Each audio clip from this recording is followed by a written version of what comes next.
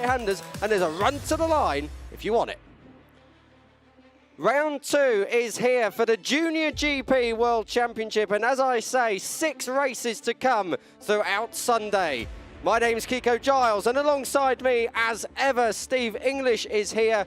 We are in for a treat. Steve, round 2, we're still yet to find a pattern for this season, but we've already got a couple of riders to keep an eye on. Yeah, there's a lot of riders have stepped up to the World Championship for this season, and that means that there's a place available to be the star of this season. And I think that's one of the big stories we're going to keep an eye on all the way through the Junior GP season. Who's able to really set themselves apart in the Model 3 class? The first round was back at Estoril just a couple of weeks ago. And with a couple of riders stepping up, who would shine? There was only one race for Junior GP then, and it was an absolute riot at the front. David Almanza looking to get in on the action. As always, he was the winner of the last race from last year. That was here at Valencia. It was all going down to the final few laps of a rider called Nico Carraro in the mix, whilst Almanza was certainly out of it. He high-sided at the chicane. We had a red flag and a restart, and it went all again.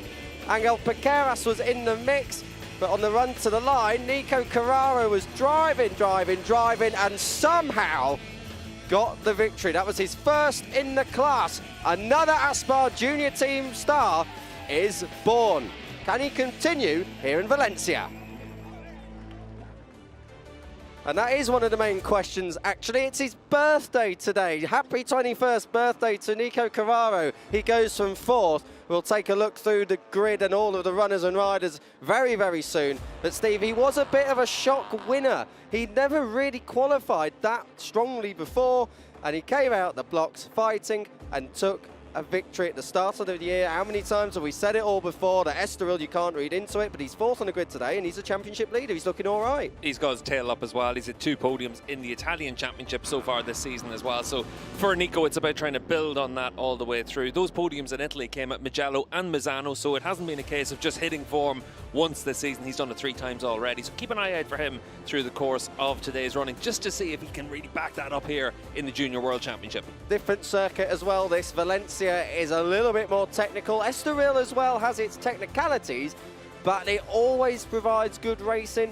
Here at Valencia, there is the opportunity. We've seen it a few times. Small groups, maybe even a couple getting away at the front. Yeah, here in Valencia, it's about racecraft as much as anything else as well. The last corner leads itself to a last lap dive down the inside, so you need to make sure that you're able to place your bike in the right place. This is where the mentality of the rider really does come through. This is what makes Valencia a little bit different to Estoril. Estoril, it's a drag to the line. Here, it's about your racecraft all the way. We've got a new poleman, Joel Esteban. He steps up this year. Let's find out how he did it here in Valencia. Es la primera pole que hago en el Junior GP, la categoría de Moto 3, y bueno, estoy muy contento. Ha sido una clasificación difícil porque había muchos pilotos intentando coger rueda, pero bueno, hemos trabajado durante todo el fin de semana para tener un buen ritmo y el área del quali poder hacer un buen tiempo. Y bueno, la verdad que al final lo hemos conseguido. He hecho el tiempo, he pillado un rebufo, pero luego toda la vuelta la he hecho yo solo y bueno, muy contento. Creo que será una carrera en grupo porque bueno, todos los pilotos van rápidos aquí en Moto 3. Intentaremos hacer lo que hemos trabajado todo este fin de semana, hacer un ritmo bueno de carrera para intentar romper el grupo, intentarnos llevarnos a los menos pilotos posibles y bueno, muy contento con esta posición.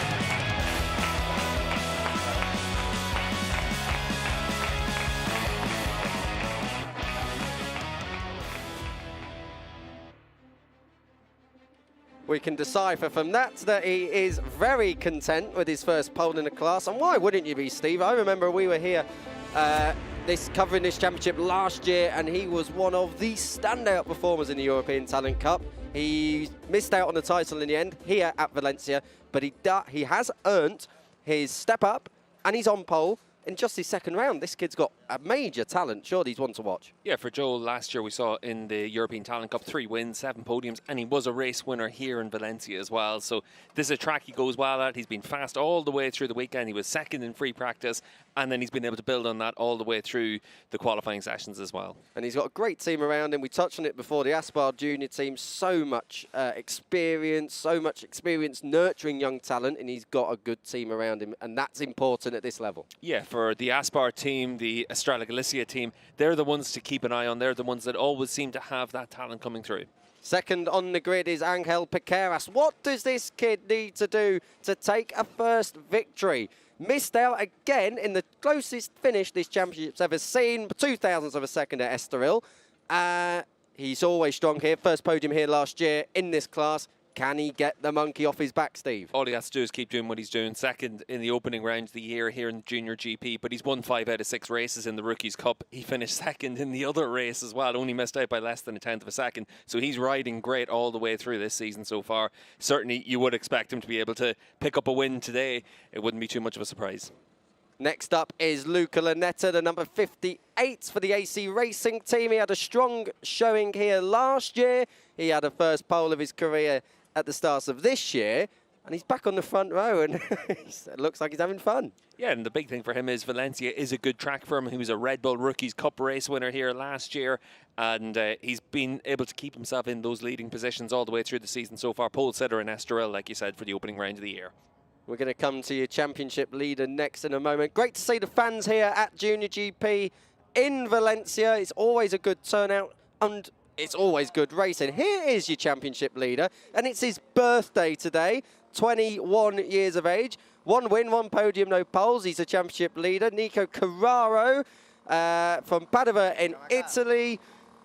Well, what can we say? We wasn't expecting to be talking about him as a championship leader, but he is. Can he build on it? Super experienced. He's been, I think it's 40 starts in the Junior GP. He's got 70-odd starts in Italian Moto3 as well. So he's a rider with tons of experience, and now he's able to take advantage of that, because we've had it where a lot of riders have stepped up from this class last year to the World Championship. Now's his chance to shine.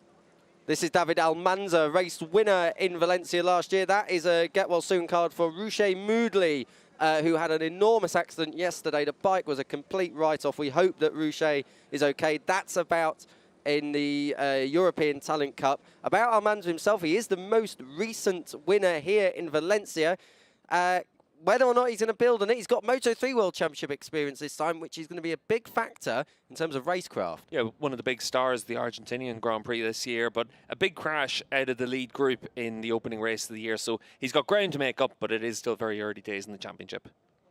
And in 6th place is this man, the Australian Jacob Rulston. 3 Aspar Junior team gas in the top 6.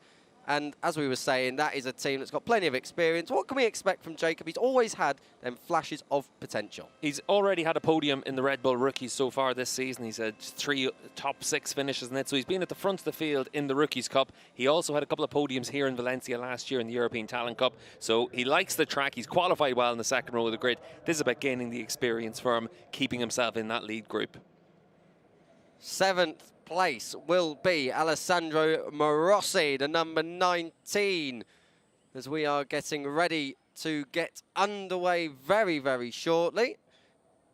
18-year-old Morossi has an abundance of experience, and again, he was in the Aspar Junior team last year. He's moved out of that this year, but that experience that he's had before has pushed him up the grid. 7th, he was 2nd, and with his first front row at Estoril, so a clear step's been made. Yeah, big steps being made by Morossi, and now he needs to build on that. 10th is his best career effort in the Moto3 Junior World Championship, so he wants to make sure he's able to do that early doors this season as well. Coming up for 8th place on the grid, and this is a rider who always goes well. Valencia specialist, you could call him, Marcos Ruda.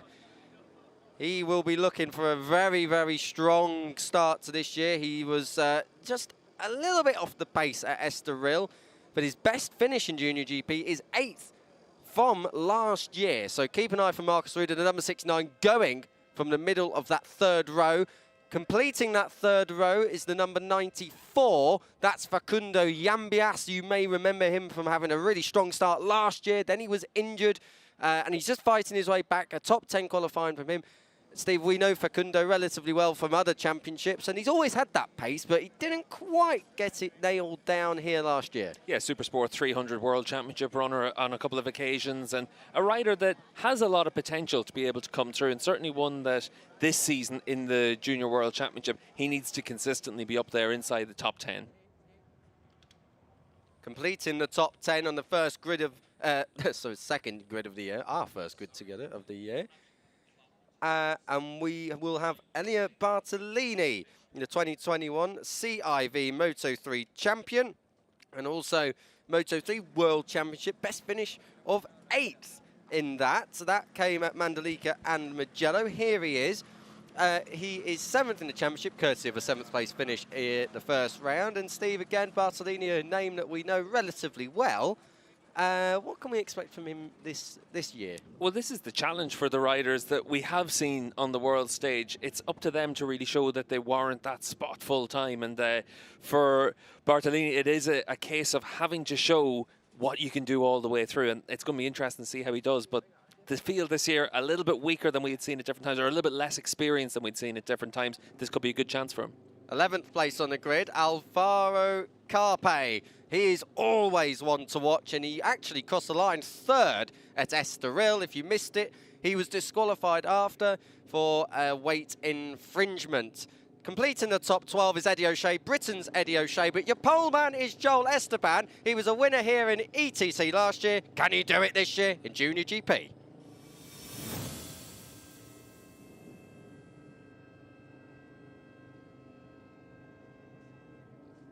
We're ready for the first race of the day here, the second round of the 2023 Finetwork FIM Junior GP World Championship. Joel Esteban in just his 2nd round in the class will start from pole. Angel Piqueras chasing a first victory.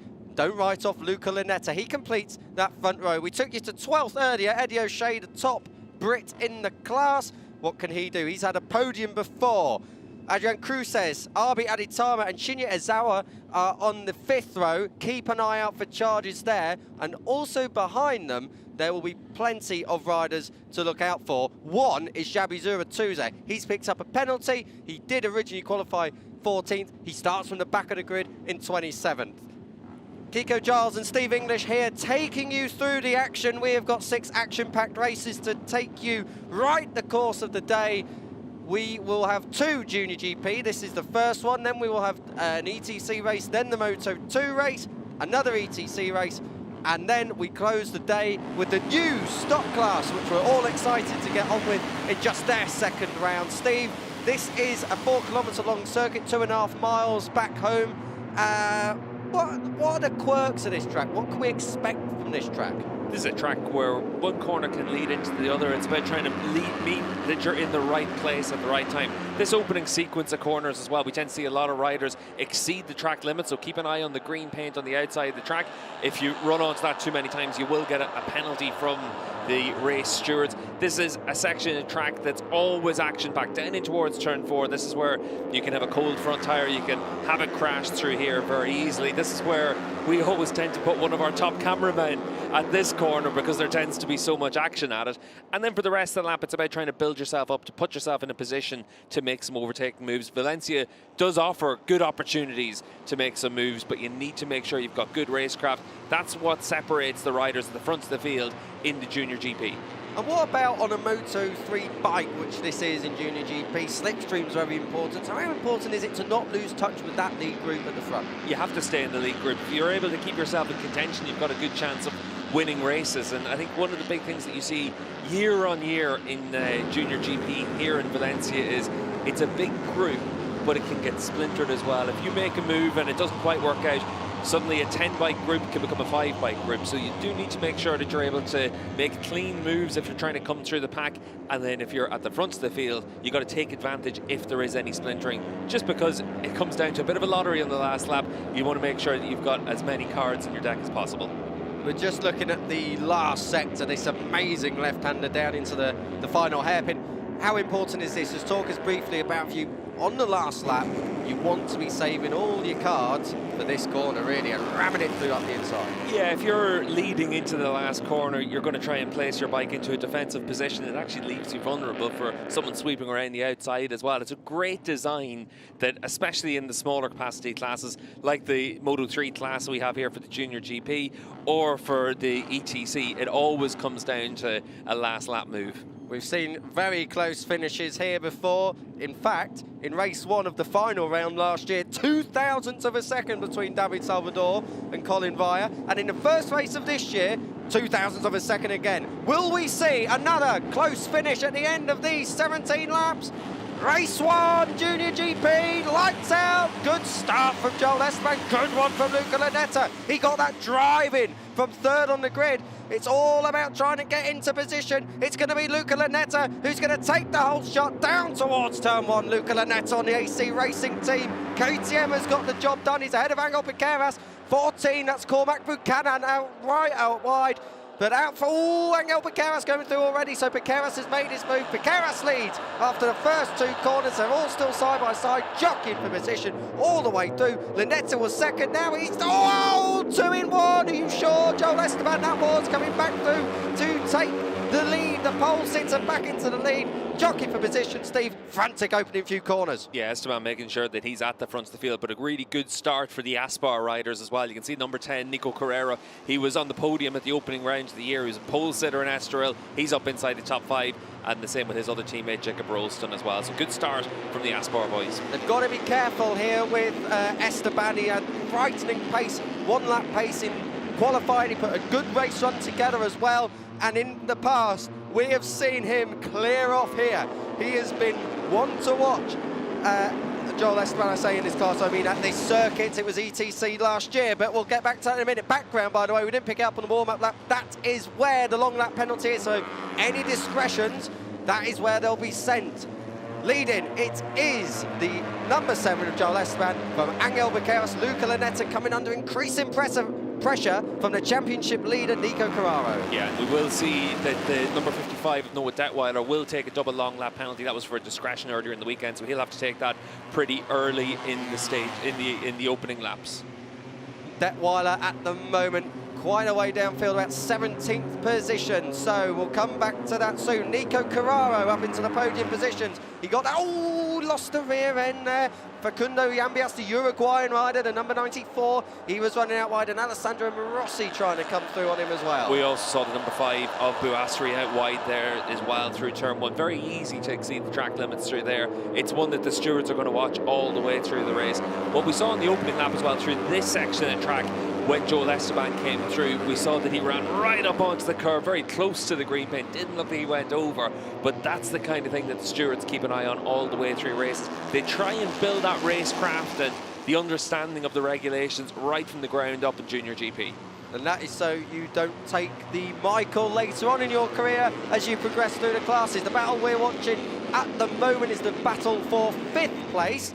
That is with Jacob Rolston, the Australian. So a good start from him, up from 6th. David Almanza back from 5th. He's down into 6th. So them two have swapped places. It's very important for Almanza as well on the 22. It's all about trying to make sure that he's able to really build on what we saw from him in the Argentine Grand Prix earlier this season. He's a rider that hasn't always had the results that I think people expected from him, but now this season he needs to make that step up, become a race winner and become a regular contender at the front of the field. Well, I thought he was looking around the outside of Jacob Rolston then. We've just had a notification on our timing screen that Torrent Collins has gone down at turn 2. He's rejoined. The good news is, for everyone, no jump start. So this race is as you see it. Leading is Esteban from Piqueras, and Esteban setting a good pace already. And to be honest, Piqueras looking like he's the one to go with him. They're lapping quicker than those behind. Yeah, you can see there again the number 12 of Rolston just running wide through turn 1. It actually sets him up for a move down in towards turn 2, just carrying that extra momentum.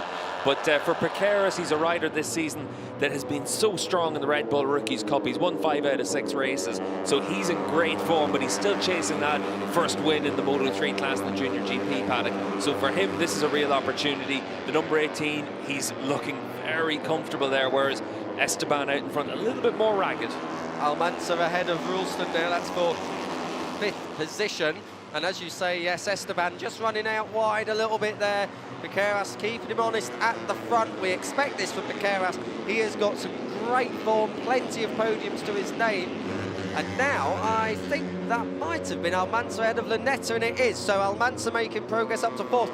Because at the end of the day, Almanza has got pace for victory, with no doubt about that. But Esteban and Piqueras are pushing on so much at the front that gap is forming. This is not your traditional Junior GP race. Well, this is what tends to happen as well, that when you've got two riders at the front not really fighting with each other yet, and they're able just to run their fast pace. As it is, Carrero just trying to stick with them as much as he can, but the gap stretching out to just over half a second, and then Almanza just lost a bit of time trying to make sure he was able to come through on Rolston and then Lanetta. So now it's about trying to make sure you can use the slipstream just to close up that lead group. It's still definitely not a case of the number 7 and number 18 opening up an insurmountable lead. You can see already the number 10 of Carrero using the slipstream down the start-finish. He's closed that up. It is just about trying to make sure you're able to stay in contention. And he's just set the fastest lap of the race as well. Best part of 2/10 quicker than your race leader last time around. So the championship leader, Nico Carrero, is really coming into this now. Lots of laps still to go, the 13.5 laps yet. So this is by no means done. It never is in Junior GP. Piqueras there, the meet in a Aspar Junior team sandwich. Almanza in 4th. He's still there, just about holding on. Ralston now has cleared Luca Lanetta as well. So, out the seat there was Almanza, and having to go wide was Ralston. Yeah, and Ralston, though, we have seen him exceed track limits already a few occasions. If you're taking avoiding action, the stewards take that into account. But if you run wide too often, it will be something that they will take action on. We've already seen, actually, in the race, one of the riders further down the field, Shinya Izawa, has been given a track limits warning. So it is a case of, for all the riders, you need to be very careful. This is a track where you do tend to run right up onto the top of curbs, and it's easy to hit the green paint. Oh, almost contact then with Almanza and Ralston. Almanza muscling his way back through. And as you said, right on cue there, Steve, Ralston actually ran right out over the top of the curb. He obviously not intended to do that, but Ralston really pushing on. He's got to be careful, because if they keep battling, then that gap is going to stay like that. They are not going to be reeling in. That trio it is at the front now. Carrero has latched onto your 2 race leaders. Well, this is where it gets dangerous for Almanza on the 22. Are you giving up too much time scrapping with other riders? He's lost 7/10 to the race leader on the last lap. So just having those little battles, it just costs you that bit of time. The top 3, they're not really getting themselves into a scrap at this stage. They're just settling down to fast pace in the 1:39s. If you're losing that ground, you then really have to work hard to make it up, and it's a big gap now for Almanza to make up. Yeah, Marcos Ruda and Elia Bartolini, who are 9th and 10th at this moment in time, are actually quicker on their last lap than the group ahead of them. They're right on screen now. Keep an eye on them. Marcos Ruda is a bit of a track specialist round here, got to say. He's always looked good in every single class. I think he's one of his only podiums or race wins has come here. That was back in ETC. So Ruda knows his place well, goes well here. Can he latch on to the group ahead of him and try and get in that battle for a top 5? It would be something remarkable if he did. Out front, though, we've got Joel Esteban, who's looking slightly more comfortable now after a ragged opening couple of laps. Piqueras, though, arguably the best of them at the minute. He's looking very cool, calm and collected in 2nd ahead of Carrero. Yeah, Piqueras is very good in this section of the track as well. The last couple of laps he's been able to close right up onto the back of the number 7. Just carries good corner speed, and he's able just to take a few bike lengths out of the race leader, Joel Esteban. So Angel Piqueras on the 18, looking very comfortable right now at this stage.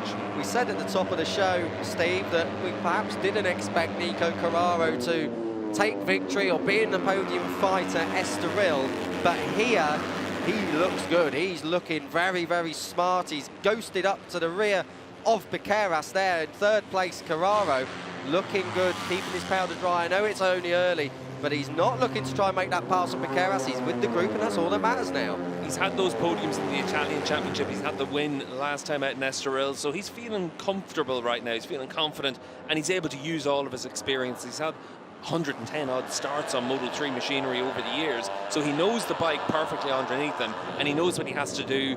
He's one of the oldest riders in the field, so there's pressure that comes from that as well to finally make that step and give yourself the chance of winning races. but for him, he needs to do it consistently. And once he's able to do that, then you're able to really keep yourself in that lead battle. Jacob Ralston up to 4th place now, ahead of Almanza. That move was done just then at turn 4, overtaking Hotspot. Good move, let the brakes off, scobbed off all the speed, and I think he was just signalling there to latch on and stop messing me around. They've got to close in. The gap now up to, well, over 2 seconds. So 2 seconds around here, that's really 3 seconds on a bigger circuit. This place does shorten gaps, and it is hard to make that time up around here. Yeah, you're not making up 2.5 seconds unless the riders in front start tripping over each other, and what we've seen from the leading trio up to this point is they haven't done that, so they've been able to keep things nice and smooth through the opening quarter of this race. But the one thing about it is we have to wait and see how the race develops. Carrero on the number 10 machine, he's just been given a track limits warning, so if he exceeds track limits again, he'll get a long lap penalty, and that's where it then becomes tricky for the riders in front. Are you really able to push as hard as possible? Are you able to ride at your limit if you're still thinking about those track limits? And we've still got 11 laps to go. It's very early on to be getting track limits warning. So Carraro, he's done the hard work. He just needs to stay there and within them white lines. He can't run out over the curb. Kept it relatively tight that time round. Almanza looking like in the background now. Almanza, no, he didn't make the move. I thought he was having a little move on the inside of Jacob Ralston. Wasn't able to. 3 Aspar Junior Team gas bikes inside the top 4. So it's a good day for Jorge Martinez Aspar. As we were saying, we have got the track limits warning for Nico Corral. That's officially come up now on the timing screen. So just keep an eye out the number 10. He cannot run off them curbs. Esteban at the moment doing a really good job. The pace is still strong. They're the only guys in the 39s, everyone else in the 40s, and a couple of tenths slower lap than them as well. So doesn't look like we're going to have an outside influence, Steve. Looks like it is going to be these 3. Yeah, no, the top 3 are the top 3 unless they really start taking lumps out of each other. It's a big gap now back to Ralston. That group of Ralston, Almanza, Lanetta, they've been fighting with each other. It's cost them time. And then you've got another second back to the next group of Marossi and Ruda as well. So it is starting to separate itself out. That's what can happen here in Valencia, just because if you start to scrap with each other, you cost yourself too much time where it really is difficult to make that time back up. Let's just have a quick run through your top 10 now and beyond. We've got Esteban, Piqueras and Carraro. They're your 3 at the front. They're your 3 on screen.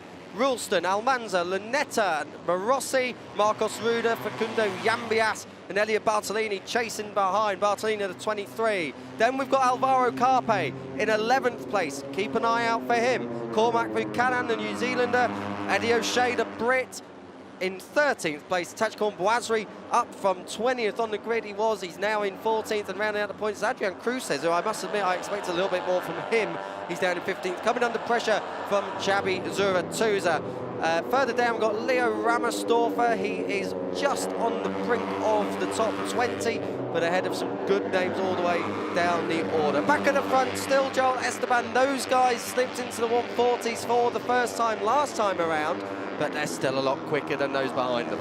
Yeah, and you can see there 40.0 last time around from the race leader. Just further down the field, Noah Detweiler, the number 55, we've seen him take his long lap penalties. He's actually running pace very similar to the front group right now as well. So he's in the mid 1 minute 40s, and he's trying to move himself up through the order. Detweiler's had good pace all the way through this weekend, led the way in the free practice sessions on Friday as well. So he's a rider that is trying to make that progress and then get himself back up into the points. And we saw at times last year as well, actually. Detweiler has got that pace, he's got that experience now. This is not his first year in this class, and he's looking good. You know, okay, where he is at the moment due to the long laps, doesn't perhaps replicate that and reflect that in the best way, but he has been a rider who's made progress coming into this season. He's a rider that we'll have to keep an eye on for this afternoon's second race of the day. Obviously, a double long lap penalty in the Moto 3 class leaves you where you really don't have too many choices and chances out there. And you can see at the front of the field, though, Angel Piqueras trying to take his chance on the run down to turn 1. Good move that from Piqueras as he hits the front of this group with about half race distance done. And, importantly, number 7, Joel Esteban, the rider who's done the majority of the donkey, always back up the inside. That looked like Piqueras just went a little bit wide there, missed his braking marker, and Esteban thought, I'll have that back, thank you very much. On Esteban, he has a track limits warning, so this is going to be very crucial now. The rider in first and the rider in third both have track limits warning. Angel Piqueras, the number 18 in second place on the blue Estrella Galicia Honda, does not. And let's see how that plays out as this race rumbles on. Yeah, for Piqueras, he's been nice and comfortable all the way through this race. But we've seen the Aspar riders have to ride a little bit differently to him. They're having to use every inch of the track to try and keep out in front. That's the difference between the KTMs and the Hondas as well in this class. We have a first long lap penalty for the top three, and it is for your third place man, Nico Carraro. Will he know that yet? I don't know if he'll know that yet. I think they're going to tell him when they cross the line. But Nico Carraro, a long lap penalty for repeatedly exceeding track limits. So that is what will happen if you carry on running out over the curbs. And unless Esteban and Piqueras pick up long laps, that is more or less this race done for Carraro. He should slot in ahead of David Almanza, just ahead of David Almanza. He's got 3 seconds in hand over Almanza, so he should comfortably come out from the long lap penalty round about 3/4 of a second clear. That you can see one rider in the background. It looks like Bouasri there, just running very wide through the last corner. This is what the stewards have to keep an eye on. This is why they have to keep an eye on it all the way through. You can see now the number 10 being given that board for the long lap penalty. We'll see if he takes it on this lap. You have to take it within 3 laps of being notified of the penalty. Another rider with the track limits warning way downfield is Angus Grenfell on the art box, but he will, diving up the inside. No track limits there for Carraro. Straight into second. But Angus Grenfell, he's been given a track limits warning as well, but it doesn't really change the majority of things. The track limits, the long lap penalty, yeah, you're right, Steve, a little bit quicker around here than normal. They like to give a 3-second penalty if you can't serve it, say you pick up the penalty at the end of the race, but you should be able to do it around 2.5 seconds here. Yeah, the big thing with it is if it hasn't had too much use, it can be quite dirty, it can be quite slick. But we've also seen in, say, the Moto 2 class in the World Championship in Argentina, we saw Aaron Canet take penalties and really stay on the limit all the way through as well. This is where the long lap penalty loop is. You don't have to take it right now for the number 10 machine, Nico Carrera, but you do have to take it in the next couple of laps. That's where he will take it. You can use the long lap penalty to really give yourself the exit speed as well and give yourself that momentum. We've seen riders really utilize it as counter-attack after taking those penalties, but as it is for Nico, it shouldn't be a big issue for him to come out in front of the next group. And also, whilst we're on that, he has got ahead here of Angel Piqueras and hasn't latched onto the back of his teammate. So you can imagine how Piqueras is feeling now. He won't know that the rider in front of him has got that long lap. He'll be thinking, will you get out of the way? Little does he know he's going to in the most annoying way possible. Sometimes the rider that's got the penalty doesn't know they have it, but everyone else around them seems to know, and for Piqueras, that's why he's going to try and get down the inside in towards turn 2. Nice clean move into there. We saw that's where he lost the lead a lap ago, and now he's able to come through nice and clean. Good move there from Piqueras. Yeah, Piqueras looks like he's got something in hand here. I mean, it kind of goes without saying he's one of the fastest riders on the grid. And Piqueras keeping his powder dry, not really pushing on too much at the moment. He's probably seen ahead of him that Esteban's run out wide a couple of times. There's no need to push yet. We've still got 7 laps to go. I do think, though, that if Carraro doesn't take the long lap this time, he will have to take it next time around. Otherwise, that'll be the 3 strikes, and he's going to get another long lap for ignoring the original one he got anyway. Yeah, exactly, Kiko. So we'll see if he takes it this time around. We see that there's enough of a gap now between himself and Piqueras, and we'll see if he runs himself out into the long lap penalty, and indeed he does. Now, you need to make sure you keep yourself within the white lines. We've obviously seen that in the MotoGP World Championship this year with Fabio Quartararo coming a cropper from that. Now Almanza gives the signal to the trailing group, stick behind me, let's try and close up on these guys in front. There's a battle for a podium coming up. And whilst we've been talking about that top 3, I must say, as I tipped at the start, Marcos Ruda, track specialist, up into 5th place. And with Carraro taking that long lap penalty, maybe a couple of tenths can be found here by Almanza, who's at the head of that battle for 4th. Reel in Carraro. There's a podium on here for these guys. At the front, Piqueras pulling out, not quite able to do so, but Esteban holding on. Piqueras back in the 39s last time around. Yeah, Piqueras just half-wheeling there. He's just making sure that the other riders are aware of him. That's Lunetta running out wide there through turn 1. But for Piqueras, he's making sure Esteban knows he's there and that he needs to defend that position as well. We're moving in towards that final third of a race. We saw a red flag in Estoril, so the riders know the importance now of hitting the front of their groups. And certainly for Marcus Ruud on the 69, you mentioned him being the track specialist, Kiko, in the European Talent Cup especially. He was a rider always worth keeping an eye on. He's Almanza's teammate, but he's going to be trying to come through just as hard on Almanza as he would anyone else. Absolutely. Rule number 1, don't take your teammate out. Rule number 2, beat him into submission if you have to, but please get to the checkered flag. We've seen it before, teammates taking each other out last year. This is interesting because Carraro has not. He's got a half a second advantage, really. It's not enough to be comfortable. With 6 laps to go, definitely not. These guys, at the moment, they're working together, for sure. If it's a podium, you can bet your bottom dollar and your mortgage that Ruud will be having a go. Carraro, this is the battle for third. This is where your eyes are at. We're going to have a bit of a humdinger on the final lap because we're going to have this battle for the victory. Esteban and Piqueras, neither have won a race before, and I can tell you that if those riders do win, we will have the 50th different winner in this class since Moto3 machinery has been used. That's going back to 2012, which gives us the potential to have the 100th different winner since 1998 in race 2 later on. This is the battle for third. Almanza was very close to Carraro. More on the stats later. Carraro's got his hands full here. Yeah, and he's thinking about moving up into that position in front of him for the podium, but he needs to keep an eye on Ruud as well. It looks like the 22 was in a position to attack there into turn 2. We'll see if he's managed to make that move stick. Not sure if he has. We cut away just as that move looked like it was coming in. Almanza, he has got through according to the timing monitor. So Almanza is up into third. Carraro has been looking at a red bike and a blue bike for the majority of the race. Red and blue goes to purple, and he's got a purple bike in front of him now in third. David Almanza on that final podium position.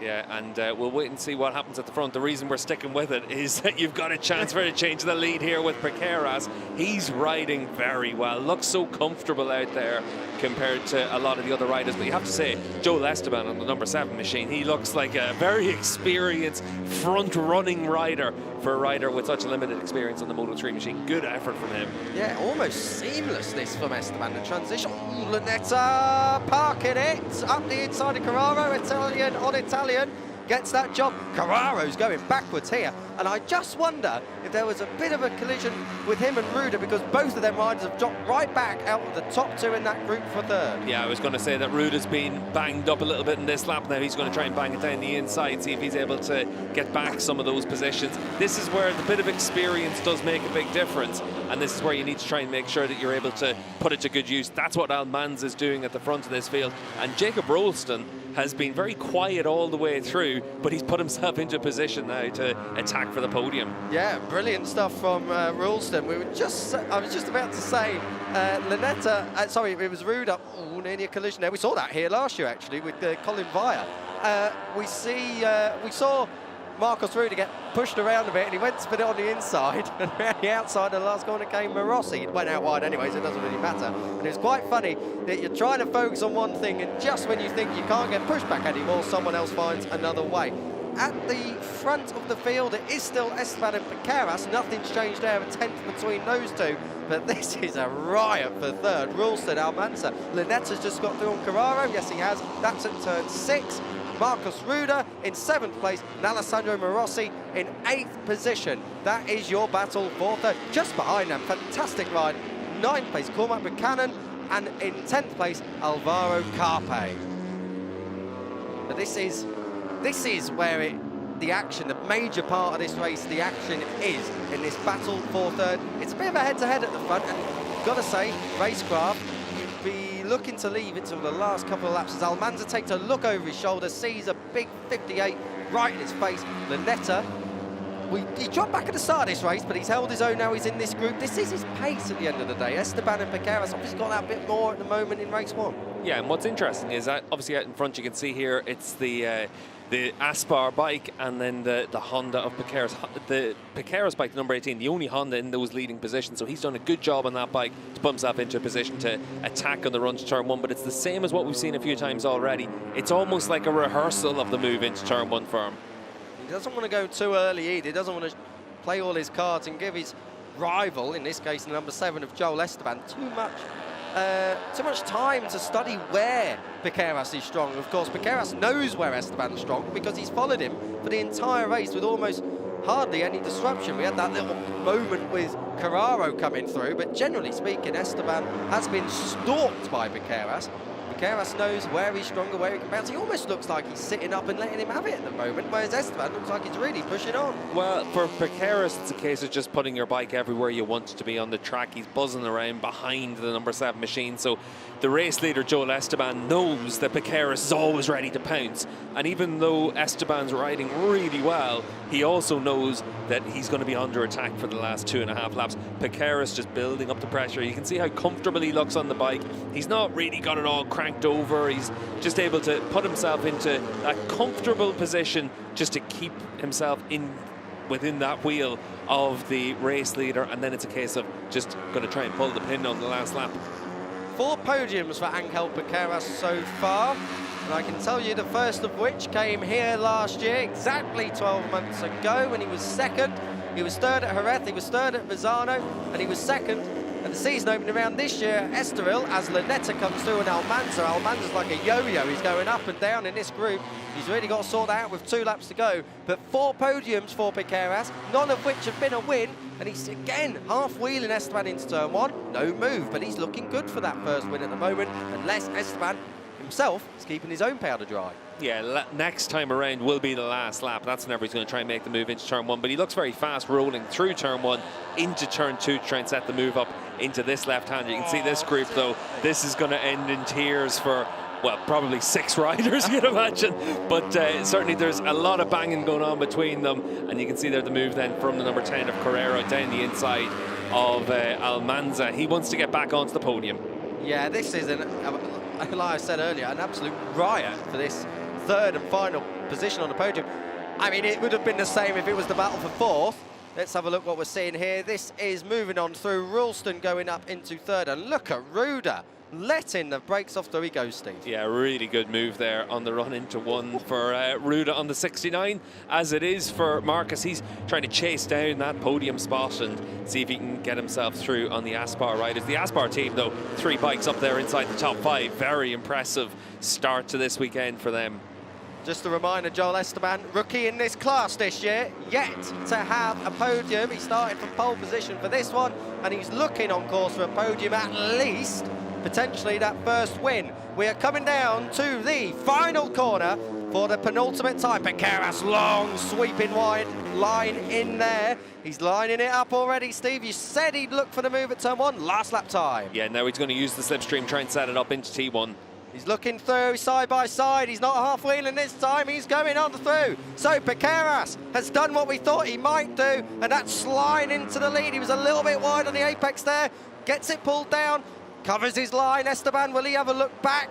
He'd always have a look back. Oh dear, he had a look. He didn't execute. 2nd place for Esteban. Piqueras still leading. It's the same battle behind for the final spot on the podium. It looks like Esteban might be a bit far back trying to move into turn 4. So for him, it's going to be, you'd imagine, into the end of the back straight, down in towards turn 8 or down into those last couple of corners. This is a question of how brave are you? How dry do you want to keep your powder? You can keep it all the way until the very last corner, but I'll tell you what, you've got to be brave if you're doing that. 3rd place, we're just touching it quickly. Marcus Ruda is now in 3rd, believe that or not. This is the run through turn 7, now in the braking area, turn 8. The good thing for Esteban, I've just been seeing it, Piqueras, long, wide, sweeping lines.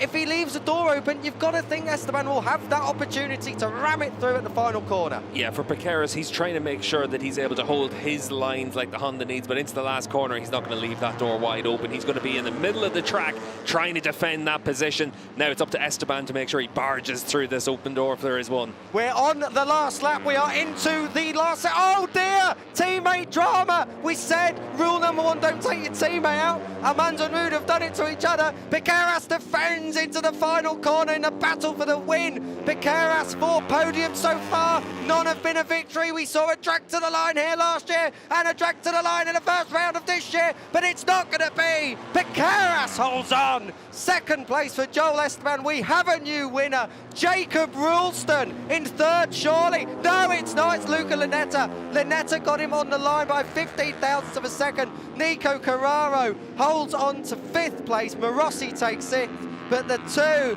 Finetwork Mir Racing team riders are down and out in the final lap. Steve, look at this, handbags at dawn. And Rueda was the rider in front, and that's why he's upset with Almanza. But great stuff from Piqueras. Went defensive into the last corner, forced Esteban to have to sit the bike up slightly. Really good riding from the number 18. Angel Piqueras, the 50th difference winner in the Moto3 era of Junior GP. Second for Joel Esteban. It is a career first podium for him in the class, but there is going to be no team talking here with David Almanza and Marcos Rueda. Let's hope we get to see what happened. Let's have a... Oh, we just caught that a little bit late, but Almanza and Rueda nonetheless in the gravel. Oh dear.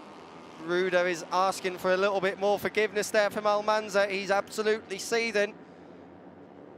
Yeah. We didn't see it clear enough to draw our own conclusions from that, I'm afraid. But teammates, we did say it. Rule number 1, don't take your teammate out.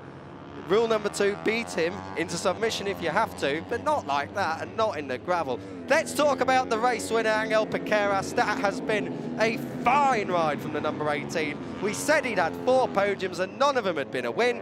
Now he's got the win. So Angel Piqueras actually looking very, very strong in that race. He timed that to perfection. Very smart riding, great racecraft. And we're not taking anything away from this man, because who would have thought this? Joel Esteban on the podium in just his 2nd Junior GP race. Fantastic from him.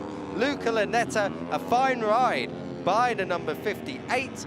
That is another strong performance from him. He was pole in the first round of the season, and he is 3rd in the second round of this season, the first race of the day. So Luca Lanetta takes 3rd, and I also make that Lanetta's first podium. Luca Lanetta, of course, because he was on the podium here last year, and then he had it taken away because of the red flag, which allowed David Almanza to come in and take the victory and push him out. So Luca Lanetta, a first podium for him, but it's a first win for Angel Piqueras. Look how happy the team are. The Estrella Galicia team, it's a very well-run operation, and I can tell you the next Honda is a long way down. In fact, the next Honda is Britain's Eddie O'Shea, who was the best of the talent team riders, a British talent team rider, up in 11th place, so he moved through 1 position. Eddie O'Shea in 11th ahead of Jabi Zurutuzu. Very good ride from him, back from 27th up to 12th. Keep an eye on him later on in the day. 13th for Tachikon Boazri. Don't know what happened to Facundo Yambias.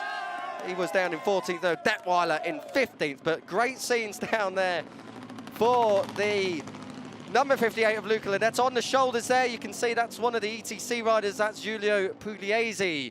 He was a very, very good front runner last time out at Estoril, and he's qualified pretty well this time as well. We'll come to him when we get to ETC. But Piqueras, well, monkey off his back then. And like I say, the 50th difference winner since the Moto3 machinery was introduced back in 2012. He is the 99th winner since this championship started back in 1998. That means race 2 later, dare we dream of the 100th different winner? Will it be this man, Joel Esteban? Esteban, a race winner here last year in the European Talent Cup, and a fine, fine performance. He led virtually almost every lap until this move. Piqueras just running on through, down the inside, in towards turn 1. A great move and timed to perfection. He did go just a little bit wide, and you do think that if that finish line was just a little bit further down the straight, Esteban might have just been able to draft his way through. Nonetheless, everyone can be happy. A first podium for Esteban. It's a first win of his career for Angel Piqueras, and we'll hear from him very, very soon. Great job from Piqueras. And as I say, further down the field, Luca Lanetta got Jacob Rulston on the line to deny Jacob Rulston. Nonetheless, it's Rulston's best finish in the class in 4th, but to deny him a first podium on Australia, a first podium in a couple of years, by 15 thousandths of a second. Virtually nothing to you and me here. Nico Carraro, as I say, 5th, and 6th was Alessandro Marossi, but it's interview time. Angel Piqueras, he's a race winner. He's with Steve. Angel Piqueras, your first win in the Junior GP Moto3 World Championship, but for you today must be very special to finally get that win. Yeah, I'm really happy because the race was hard because the pace of Joel was so fast. But I'm really happy because during the weekend my team did a really good job, and they give to me a really competitive bike. But I'm really happy to start here in Chester like this because there are a lot of people of my town, and I'm really happy. Well done. And some words in Spanish? Nada, muy contento porque bueno, la carrera ha sido muy difícil porque Joel tenía un ritmo muy fuerte, pero bueno, al final en la última vuelta he apretado un poco porque sabía que tenía un poco más, pero estoy muy contento.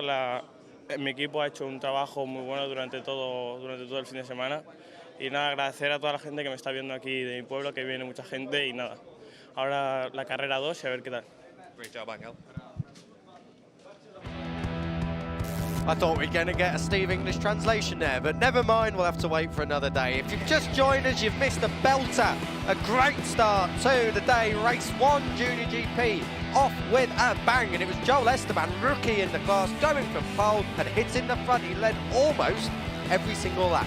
Angel Piqueras sitting pretty in second. Nico Carraro, championship leader, the number 10 in fourth place. He moves through into third ahead of Luca Lunetta, his fellow countryman. Behind him, the third of the Aspar Junior team fights, Jacob Rulston. David Almanza was there as well, Marcos Ruder in behind. It was a big battle for, at the time, fourth place, because Nico Carraro had latched onto the back of Angel Piqueras and race leader Joel Esteban. Piqueras did make a move with 9 laps to go, but ran wide into turn 2. He may be just seeing if he got the pace to move on through if he needed to. Sandbagging, perhaps. Carraro was momentarily into second, Piqueras fought back. But more importantly, Carraro had been given a long lap penalty for exceeding track limits. We saw that Joel Esteban was given a warning, but nothing more. Carraro, that put him way back in the pack. He was in now a battle for third place, which is seeing Jacob Rulston move on through with Luca Lunetta right there, as well as David Almanza and Marcos Ruder. Drama awaited the 69 and the 22, Ruder and Almanza. Moving through on to the final lap, it was Piqueras who hit the front, whilst that was the drama we were talking about, teammates taking each other out. Last corner, Esteban thought about it, then it was the run to the line, but at the end of the day, great racecraft superseded rookie ambitions. It was Angel Piqueras who became, as I said before, the 50th different winner in the Moto3 era of Junior GP. He's the 99th overall, the 100 awaits later perhaps. Joel Esteban will have something to say, but for now, race 1 belongs to Piqueras. Second, Esteban. Third, Luca Lunetta. Joy all round in Parc Ferme. And now back with your live scenes from the Ricardo Tormo circuit here in Chester, just outside of Valencia, not Chester, outside of Liverpool. I should just add on for clarification if you join us elsewhere.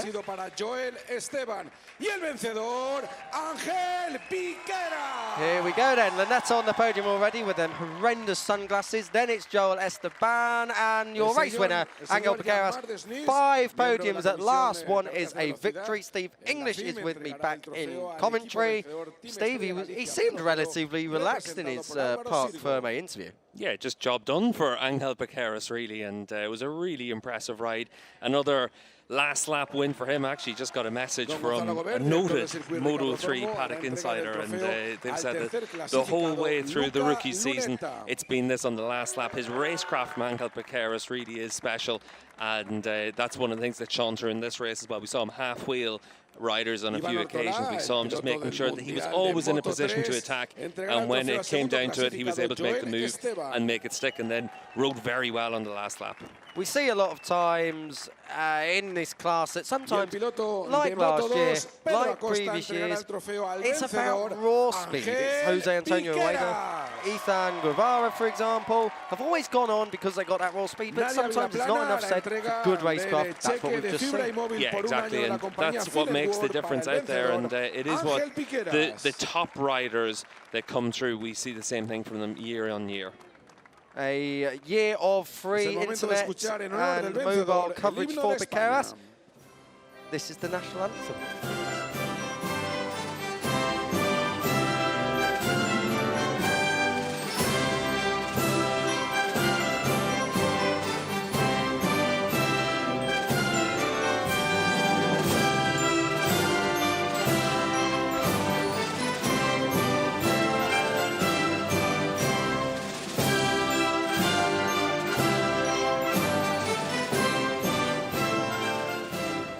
Ese aplauso para el cuadro de honor con los tres pilotos, el representante del Yes, I was caught slightly by surprise that the national anthem was coming on then. That is my own fault. But yes, free internet and mobile coverage for a month for Angel Piqueras. Where I was about to go with that is that he will not care a jot. He'll want to be collecting as many of those checks as he can.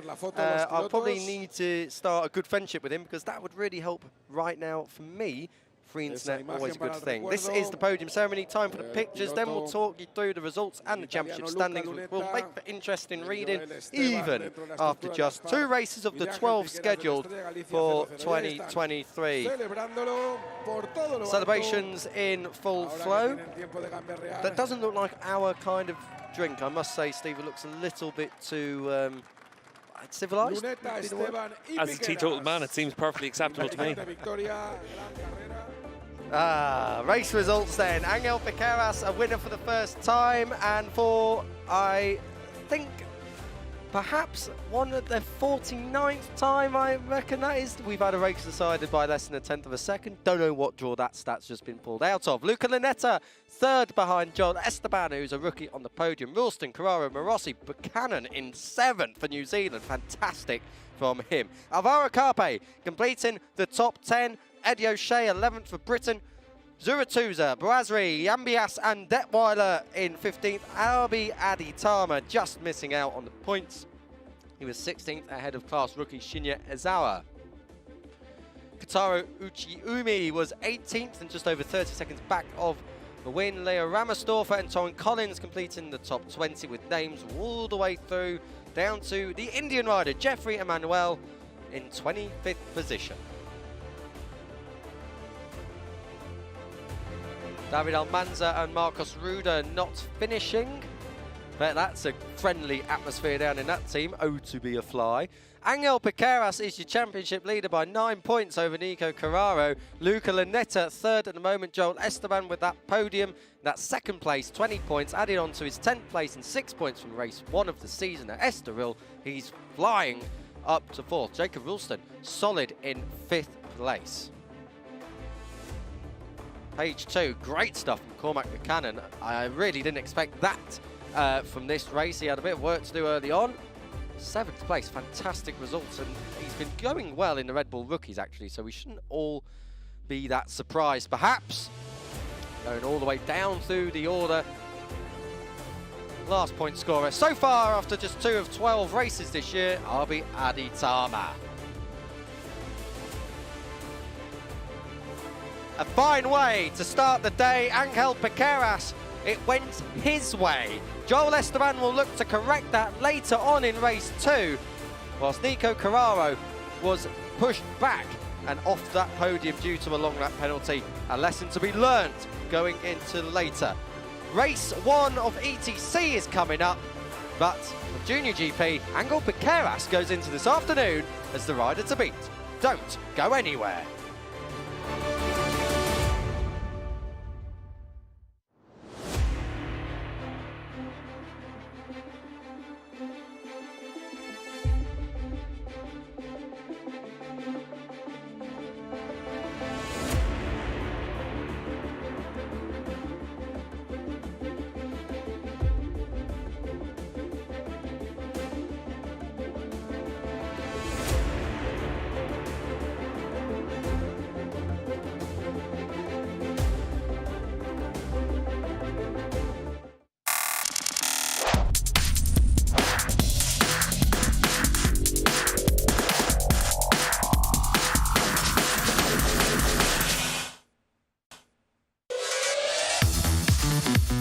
The Circuit Ricardo Tormo is the host for round 2 of the 2023 Finetwork FIM JuniorGP World Championship, and part of that paddock is the European Talent Cup.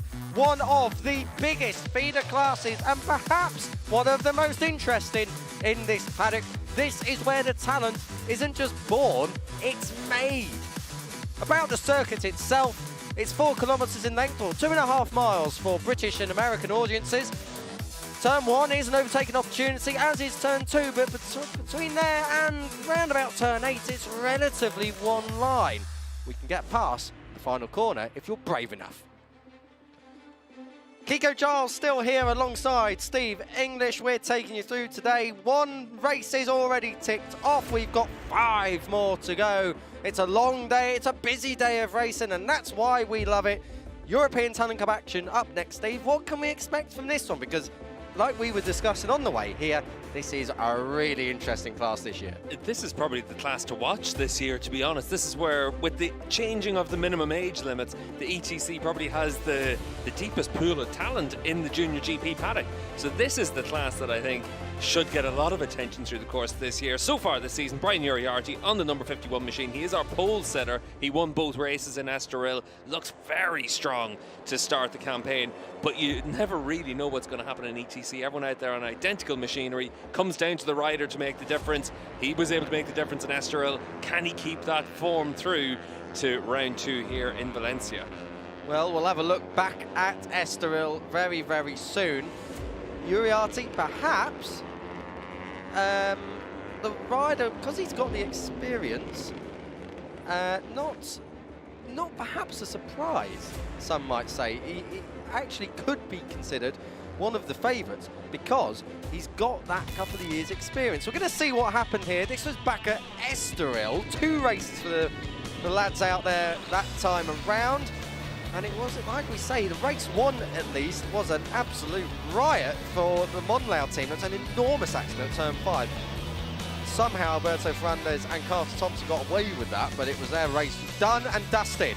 But like I say, the Monlau team are having an absolute field day at the front. Some really close finish in there. Uriarte denying Rico Salmela, the Finnish rider, a first victory in the class and thus a first win for Finland. Race 2 was more of the same, although this time reigning title holder Guido Pini with the recognisable number 1 hit the front, and he was in the mix. It was a much more traditional European Talent Cup race until this moment. Pini taking out Hakim Danish with 2 laps to go. Uriarte achieved a double. Can he do it again here? Well, we're about to find out. This is back with your live coverage here from the Ricardo Tormo Circuit in Valencia. Perfect conditions for racing. 24 degrees air temperature, 28 degrees track temperature. It's in that optimum range. It's towards the end of May. It's not a lot we can really expect otherwise. It's almost ideal here in Valencia. Steve English alongside me, Kiko Giles, and now we're going to take a look through the grid. The guys just on there sighting up. Steve, let's just talk about what we've seen so far this year. ETC, as always, the class to watch, but we are in for a proper lottery. We've got a defending champion with the number 1. We've got experience in Brian Uriarte. We've got Alberto Fernandez in there. New riders like David Gonzalez who have really come to the fore. There's so much to get our teeth into, and we've not even spoke about the 2 race wins of Casey O'Gorman from the end of last year. It's one of those situations you mentioned there about Guido Pini, the champion last season in the ETC, riding now with the number 1 plate. It's such an unusual prospect to see a rider come through the Talent Cups and then have to stick around, and we've seen that over the last few years with O'Gorman. Keep an eye out for the number 67. He's on the 3rd row of the grid. Keep an eye out for the likes of Max Quirez as well. He's a rider that won this a few years ago. He's still in the class. The reason for that is the changing age limits have meant that these riders have to stick around, and then they'll be able to age themselves out into the Moto3 Junior World Championship. But that means that in the ETC field, it's absolutely stacked now, and you've got 10, maybe even 12 riders that all have that talent to make the next step and be front runners in the Moto3 Junior World Championship. So this really is the race to watch today for me. Yeah, and good news is we've got 2 of them. So we'll have to keep something in reserve for this. It's all, as we're talking about, it's almost like there's a logjam of talent. Not because there isn't the availability to move up because teams are occupied in Junior GP, da-da-da-da-da. It's because of, as we say, the age limit. So they've got to stick around. They've got to learn their craft a bit more. And that's not always a bad thing. Sometimes, you know, riders can move up a bit too quickly and we miss a bit of the storytelling because they've not had long enough to build up that reputation. But for example, one of the key stories coming into this year, Max Quiles, who was previously Max Martinez, I must say, just to clarify that, we haven't got a new rider. He is the same rider as before. Should have been actually on pole, but he's got a penalty. He started from the back of the grid. He lost the title last year, relinquished the title. He's aiming to get it back this year. Talked now about the grid. Brian Uriarte, I can't say much more. He's on pole. It's been a perfect start with 2 race wins at Estoril. He is one of the favourites. There's no other way to put it. Yeah, for Uriarte, he's been very impressive in the ETC over the years. He's been able to claim 5 race victories, including here in Valencia 2 years ago. So the number 51, certainly he wants to maintain that form. He's with that Monlau competition junior team as well. So good team of people around him. Best name on the grid, Dodo Boggio. Second on this grid, he actually qualified 3rd, but as I say, Quiles now has a penalty. Points for how many times we do that across the course of today. Boggio, 2 wins from last year at Jerez, 4 podiums across last year. 11 and 4th though at Estoril, not perhaps the best start to his season that he would have been wanting. Had a podium here in Valencia last year as well, so he'll try and maintain that kind of form, give himself decent points, and just try and get through this round, get yourself back onto an even footing with a lot of riders in the championship. There we go. Someone told Guido Pini, surely in the off-season, just slap a number 1 on it, and he's done it. Guido Pini, the reigning champion, 3rd on the grid today. He's only had 1 win. That was at Aragon last year, and he's still yet to have a pole position. He had a tricky first round, no podium, and he took out Hakim Danish, as we said, with a lap and a half to go. What can we expect here today? Fresh from a podium in the Rookies Cup at Le Mans last weekend as well. So he's a rider that got that bit of confidence about himself, and now it's trying to make sure that he's able to get himself back to winning races here in the ETC. Massive crash for this guy in race 1 of the season, Alberto Ferrandez. That was frightening. Turn 5 at Estoril. No, thank you very much. 5th in race 2, so good stuff from him. And again, like we saw with Pini, podium in the Red Bull Rookies last time out as well, so good stuff from him. He's also a rider that's had a podium in the Moto 3 class in the Junior World Championship as well, here in Valencia last year. So it's all about trying to just make sure that in the ETC this year, he's got that more consistent top 5 feel all the way through the season, and then try and claim his first race victory. Rico Salmela, the number 27, will go from 5th, the diminutive Finnish rider.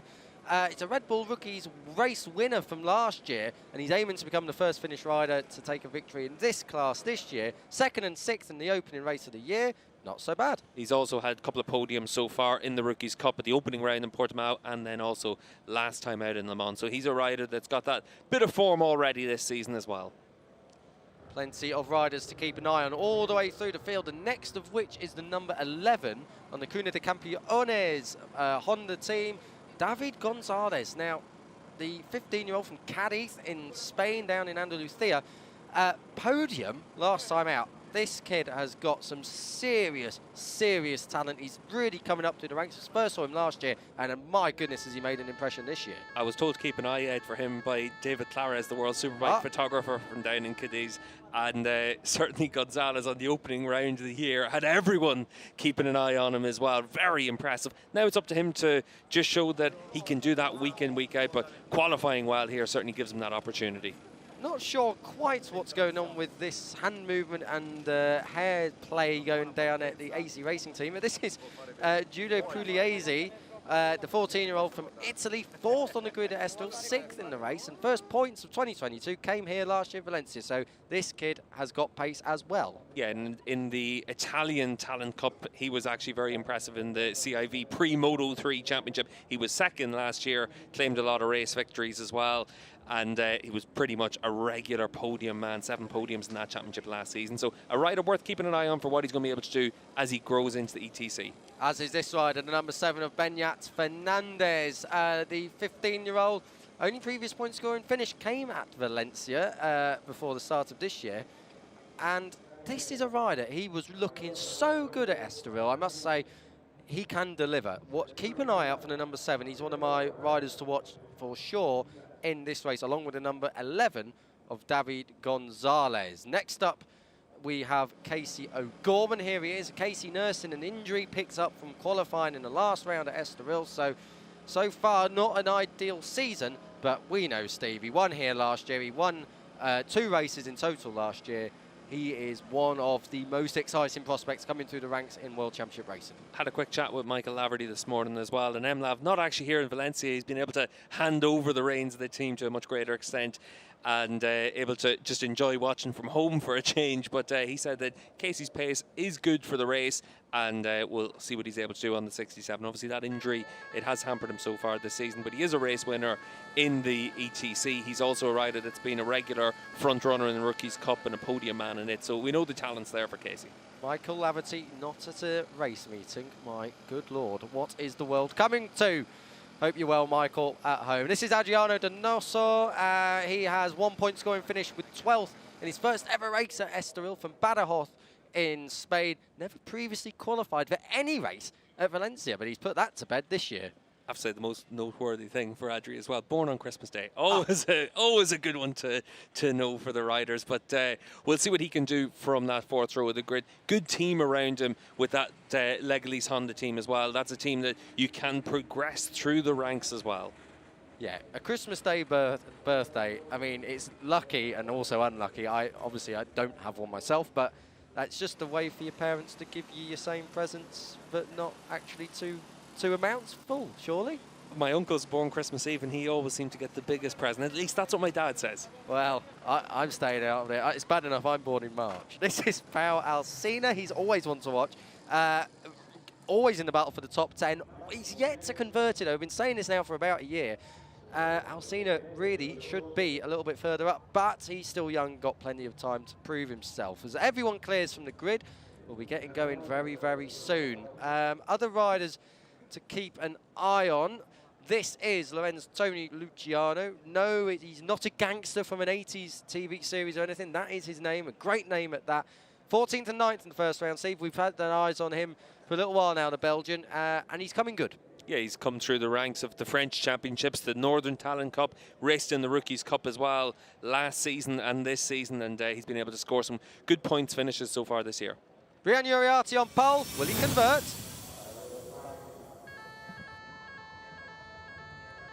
Race 1 of the European Talent Cup is ready to go. This is the 3rd race of 11 scheduled for this season. Uriarte, Boggio and Pini, an exciting front row. Alberto Fernández, Salmela and David Gonzalez. Please keep an eye on that number 11.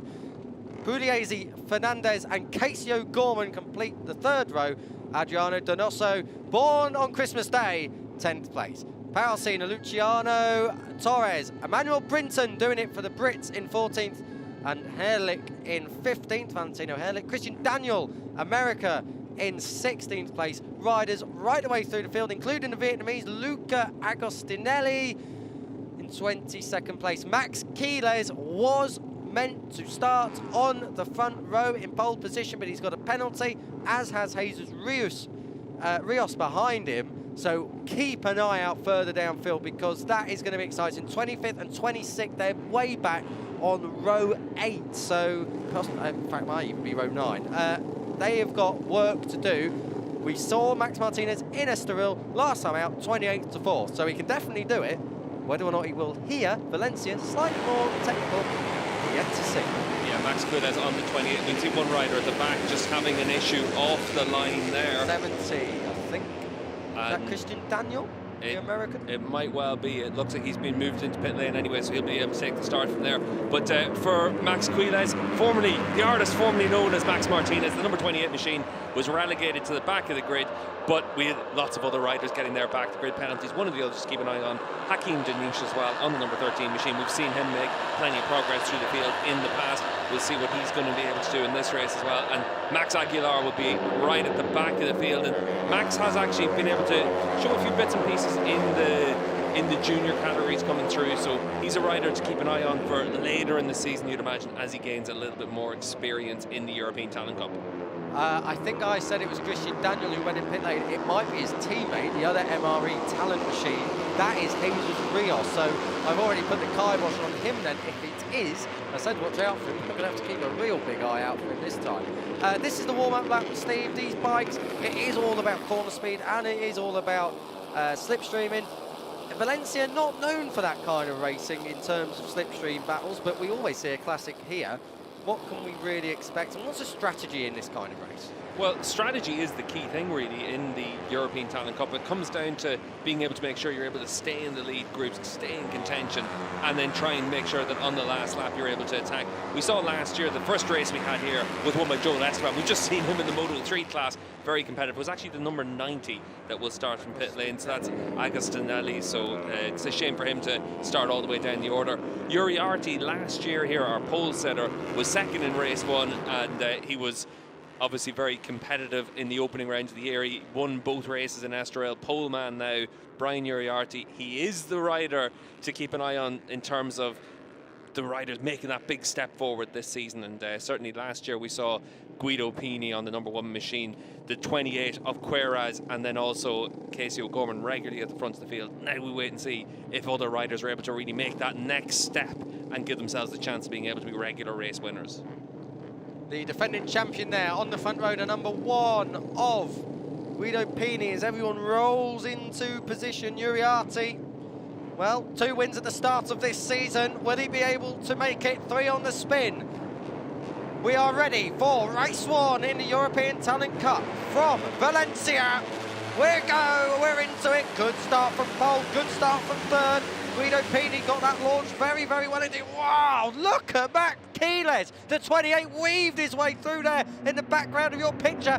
Taking a whole shot towards turn 1 though is Uriarte from Poggio, and Guido Pini, the defending title holder, is there in third place. Lots of riders running out wide. Casey O'Gorman, fantastic start from him as he gets pushed back to 5th. He was up to 4th. That was the 93 of Ferrandez, who went there. We got Skittles at the back. Can't see who that is, the 33. If it is, that is Enzo Bellon, and I think Valentino Herlich went down with him. Luca Agostinelli starting from the pit lane, but no problems out front for your 51. Brian Uriarte leads at turn 6. Yeah, super start from the pole setter, and also from Toto Baggio on the number 47 machine to convert his second on the grid. But Casey O'Gorman from that third row start, we saw him make a really good initial jump off the line and then able to hold on to a top 5 spot now. But you have to say the 28 though of Max Quiles, a super start from him to get himself up the order. Quiles with a fantastic start. He only made up 5 places come the end, but he was weaving his way through. Fantastic stuff. Confirmation it was Bellon and Herlich who went down at turn 2. Both riders are okay. Their race is run. We've got a long lap penalty, of course, to serve for Max Quiles. That is for his infringement yesterday for riding slowly, so that was already in. I think he'll probably serve that on around lap 2. Back at the front, Guido Pini making a move at the final corner. That is up into second place for the reigning champion. So Pini then leading that charge to second and trying to get on terms with the 51 of Uriarte. Slipstream City then across the line, 1 lap down, 15 still to go as the whole pack stream down the straight. Casey O'Gorman on the far inside of number 67, but it's Ferrandez who moves on through from, that's 4th up into second. Through he goes, second place, looking to try and get it back is Guido Pini. Oh, no, I don't think so. Everyone looking for a place there. O'Gorman up to 4th, 5th is Poggio, and there's the number 7 in the mix as well. That is Benyats Fernandez. We said to keep an eye on him. We've been pushed out by the 81 of, that's Luciano. So Lorenzo Tony Luciano coming through, the Belgian rider. That's up into 6th place already. Yeah, and a great start as well from Hakim Dinish. Great first lap. He's up there inside the top 10 on the number 13 machine. One of Zolfami Khairuddin's riders coming through the ranks from Asia and doing a very good job here on the opening lap, having come from a back of the grid penalty. Pini on the inside at turn 8 of Ferrandez gets that done. The thing is, too much battling, as we saw in the opening race today, without giving too many results away in Junior GP. Too much battling, and we're going to get a bit of a strung out field. We got a crash at turn 4 for Gonzalo Perez, who has gone down, along with the 72 of Eduardo Liguri. So the Passini Racing team rider and the team Larisport rider down and out, but both are okay. At the front, Uriarte leading the way ahead of Guido Pini, and oh no, he's not, because Ferrando Chatter City going down there into the final corner. That was bouncing around all over the place, but Ferrandez just got it pulled down, second place. And you could see there for Pini, though, ran out on top of the curb over onto the green paint, it looked like. That's something the race stewards are going to keep an eye on all the way through this race, and just to see what everyone is actually doing at this stage. Straight through up into the lead goes Ferrandez. He runs out wide. Queso Gorman fancied a portion as well. He's there in third. Crowded out at the moment is Guido Pini, who switches to the inside. Still can't make a move here. Queso Gorman, this is a fine ride. We should actually add on that it was a fractured radius from his crash 2 weeks ago or so at Estoril. Missed the races there. Crucial track time missing for O'Gorman, but he's coming good now.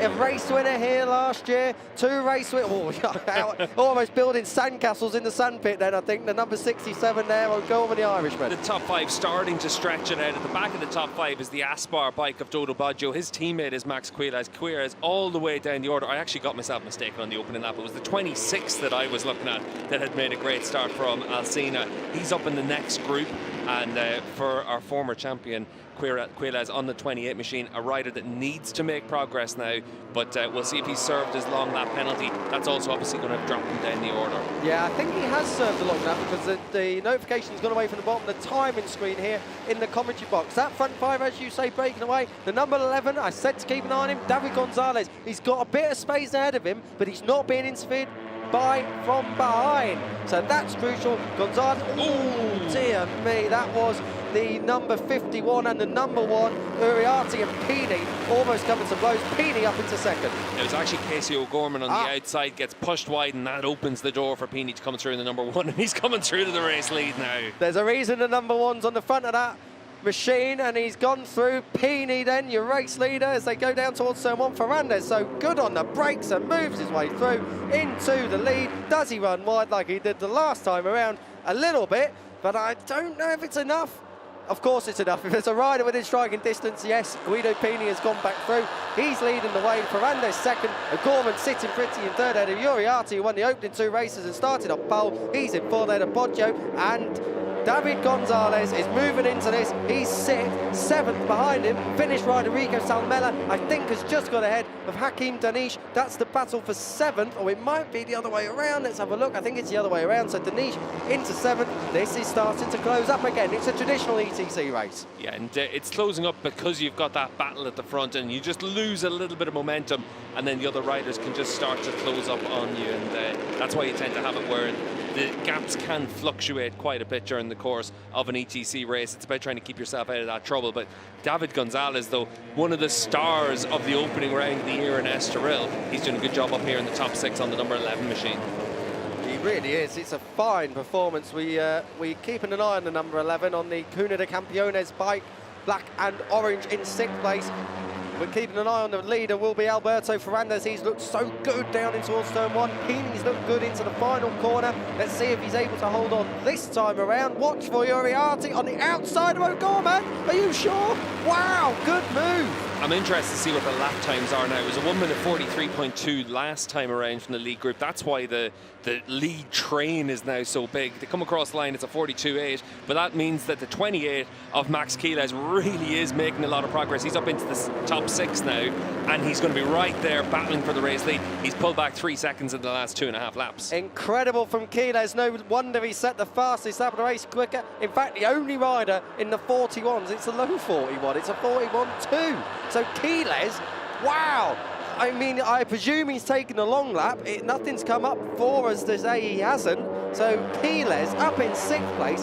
Fantastic stuff. And the other rider we said to watch out for on the blue MRE talent bike, the number 54, Jesus Rios, he is up into 8th position. He's just behind David Gonzalez right now. So both of you riders who had to come through the field from the back of the grid have moved on through and are right there in the leading group. Look how big it is. Yeah, but both of our race leaders ran out onto the green paint there, onto the back straight. This is what we need to keep an eye on. It's always a shame that this is one of the big things that we keep an eye on all the way through races, especially when you've got a big group like this.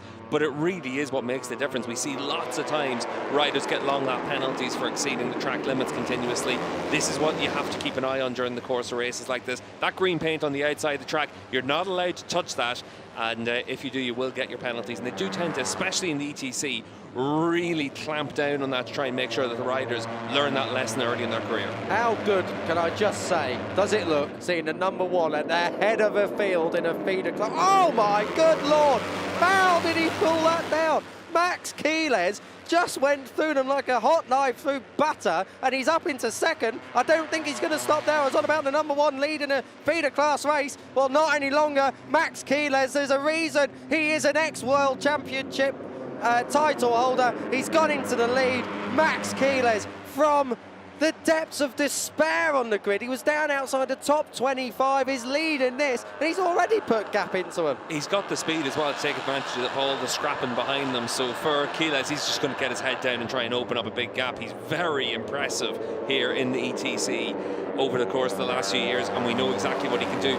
You mentioned about Guido Pini having the number one plate. The feeder class, you're supposed to move up, but in these days now that there is the change of the minimum age limits across the board for racing, it means that riders like Guido Pini have to stay in the ETC, just like Max Keeles out in front and a few other riders that naturally would have aged themselves up or stepped up to a Moto 3 bike. They now have to wait until that opportunity comes up, probably in the next year for most of them.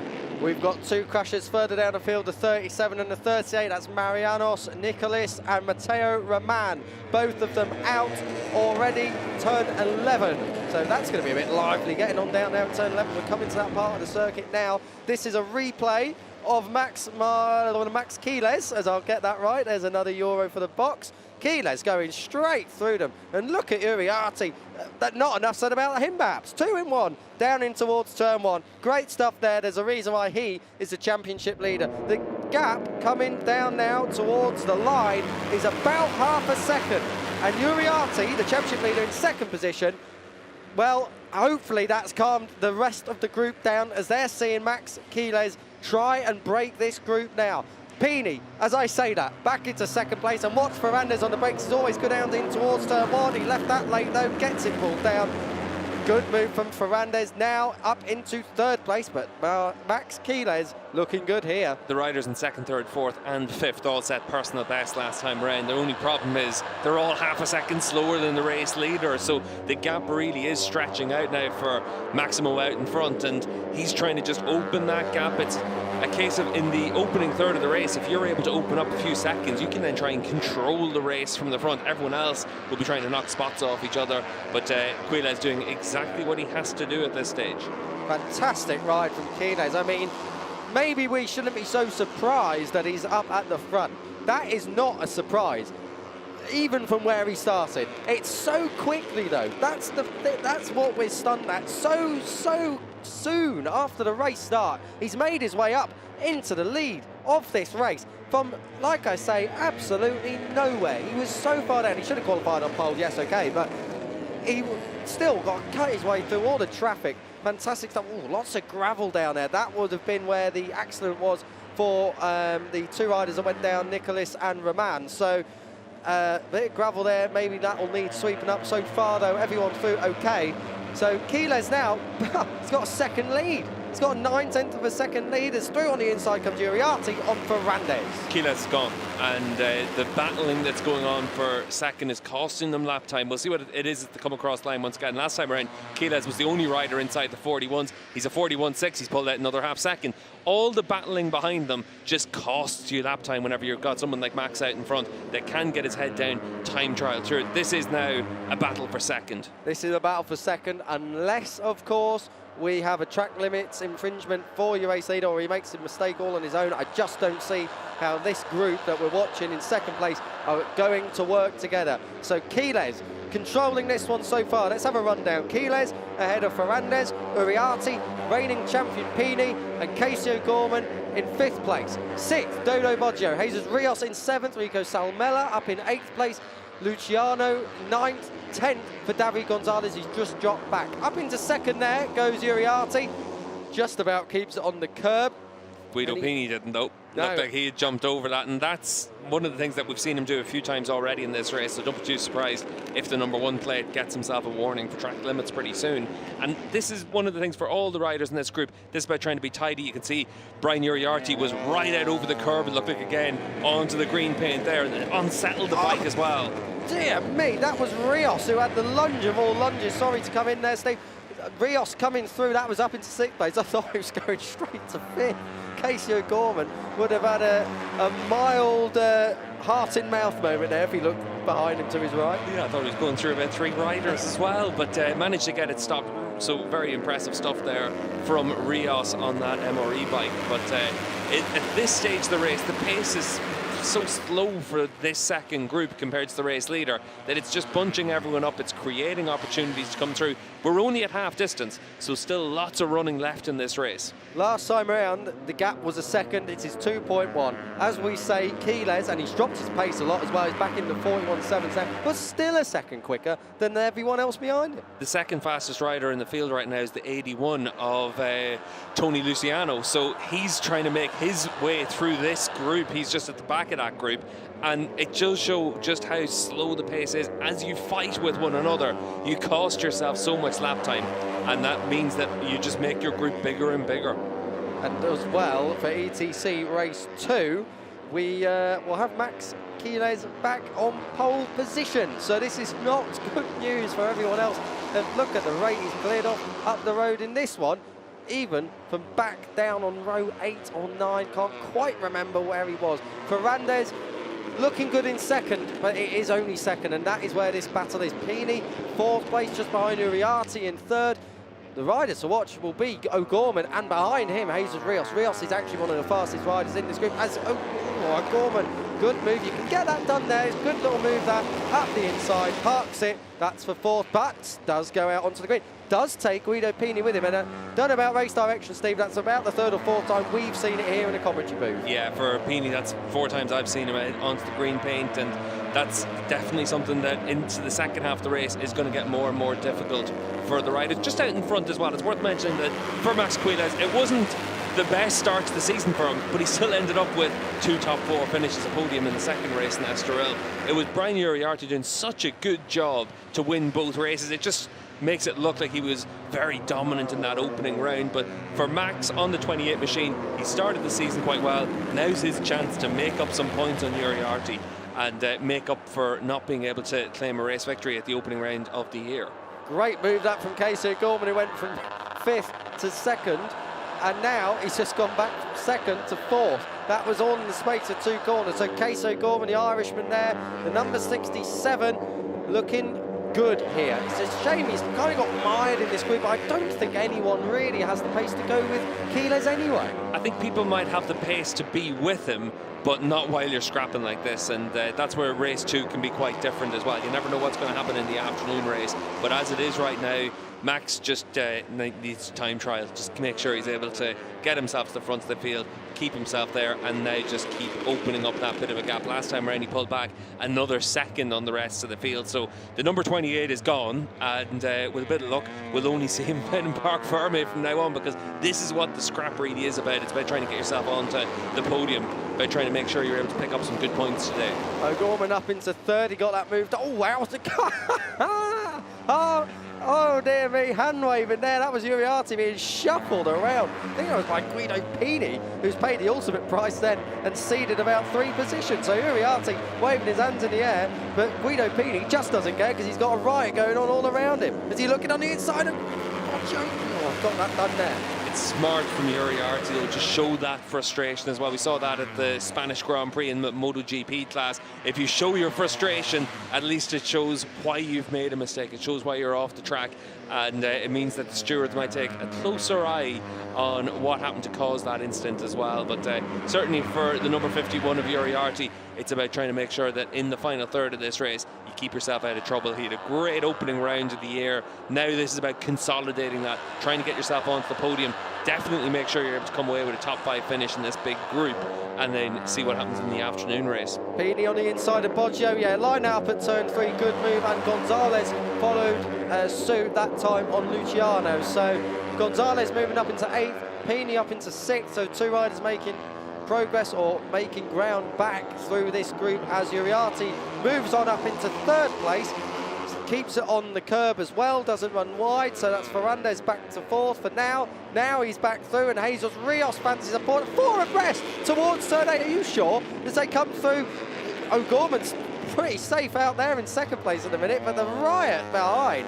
Rios 3rd, 4th Pini, 5th Ferrandez. He was up in 3rd a moment ago. Uriarte found himself back in 6th as Pini on the brakes through up the inside. Super stuff there from Pini as well to hold that line as well. You say Casey's looking a little bit safe out there at the moment. That's for about 2 corners, and then he's back under attack. And this is the situation in the ETC.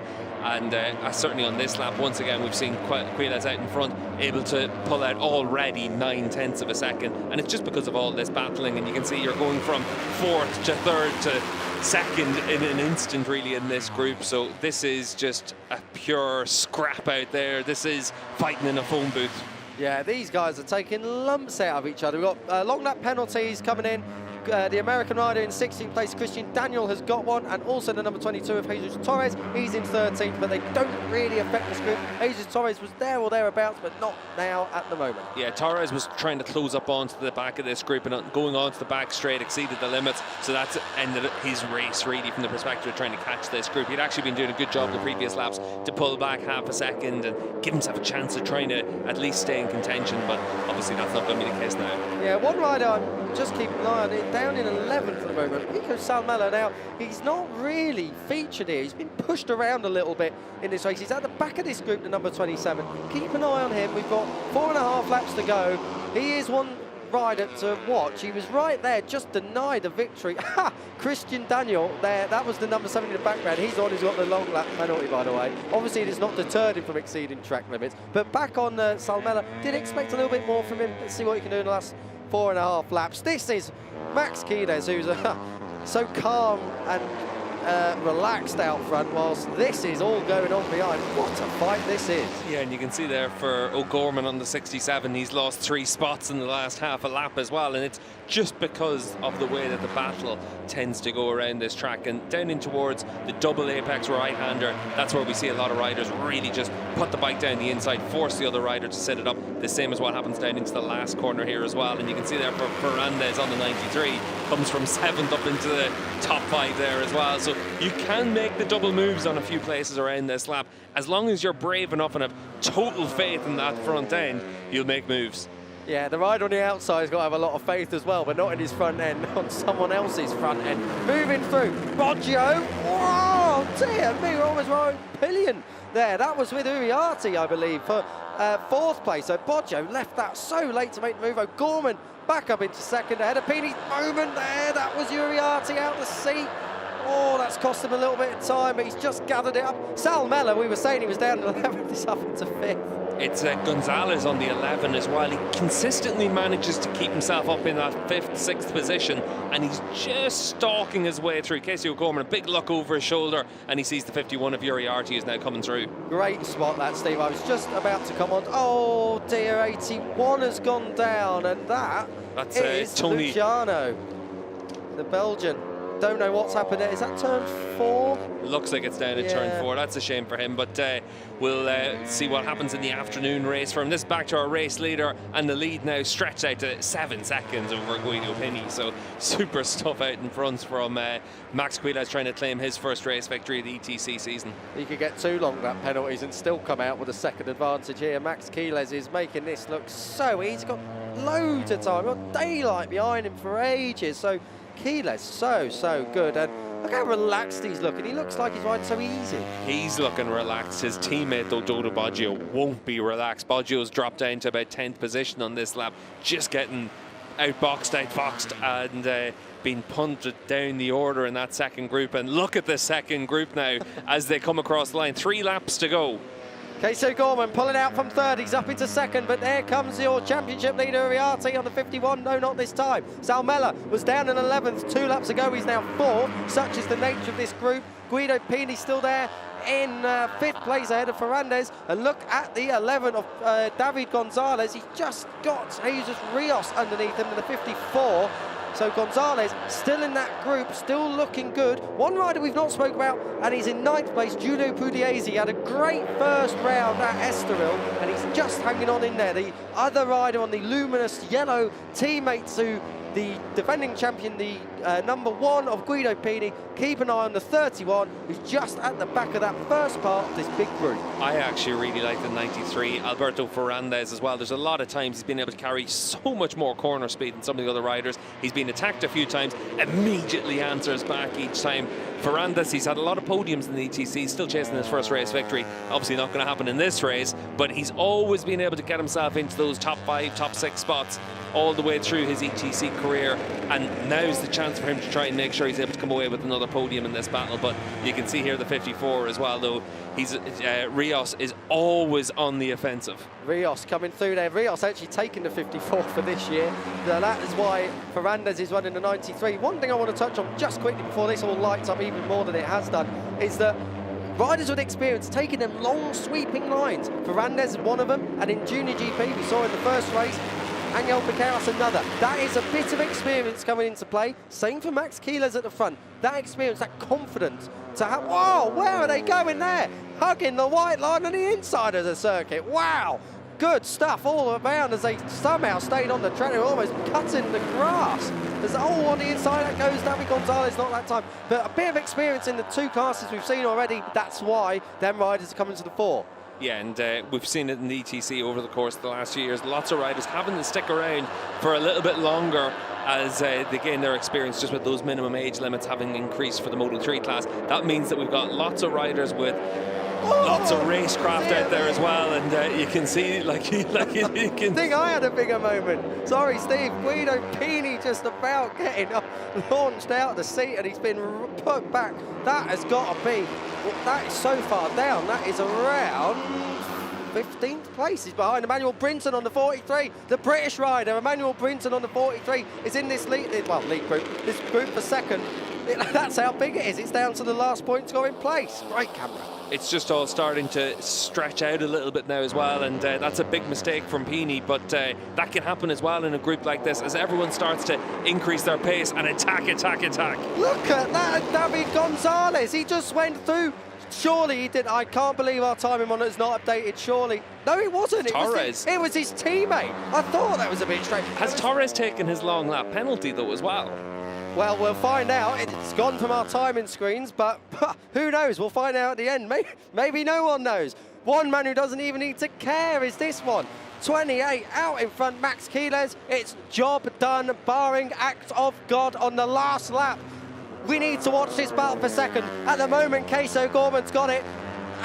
Who knows what it's going to be like at the end. Down across the line and into turn 1 for the final time. Jesus Torres keeps it, although he doesn't because his namesake Jesus Rios has come through. Keep an eye on Pini on the number 1 machine down in towards turn 2 as well. He's trying to make a lot of progress in this group. Oh, Ferrandez sideways on, that's up into 4th, it's up into 3rd as he's bustling his way through past Rios. O'Gorman still second. O'Gorman deserves his second. He's looked good all the way through this. He's kept it neat and tidy. I hope I haven't just cursed him though. O'Gorman second for now. Ferrandez 3rd. 4th place. That is I think it is the 54 of Rios. So yes, it is ahead of Uriarte, your current leader, who's just gone back into 4th, and someone else getting their elbows out. Looks like Rico might have been sat up a little bit there. Rico Salmelo on 27. Salmelo on the 27 getting pushed and shoved. Ferrandez is going to. I thought he was going to let the brakes off on O'Gorman then. Steve, the last lap, we are with Max Keeles, but the battle for second. Predictions, dare we make any? Predictions, it's going to end in heartache for someone, but Guido Pini on the number 1 machine. He won the championship last year. He's down there in about 7th spot now, needs to make up some spots. That looked like it might have been Torres taking his long lap penalty. So Torres has been the fly in the ointment now. He's gone out and taken his long lap, so that's where he'll stay. We are in the final sector. Keeles has got this done off screen. We'll come to him in a minute. Here he is, Max Keeles, the number 28. From absolutely nowhere. He was down in 28th on the grid. He should have been on pole. It doesn't matter because he's won it anyway. Keeles. Oh! Skittles, and O'Gorman was one of them. Ferrandez as well. Somehow, after all of this, Guido Pini was 15th with 2 laps to go, has taken second. Salmela third, we were saying in the middle of that race how Salmela looked out of it. He takes third, Poggio fourth there to Pugliese, but chaos in the last corner. Yeah, Rios went missing as well, so he's down there as well. That's the blue bike in the background. Ferrandez as well. Ferrandez is down and O'Gorman is still down in the gravel. So Ferrandez trying to get going again. We'll need a replay to see what happened. For sure we'll have it because it's the last corner. Shenanigans in the European Talent Cup race 1 here at the Circuit Ricardo Tormo in Valencia. Max Quiles dominated that. He made it look easy. This is what happened. Oh, dear me. Oh, I think what's happened there is a couple of riders. Ferrandez got sideways, but he was then sideswiped anyway by Rios. And O'Gorman is the innocent party in all of that. The Irishman was on the outside. He left the door a little bit ajar, I must say. But he's on his racing line, and he's been scooped up by 2 riders, and he's still down. I really hope he's all right. The number 67, Casey O'Gorman, he did not need this because he missed the first round through injury. Great stand-up wheelies there. I mean, Van Tricht was the one in front. He got the last point-scoring position, the number 20. But the 28 of Max Quiles. Well, what about it? Fantastic stuff. And I must say, we didn't mention it then in that crash. Rian Uriarte got caught up in it. He stayed on, he crossed the line in 8th place, just ahead of his teammate, Emmanuel Brinton. Fantastic ride from Emmanuel Brinton up into the top 10. So top-notch job from the British rider. Max Quiles is going to do a whole lap on the rear wheel at this rate. Fantastic stuff from the number 28, the 2021 European Talent Cup title winner. Well, if he's going to ride like that all year, that number 1 on Guido Pini's bike might be making a transfer. Pini, I can't believe it, has taken second. Outrageous. That was incredible. He was well down the order after, I think he had a bit of a misdemeanor. Well, he did have a bit of a misdemeanor. It caused me to have one here in commentary. That was that turn forward a couple laps ago, went right to the back of the group. And just to emphasise, what more do I know about motorcycle racing? Well, I was saying Salmela, he looks a bit out of it and maybe expects something. Well, at least he got something. Third, he would have wanted to be at the front, but a very smart ride from the Finnish rider from Tampere in Finland. Max Quiles, though, your race winner. What about that? Fantastic from Maximo. And yeah, celebrations say it all. Great stuff. So they were robbed of an Aspar Junior Team race win in the Junior GP category when Joel Esteban was mugged on the last lap by Angel Piqueras. And now they've got a victory, so a little bit of gold to take back home up the road with them. Good stuff, though, all round in that race. A chaotic end. We're still waiting for news on Casey O'Gorman. The good thing was he was moving. Of course, he was, in inverted commas, okay. But he stayed down for a long time, and I hope he is all right. Second place for Guido Pini. Good job from Guido. Took the title here last year, so that is more good memories for him. And like I say, third for Rico Salmela. There was not a much finer job he could have done, really. No one looked like having the pace with Martinez. There's Salmela just getting weighed. He obviously weighs almost nothing because he is one of the smallest riders in this field. He's absolutely tiny. But Salmela in the third place. Another strong result from him. He was on the podium in the first race last time out. He was 6th in the second one. The second podium of the year, but it's a first victory of the year. After second in race 2 at Estoril, Quiles goes on to take honours. And this was the move. I think this was around lap 4 or 5. Quiles just moved on through, made it look easy, and he cleared off instantly. By the time they got to turn 2, he already looked like he had put a gap in. And that slow-mo more or less sums it up. Calm and collected out front as chaos reigns in the background behind. And as he crossed the line, yeah, he's still looking to see where they are. Great ride from Quiles. It's one of the best rides we've seen. He's always had that talent. And now, obviously, the 2021 champion, but he's got a great team around him. He was with Leglise before, a fantastic team themselves, but This is the direct link up to the World Championship and to World Championship titles. And you got to think, Quiles, there's a little bit of Ethan Guevara in him. There's a little bit. You can see it. Quiles has definitely got good potential. We're going to be hearing from him very, very soon. Steve is already down there ready and waiting to speak and check in with our race winner. And that is our second different race winner this year, of course, after Brian Uriarte took honours earlier on in the year. Quiles was second in this championship, so he was 17 behind.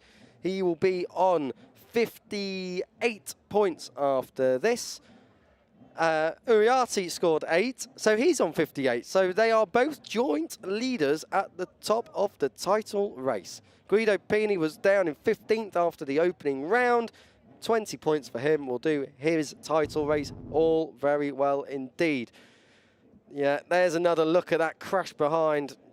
The thing is, if there's a gap, you've got to go for it. These things happen.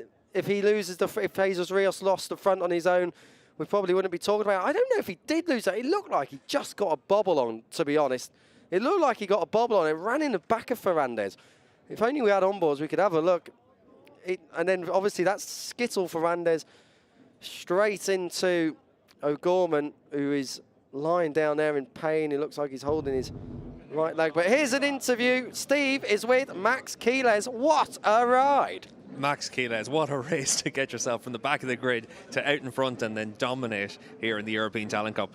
Yeah, it was a crazy race. I still don't believe it. I had very good rhythm because in the free practice I worked a lot, and yeah, I was penalized for slow sectors. People were trying to get my slipstreams and everything, and well, I was convinced that I could get the group if I was last. And yeah, I had a long lap as well, so I did the long lap as fast as I can.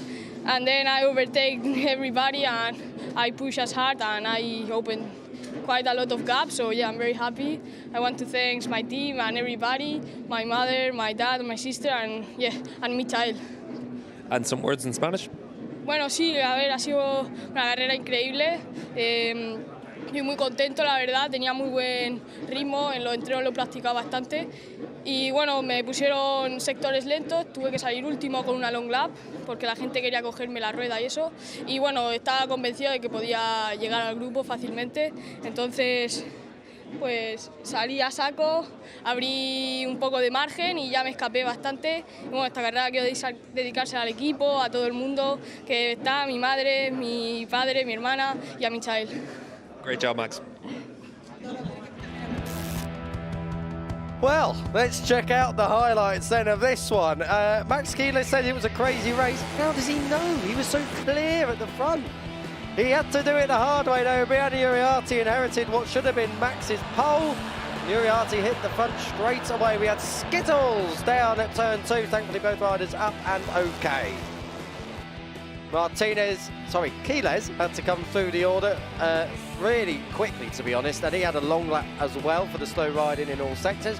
Guido Pini, Uriarte, Ferrandez all did battle at the front, but very soon the 28 of Quiles made it into the lead, and he went. He was like a greyhound out of the traps, apart from he was like it for the entire race. Quiles just cleared off. He had a second lead after just a single lap. He had really checked out. Ferrandez was strong into turn 1, and he was going to utilise his strength in braking wherever he could, and that was where he looked at his absolute best. Casey O'Gorman was looking on the attack, as was the 54 of Jesus Rios. We'll see more of that a bit later on. Ferrandez, though, was up into second as they chopped and changed at the front. Uriarte, the championship leader, more or less always in that podium battle. O'Gorman going from 5th up into 2nd, and of course it didn't stop there. Pini was later relegated down through the field. O'Gorman looking good actually. He deserved that podium that he was soon to be taken from him, as we'll see. He was one of the few riders that looked stable right the way through the race. Guido Pini at this moment, he tagged the back of Rios, went off track almost in the gravel, gassed it up on the green, but he was down in 15th. whilst out front, Max Quiles could barely believe it. He took the honours, and then we had the pile-up. Rios taking out Ferrandez, and the innocent Casey O'Gorman sideswipes from behind. Hopefully he's okay. He already had an injury anyway. Max Quiles, though, as he said, #1, and despite being down in 15th, Pini joins him on the podium with Salmela. So, back with your live pictures here. Max Quiles, that was fantastic. The Aspar Junior team with an 8.9 second advantage come the end. And you've got to imagine that he rolled off in the last few laps. Unbelievable. Second for Guido Pini. Third for Rico Salmela, but they had no answer in race 1 for Quiles, who's back on the top step of the podium. Quiles has been a champion in this class before. That year, he did it in 2021 with 3 wins and 5 podiums. Last year, he only won 1 race. Did take 2 pole positions and 4 podiums. His race win came where? Here, after two DNFs in Estoril at the start of the year, and 1 DNF in race 1 last year at Valencia. He did manage to come through, and by that point he never left the top 4. It's just that start of the season that ended any realistic title hopes, as he gave up 75 points. David Alonso presenting the trophy there too. Second place, Guido Pini. David Alonso, of course, as well, the Colombian rider up in the Moto3 World Championship, had plenty of success in this paddock on his road to MotoGP. But Max Quiles on top of the box. Let's have the national anthem. You know it, it's Spain.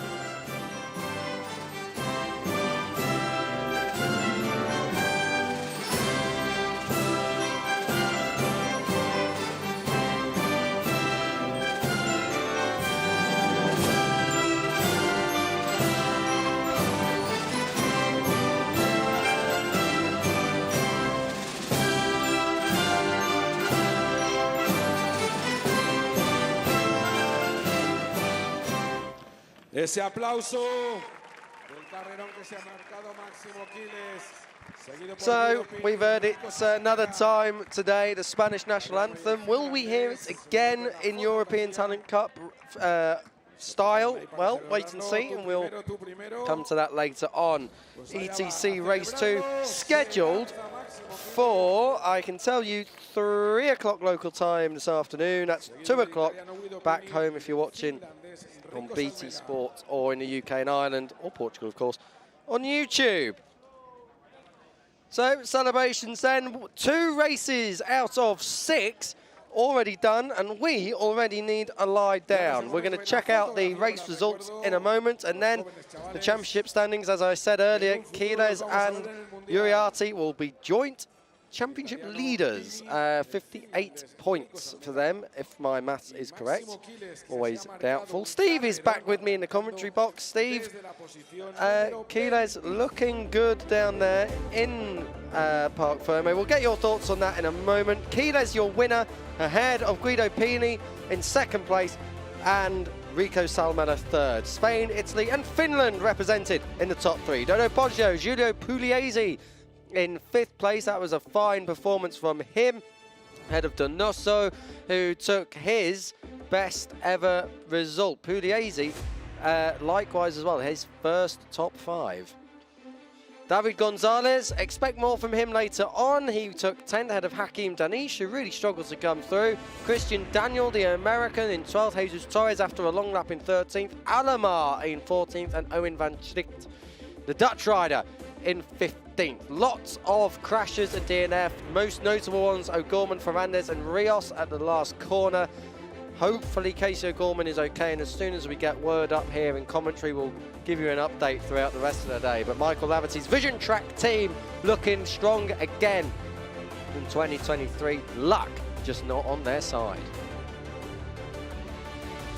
Championship standings should be up next, and let's see if I am correct. So it should be 58 apiece if I make it correct for Uriarte and for Your race winner, Max Quiles. Okay, maybe not, but we'll check that out later anyway. We'll get an update when we can. That is the European Talent Cup race all done. The grid is forming. That is because we will have the Moto2 race coming up very soon. Here are your championship standings. Thank you very much. Yes, 58 apiece for Uriarte and Quiles. Salmela is third. David Gonzalez consistent in fourth, 27 back, joint with Dodo Boggio. Guido Pini, your defending title holder, sixth, ahead of Danish Pugliese. Rouche Moodley, who's not here this racing weekend because of a crash yesterday in qualifying. The bike was a write-off.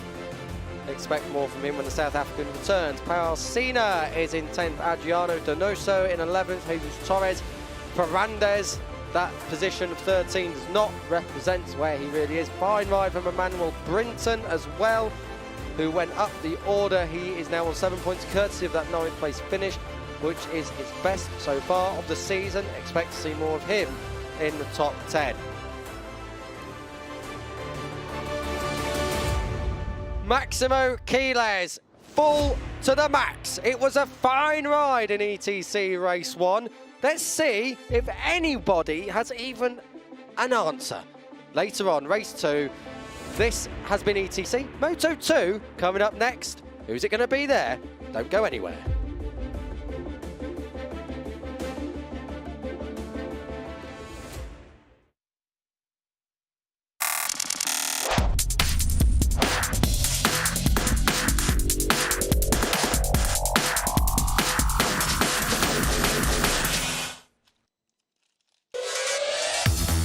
The Circuit Ricardo Tormo in Valencia is the host for round 2 of the 2023 Finetwork FIM JuniorGP World Championship. A circuit that has provided countless memories throughout the years, and next to take to the circuit, it is the Moto2 European Championship. It's 4 kilometers in length, 14 turns, and the longest straight just shy of 900 meters, slipstreaming more than possible at this layout here in Cheste, just outside of the center of Valencia. 9 left-handers, 5 right-handers, limited overtaking opportunities, and that's just half of it. Moto2 action to come here from the Circuit Ricardo Tormo in Valencia. Kiko Giles and Steve English taking you through the action today. We are going to reach the halfway point when this race's checkered flag is waved. 6 on the billing. This is the 3rd, and it's the only Moto2 race. So we're going to check out what happened last time out at Estoril. This is it. Senna Agius, the number 81. Well, he's the favourite coming into this year, and he definitely lived up to expectation in the first race of the year. We had a red flag and a couple of crashes as well, but everybody at the end of the day was pretty all right. Big moment coming onto the straight further down the field. There's everybody jockeying for position in the opening race of the year. First blood went the way of Agius, and then in race 2 there was a bit more of the same.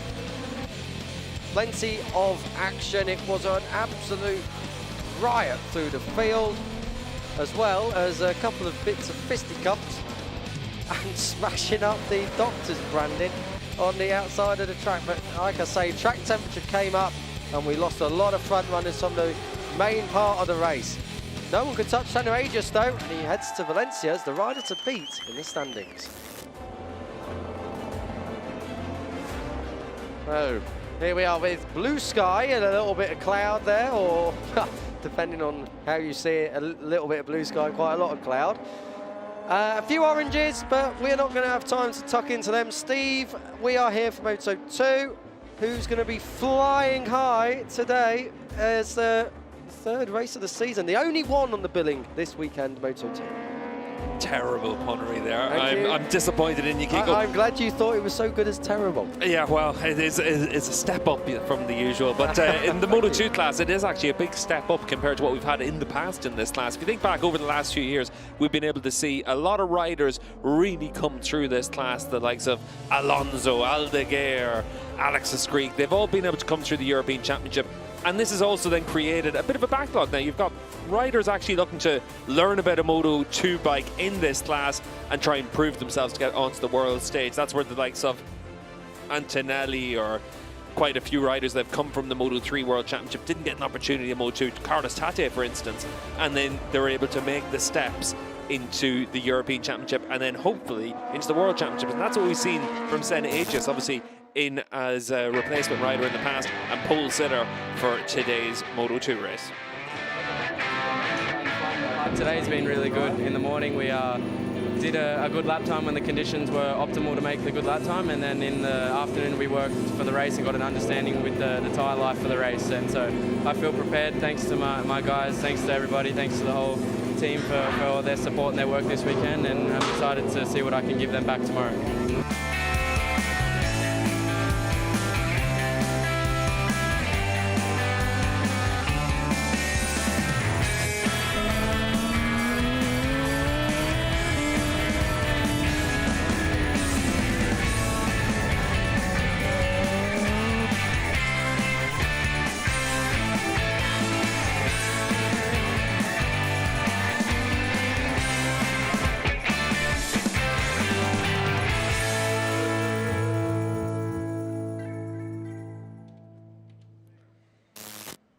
So that was Senna Agius then on pole position as well. He looks so good, the Australian rider up there. The number 81, and we were just saying then in that little VT that the bike looks good, Steve. It looks suited to him this year. He doesn't look like he's having to work as hard as he did last year. Yeah, I'm going to say probably the easiest prediction of the day here in Valencia. Senna's the clear favourite for this race. He won both races in the opening round of the year, a combined winning margin of 11 seconds. And obviously last year we saw that Lukas Tulovic was very impressive in the Moto2 class, consistently up there in those leading positions.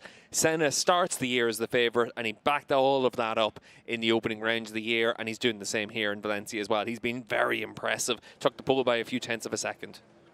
Second place, Carlos Tate. If you are joining us and a regular fan of Moto3, Moto2 and GP World Championship action, you'll know Carlos Tate because he has been in Moto3 World Championships before.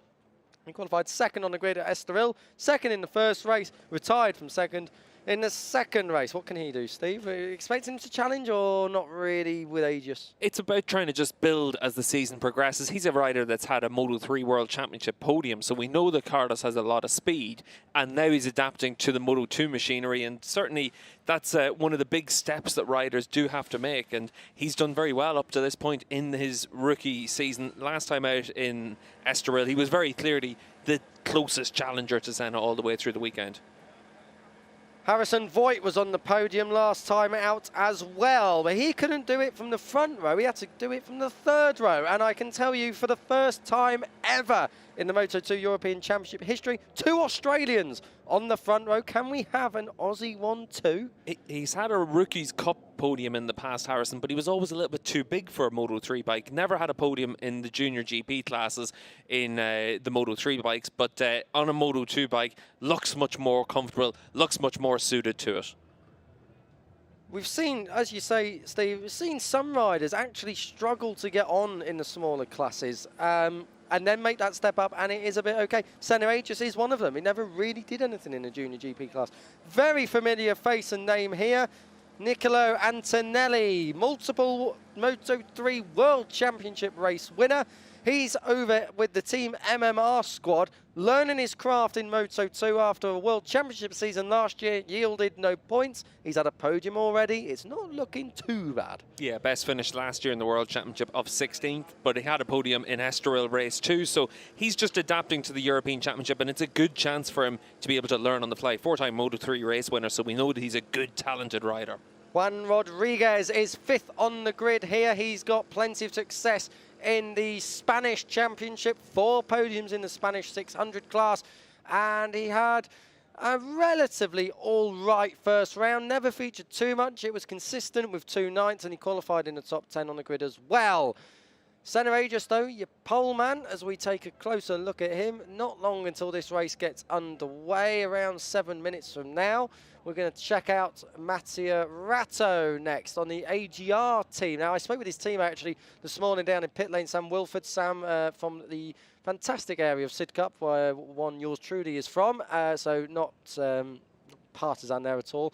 But Wilford, of course, still getting back bike fit. He had that horrible accident at Estoril last year, but he is on the grid and he is making much more progress. But he's been outshone this weekend by Mattia Ratto, Steve, who we've always had a bit of a liking to. He definitely rams it up the inside if the opportunity presents itself. Yeah, podium man last year in Estoril, and he's a rider that jumped onto a Moto2 bike very early. I think he was 15 whenever he started racing in this class, and basically just skipped the Moto3 class. And he's a good, talented rider, but it's all about trying to make the next step from being that regular top 10 guy to being a top 5 guy that's challenging for the podiums. Next up will be Xavi Cardaluz, the Andorran rider. We've seen plenty of him in recent years. Cardaluz, number 18, had a podium in the first round of the season. He was second. He was 13th in the first race, so not too consistent there. But Cardaluz, a stalwart of this class, 4 podiums last year. Still chasing that first victory. He's been second no less than 4 times. Yeah, and just turned 25 last week as well, so he's looking for that late birthday present, but he'd need a birthday present, you'd imagine, from the likes of St. Aegis, because Aegis has had that bit of pace on him all the way through the weekend. But you never know with Cardaluz. He's always a contender for podiums, but just needs to make that little step. Unai Aradre is in 8th place on the grid, the middle of that 3rd row from La Rioja in Spain. Bit of a disappointing first round, as you can see on the screens, 12th and a retiree. But that's not the full story. He's had World Supersport points before as well. We know him from that paddock, Stephen. Aradre's a talent, no doubting that. A World Supersport 300 race winner as well. Yeah, lots of podiums in the 300 class, a rider that everyone always thought might be able to make a bit of a step on the Supersport bike, and it never quite worked out for him on that paddock. But he's got a chance here now in the Moto2 class in the European Championship, and he's doing a good job at this stage up there in the 3rd row of the grid. And it's just about adapting to these bikes, very different to a Supersport bike, and then putting yourself in a position to be able to score well. That was your top 8 on the grid. 9th place will be Alex Toledo, the number 55 on the Easy Race team.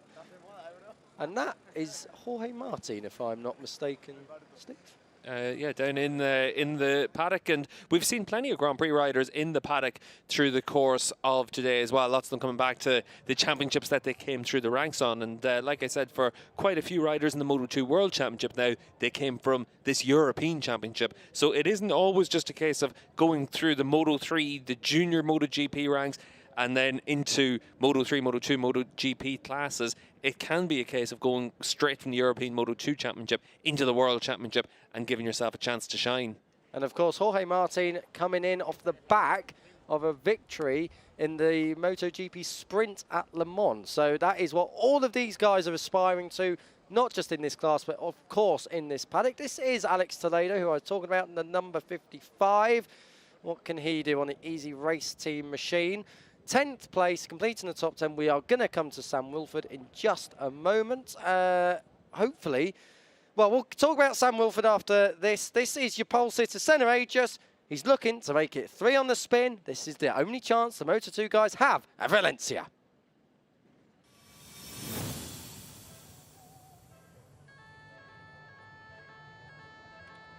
Let's take a look at your grid then, as we say. Agius, Tatai and Voigt, 2 Australians on the front row for the first time ever in this championship. Antonelli 4th, ahead of Rodriguez and Ratto, Cardaluz, Aradre and Toledo completing the top 9. Completing the top 10, as we said just before, Sam Wilford, spoke to him this morning, still getting back bike fit. He is fit, there is no doubt about that in terms of his athleticism, but with that missing most of last year due to that awful accident at Estoril in race 2 of the year, Wilford just missing that bit of track time, which is irreplaceable, to be quite honest. Looking down the order, plenty of riders here, including Alberto Sura. You'll know him, of course, from the Moto3 World Championship. Marco Tapia, you'd expect him to be a bit higher up than that, but that, of course, he and Sura with penalties carrying over for qualifying. Yeah, and also Yari Ruiz as well on the number 72 machine. He should have qualified on the 2nd row of the grid, so he's going to make quick progress through the field. He's got a lot of pace, and he's actually got a lot of experience as well in this class in the past, and he's been a guy that's been able to have a lot of top 5 finishes. If he's able to do that today from the back of the grid, it's a good performance from the number 72 machine. Warm-up lap underway then. This is your third race of the day. Kiko Giles here, Steve English alongside me. We'll be taking you through all the action here at Valencia.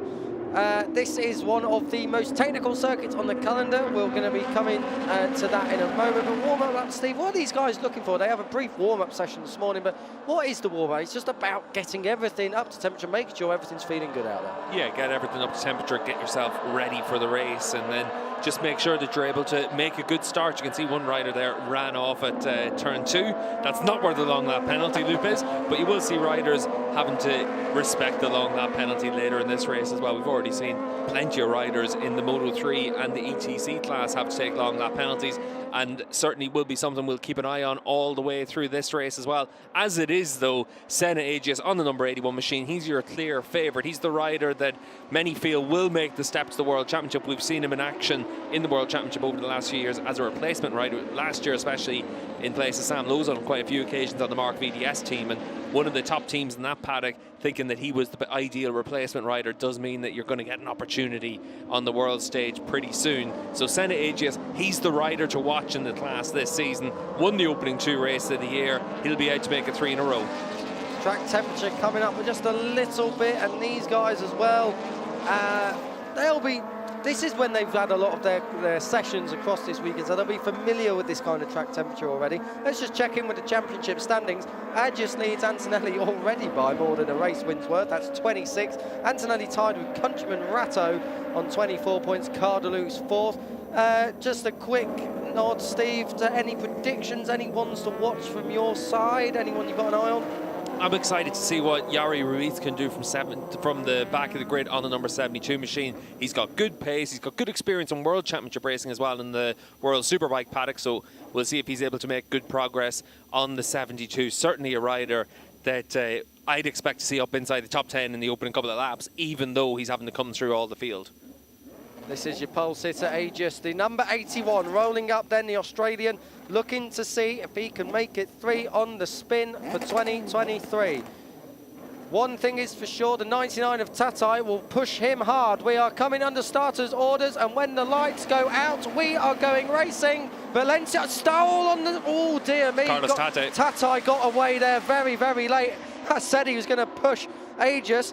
He's going to have to push very hard from behind now. Agius takes the lead in towards turn 1. It's an Aussie 1-2. As through into second comes Voigt, and that is Mattia Ratto being forced right out. So Ratto down toward, that's 5th place for him now, up into 3rd. A fine start from the 3rd row of the grid by Alex Toledo, but no one touching Senna Agius, and it is 2nd place Harrison Voigt out front, 1-2 for Australia. Well, I said Yari Ruiz was worth keeping an eye on. He'd be into the top 10 in the opening couple of laps. He's already up into 11th spot. So the number 72 making quick progress, and he needs to make sure he's able to latch on to the leading group as quickly as possible. The Moto2 field does stretch out a lot quicker than what we see in the other classes here in the Junior GP paddock. This is where it's all about trying to make sure that you can get down to your pace straight away. That's where Senna Agius is very good.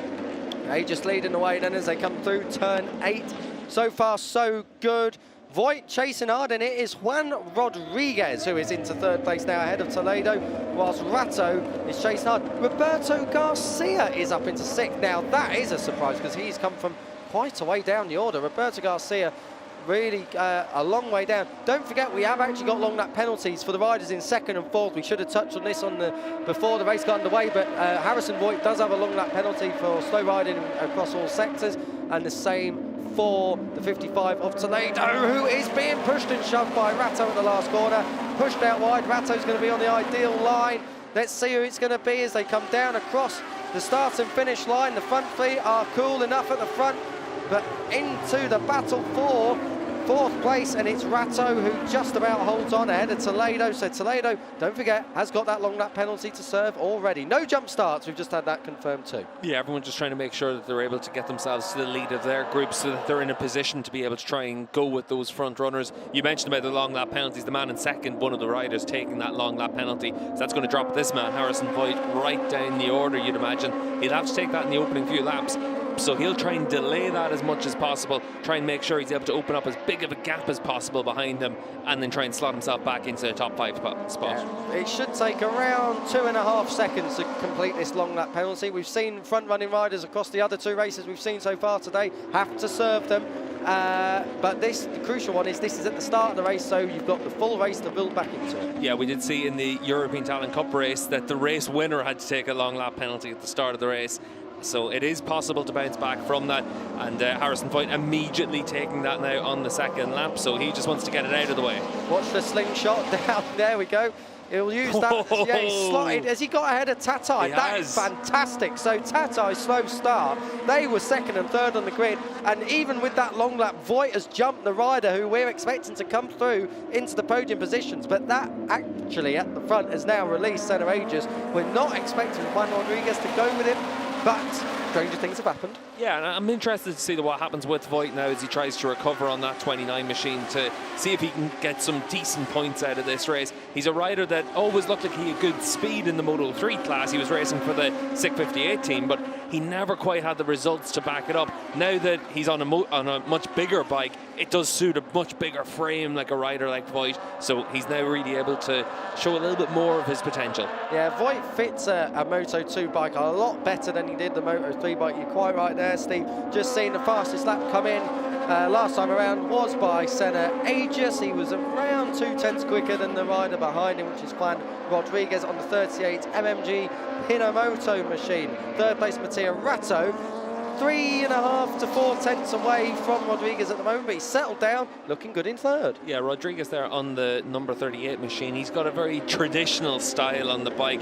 He's not really moving off it as much as the other riders. You look at Senna Aegis out in front, and there's big movements from him as his head's craned right over the inside of the corner, whereas the 38's a lot more upright. It's a much more classic old school style. Toledo taking his penalty as well. This is the long lap area, so that's done as well, and Toledo slots down right about, yeah, Sam Wilford, and that's Nico. That can't be Nico Antonelli. What has happened there? We completely missed that. Maybe he was taking avoided action of the stalled rider on the grid. That was Carlos Tatai ahead of him. So Nico Antonelli, well, we thought he'd actually, oh dear, where is Harrison Voigt going there?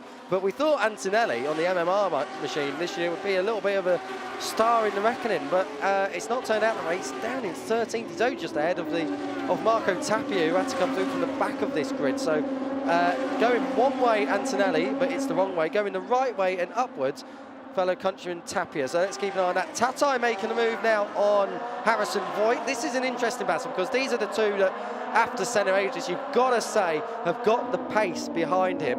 It's going to be all about whether they can capitalise on that. They've got clear track ahead of them now, the 99 of Tatai in 5th, ahead of Harrison Voigt in 6th. Yeah, Carlos doing a good job as well to recover from this. This is his start where he just misses it entirely, and for Carlos, he's able to at least recover pretty well from that. We'll see if there was an incident there as well. For Antonelli, just looks like he just got a little bit bogged down by that as well. So for Antonelli on the 23, dropped all the way down behind Cardelus right at the start. So he was down into about 8th position into turn 1, and then just trying to recover from that.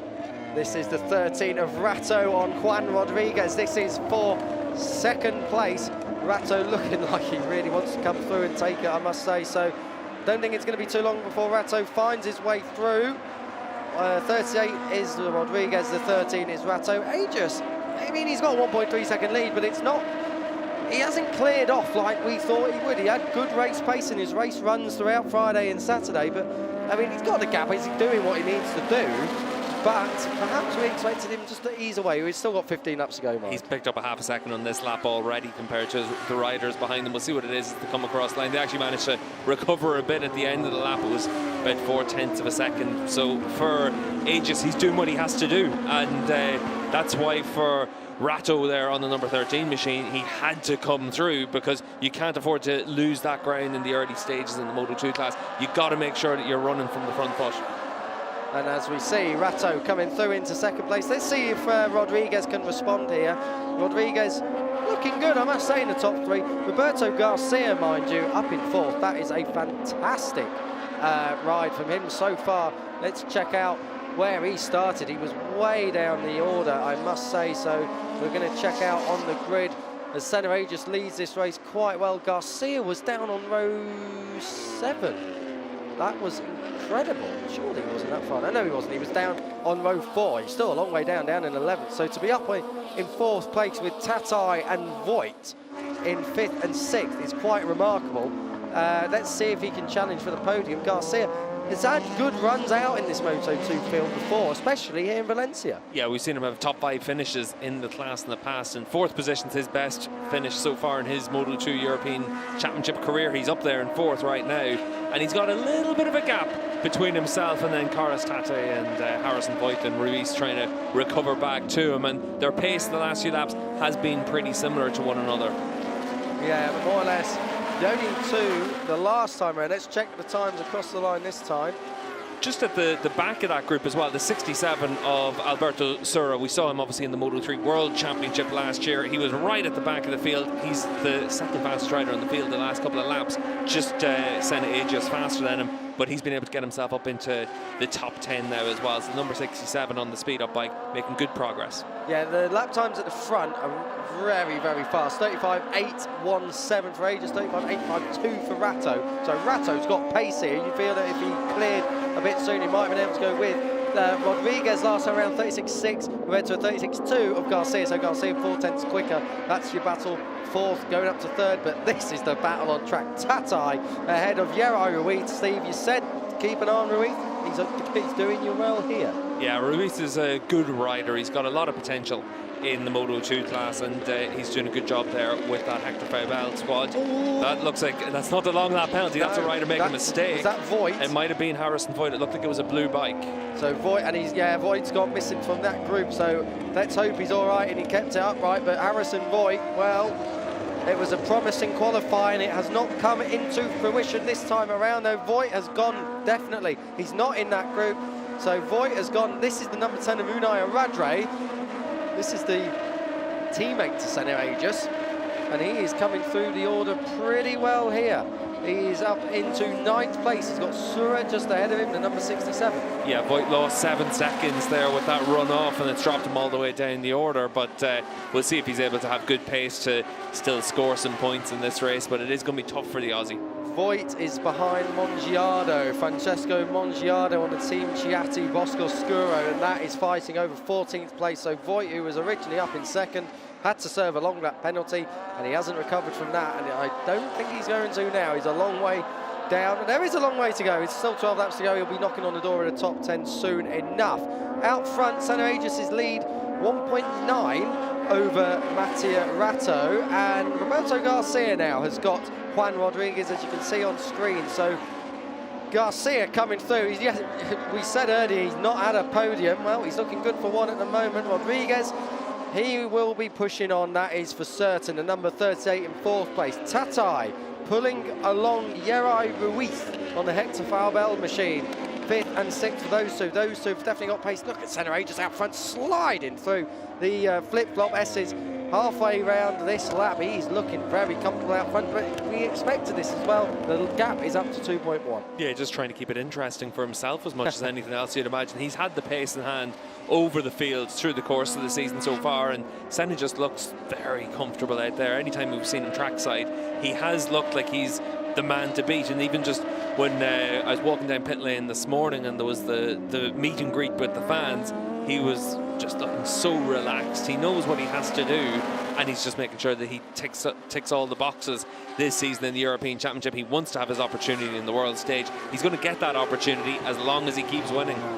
And he's got good people around him as well. We saw down in his box earlier when we was having our walk down pit lane, Steve, Leon Camia, the team boss of Honda in the World Superbike side of things, good advisor to Senna, and it's doing well so far. The gap stabilised at 2.1. Last time around, though, 2/10 quicker for Senna Aegis as he continues to pull out that gap. This is your battle for 5th, and it's Ruiz now who has got ahead of Carlos Tatai. Oh, dear me. It's Aradre. That's Aradre, the number 10. Yeah, Aradre has gone down, and that is a shame. Unai Aradre out of a top 8 finish for certain there, so disaster for him. He is out of it at turn 2. He's rejoined, but that is definitely any chance of good points gone for him. Yeah, it's a shame for Unai Radre. We've seen him in the World Championship in the Super Sport class and the 300 class, and doing a good job here, jumping up to a Moto 2 bike after a good year in the Spanish Championship in the Super Sport class as well last year. It's just a case of trying to gain that experience, give yourself an opportunity to get the results. And unfortunately for Radre, you also have to learn some hard lessons, and he's hit the deck in this race, but he'll be back next time out. No doubt about Radre's potential, of course, a race winner, as we said before, in World Super Sport 300. He's had good results in World Super Sports, and he's trying his hand at Moto 2 and looking not so bad so far, even if he is down in a gravel. Across the line one more time, then Senna just leads this time by 2.5 seconds, 2.4 seconds. He's come down to 10th in that final sector as it yo-yos around, with Mattia Ratto in second, third for Garcia, fourth Rodriguez, who is now coming under increasing pressure from the 5th place man, which is Tatai. Tatai definitely closed in, the number 99, who's got ahead of Ruiz once again. Those two chopping and changing. Yeah, Tati's bringing this train with him as well, though. 4 riders all with decent pace, and it's Carlos on the 18 and then Sura on the 67, the bright bike at the back of that group, and they're all faster than the riders in front of him. If you look at Sura, it was only the top 2 that were actually faster than him last time around. That's why 3rd position down to the 67 really is closing up that 7 riders. Yeah, everybody is coming into this in that battle for 3rd, as we see Aegis and Ratto kind of clear off. Ratto is lapping a lot faster than everyone behind him. He's only 2 or 3 tenths a lap slower than Aegis. I say only because we wasn't expecting Ratto to be so competitive. We weren't ready really to see Ratto right up the sharp point of things, to be honest. Yeah, 2 top 5s in the opening round of the year, and Estoril showed a rider that's made a step over the winter, but now it's about being that podium rider, that rider that can really challenge week in, week out, and that's what Mattia needs to do to make that step up. But he's still very young, but he's got a lot of experience on these Moto 2 bikes at this stage, so he's putting it to good use. 18 years old for Monza in Italy is Ratto, and he had 2 top 5 finishes at the start of this year at Estoril, a circuit he got his only podium at as well. So you don't really know the potential when you look at someone who goes well at one circuit and maybe can't transfer that over to the other, but he's looking good here in Valencia. Not a circuit he's had the most amazing results at before. He's got okay, nothing super standout, but looking good in second. This is your race leader, fastest lap last time around 35.6. That's around the kind of pace he was on throughout yesterday in the second qualifying session. He was down to a 34.9 in the qualifying 1 session. So Senna Aegis just looking so at ease. You can see how his big frame is just so lended to a Moto 2 machine. Yeah, it just looks comfortable out there on it. Looks like it's a bike that's made for him, and very similar to what we saw with Tulovic as well last year, a rider that when he was put into that position to be the championship favourite, really stepped up and was able to win races right from the outset, and then just very consistent. And that's what Senna knows he has to do. If he wants to get a chance to be on a good bike and a good team in the Moto 2 World Championship, he needs to make sure he's able to win week in, week out here in the European Championship, and then the opportunity will come up, and it could well come up with this team as well. This is going down towards turn 1. Steve, how important is getting it all anchored up here? It's a key corner. Yeah, you can see here for Senna, just leading this race, it's just about hitting your markers, click back the gears, and then drive through the corner. If you're chasing down a rider, that's a key overtaking spot because you can dive down the inside.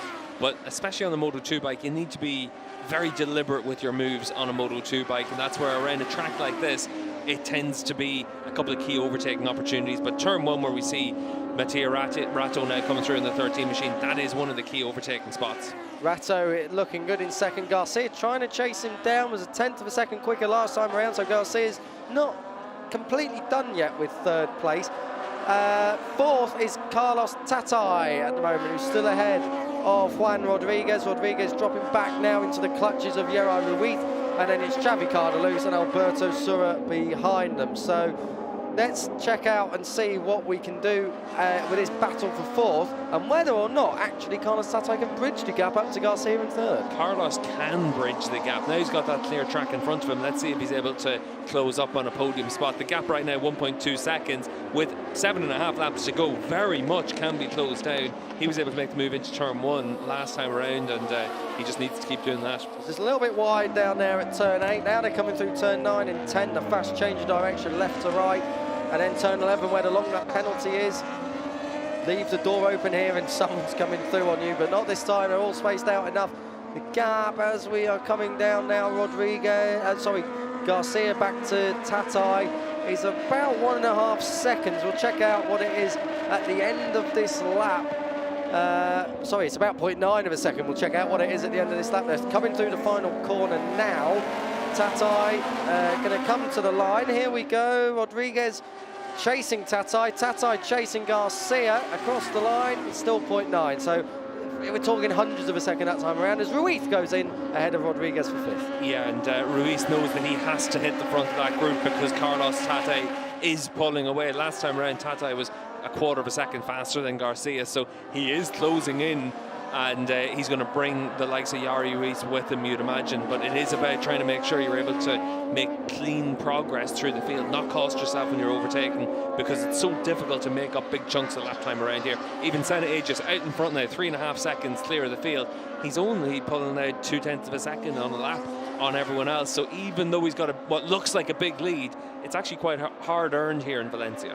We spoke about just then Juan Rodriguez. He was up in 3rd in the initial stage of this race.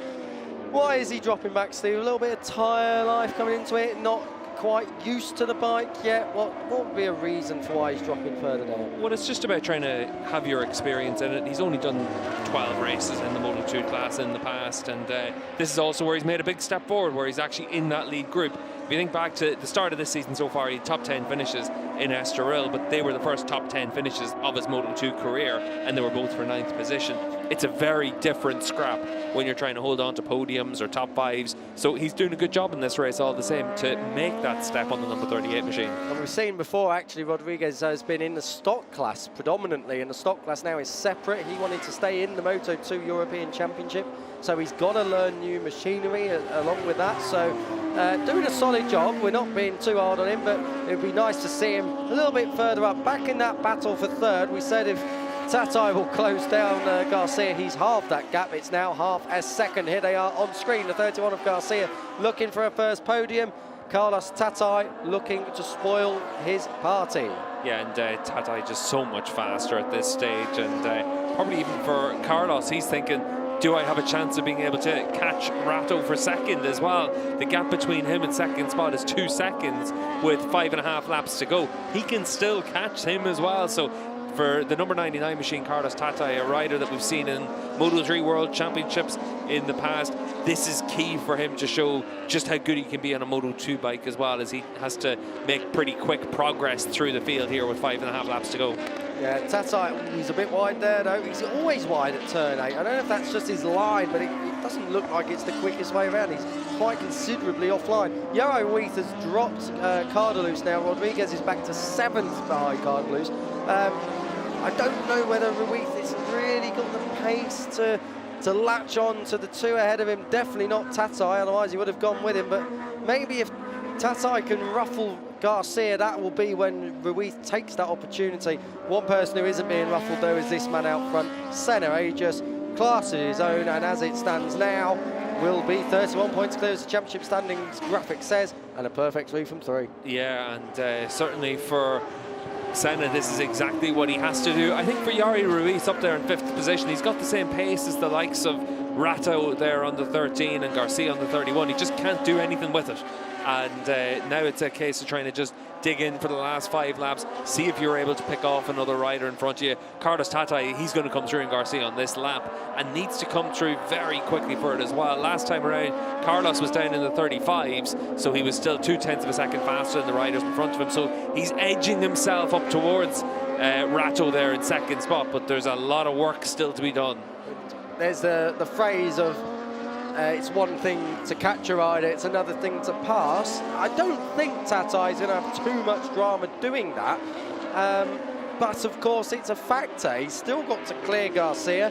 He's still got to make a clean move. If he doesn't make a clean move, then perhaps Garcia is coming back under him. All these little factors coming in with 4.5 laps to go make or break Tatai's charged to second as well. Yeah, and that's where Carlos needs to make his progress. He's pulled back another 0.2 of a second already on this lap. Sector 1, he's very strong, but he keeps getting bottled up a little bit in the middle of the lap. So he probably needs to think about either the last corner or get a good drive out of the last corner and set the move up into turn 1. 4 laps to go when you come across the line this time around means that he's still got 1.8 seconds to make up on second.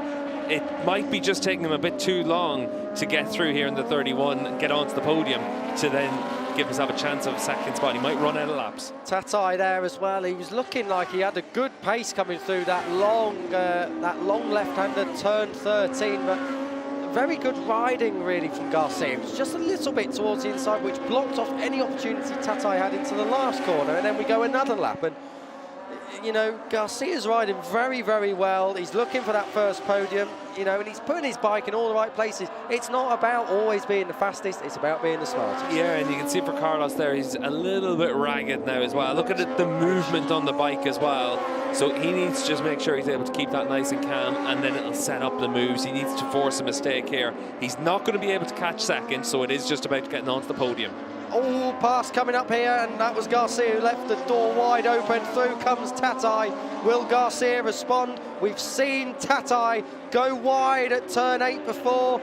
Does he go wide again? We'll see. He's very late on the brakes there. This time anchors it all up, and you've got to think that perhaps that might be that in terms of that third place battle. Now, 3.5 laps to go, and 1.8 seconds to get up to, Harrison Voigt's disastrous race here. He had to serve the long lap, then he went wide at turn 8, now he's gone down. Harrison Voigt, it promised so much and it has given so little. The good thing is he's up and okay, he's just going to be angry with himself. Yeah, he will be angry with himself, and Alberto Sura's lost a lot of ground in the last couple of laps as well, so I wonder if he had another issue as well. But out in front, it's 4.5 seconds now for Senna Agius as he comes across the line. 3 to go, and it does look like for Carlos Tatai, he's going to be under attack on the run down in towards turn 1 from Garcia. Garcia not quite close enough now, so for Tatai, this is where you need to just get your head down, see if you're able to open up a gap, but this is the only battle really left out there, unless you're looking just behind them as well at Jari Reis. But this is for the podium, this is the one that matters. Yeah, and I tell you what, Tatai was so late on the brakes then, down in towards turn 1. He was so much later on the brakes than Garcia, so that must be where he's making up a load of his time. He's pulled out a good 0.3 on him in that first few corners alone, so very good stuff from Tatai. He's 1.7 behind Rato. I just don't see how that's going to change. That looks like your podium could be settled without any late dramas. That's your battle there, the fluorescent yellow of the 5th place rider, Jero Ruiz. Fantastic ride from Ruiz all the way up through the order. Ruiz, who was starting down in 22nd place on row 8 due to a penalty. He's come through fine, top 5 as in comes Sura. Now, we said that, sorry, I am not going to take credit for that. Steve said that Sura was dropping down at the same time as Voigt. I wonder if them two things are related. That looked a bit more technical. That looked like a technical issue there for Sura, unfortunately, and that would explain why he lost a lot of time in the last couple of laps. So unfortunate for him, but at least he'll be able to race next time out in Jerez in a few weeks' time. Yeah, not long to go until they're back out on track. This is what happened with Voigt. There we go, sliding out. Just losing it on his own. It's a typical crash. You get through that corner where you just wash out the front. You're trying to push it a little bit too hard, and unfortunately for Harrison, that's been the story of his days. Just tried to maybe just ask a little bit too much of it, but still, for a rider jumping onto that bike after being on a Moto3 bike, he's been able to do a decent job this weekend and at the opening round of the year in Estoril. He's going to have some good results this season. Is that still, because it's only his 3rd race in the class, a little bit of inexperience coming in as well, not knowing the limit yet on this bike? It'll be a factor, but you also have it where there's just the frustration of knowing that you've had a front row start and you haven't been able to convert it, and all those things just take time to be able to get used to as well. He wants to prove what he can do in the Moto2 bike. We are on the penultimate lap. Senna Agius just in cruise control mode. He's coming up on a bit of traffic. That looks like it will be Shannon Inter and Charles Aubry. They are the 98 and number 9, just ahead of Senna. He will not. He's come through nice and easily. They've gotten out of the way there. They've seen the blue flags, and Senna's able to make pretty swift progress through there. Just over a lap to go between Senna Aegis and another race victory. I was just about to say he will not wrestle his way through. He'll take his time. They got out of the way anyway for him, so that's all good. Tatai, I'll tell you what, he's not for the lack of trying for this second place. The gap is down to 0.9. There's Ratto. Ratto, if he runs out wide or if he has a moment or anything like that, Tatai is creeping in here. This is going to be close. I think he's going to run out of laps. The gap across the line was 8/10. It's a massive job on for Tatai, but don't bet against him. He's pushed hard to get that far. So Tatai, this isn't done. It looked like it was. Unless he pulls out the lap of his life, it should still be okay for Ratto. Yeah, it took him so long to come through on Garcia that unless Ratto's got an issue, it's going to be very difficult for him. But Ratto's pace last time around in the mid-36s, so it wasn't particularly slow, only a few tenths of a second slower than what he's been doing up to this point. But for Carlos Tatai, all the way through this race, when he's in clear track, he's been in the 35s, which is the same pace as Senna Aegis. So he's had the speed, he's just made a few mistakes. Tatai was actually 6/10 faster than your race leader Aegis on that last lap around. Obviously Aegis is starting to roll it out a little bit. The gap's down 4.9. The gap between Ratto and Tatai is still 3/4 of a second. I just don't think it's going to change. In fact, in sector 2 he dropped a little bit of time, so unless a mistake comes in from Ratto, it looks all good. But what about this man, Steve? This has been a class act. Super stuff from Senna once again, and he's been able to show just how good he is on a Moto2 bike all the way through the winter and into the start of the season in the first 3 rounds. He's the guy that everyone knew was the rider to beat, and that puts a lot of pressure on you. It doesn't look like the pressure's phasing him. He's soaking up that pressure. So, a double at Estoril, and it's the 100% record continuing. Senna Aegis on one wheel dominates Moto2 in Valencia. Oh, dearie me, surely not. No, Ratto did take second. We came to it a bit late. I thought Ratto had bottled it all there. He didn't. Tatai takes third, so a career best second for Mattia Ratto. Fine stuff from the 13. He is elated, but making it 3 from 3. He won't be as elated as this rider. Senna Aegis has made it look easy.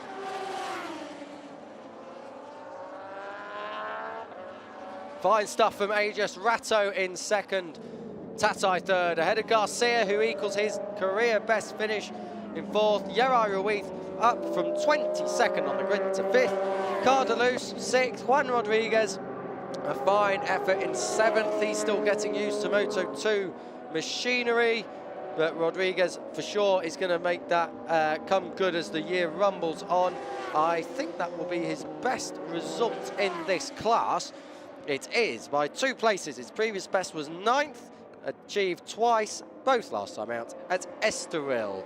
Behind them, Nico Antonelli took 8th place ahead of Marco Tapia and Alex Toledo. Sam Wilford just missing out on that top 10, the British rider in 11th place on the ADR team Calix. 12th place for Francesco Mongiardo, Gerard Rieu, Kyle Paz, the Filipino rider, and Unai Aradre back up and in 15th place. So he recovered to take a point. It makes it at least worth it. He just got ahead of Philip Raychek on the Cardoso Fantic Racing Calix in 16th. But no doubting the winner, no doubt in second. And after that scary launch when he looked like he stalled it, Carlos Tatai third. Not so bad after all, but number 81, Senna Aegis in a class of his own. We'll be hearing from him very soon when he gets down to Parc Ferme. And like Max Quiles, I apologise again, Max Quiles in the European Talent Cup. I think he did that whole cool-down lap on one wheel. Are we going to get a top rack style stoppie? We know Senna likes to do a stoppie as well in Parc Ferme. No, not this time. He rolls in nice and calm. Good job. Pat on the helmet, pat on the back by the team. Senna Aegis is looking good for this title this year. I know there's only 3 races done, but he's been more or less untouchable in all of them. Leon Camier down there in the, I think it's a grey T-shirt. There he is with the sunglasses on and the grey hair. Leon obviously advising to Senna this year and last year about his career and about all things racing related. Camier, the team boss of Team HRC over in World SBK, who run Ica Lecuona and Xavi Vierge. Both of those riders coming from this paddock. That's the official fan club of Carlos Tatai. They were treated to a mighty fine performance. And this man, Mattia Ratto, when he finally gets to Parc Fermé, he celebrated his 3rd place in a crazy style last year at Estoril. I was down there for that moment. And this is his 2nd career podium, his 1st podium since then. Massive stoppie on the way in. Let's see this. Ratto will be absolutely delighted. He's happy with that, and the AGR team will be happy as well. It's been a bit of a long wait. Great stuff from Ratto. It's been a long wait for AGR team and for Mattia Ratto, I should say, as well. AGR team, you had a feeling that Sam Wilford, before his injuries last year at Estoril, was going to take that team up to the podium. It wasn't to be in the end. Still a solid ride for Sam Wilford down in 11th place, but lacking that bike fitness, as he was saying earlier on. Tatai in 3rd, he won't be able to grovel at that. It was a fine performance, and he definitely gave it everything in the last couple of laps to try and deny Mattia Ratto his personal best finish in the class. Everyone just tucking into a little bit of lunch then in the stands as everyone celebrates that. That's the only Moto2 race of the day I should talk about, by the way, because they're back in action next time out at Jerez. But look at the style of Senna Aegis. Senna Aegis looking so good on one wheel across the line. Remember Troy Corser doing a massive wheelie on an Aprilia back in World Superbike in 2001 at this very track. It was mighty fine. He even has time to stand up on the way into pit lane. Fantastic from Senna. I bet it didn't take him ages to learn how to do that. Apologies. Steve's down there, as you can see, ready and waiting to chat with your race winner. It's going to be very hard to tame Senna Aegis now. You get the feeling that he's looking a bit strong and a bit good for this title. And here we go, he's just getting into position now. Senna Aegis is ready and waiting with Steve. Steve won't have to do a native language this time because he's Australian, so it'll just be the one interview in English coming up. Let's cross down to them Steves with Senna, 3 from 3. Senna Aegis, 3 in a row, and you've got a few weeks off until Jerez, but can you keep the run going? Yeah, amazing race today, amazing pace. I was just stable the whole race, and I was like, just challenge myself out there with the lap times and managing the gap on the pit board. But a big thank you to the Husqvarna Lucamoli Intact GP team today. They did a fantastic job for me all weekend, and I'm glad to deliver this for them on Sunday. So hopefully to take this form for our first 2 races to Jerez in a couple of weeks. Super stuff, mate. Well done. Thank you.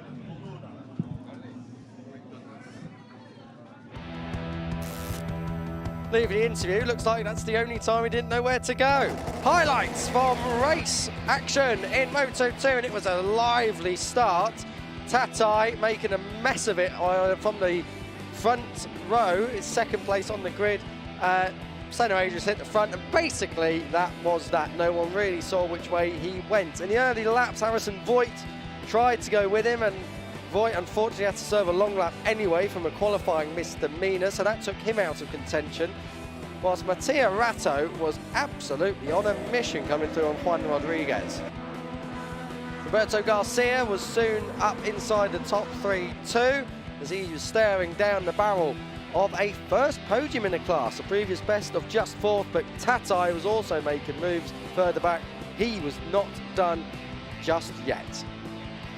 With 5 to go, it was Tatai who slithered through at turn 6, while slithering out was Harrison Voigt, who went on at turn 8 anyway. It was a disastrous day from a qualifying that the potential was quite high.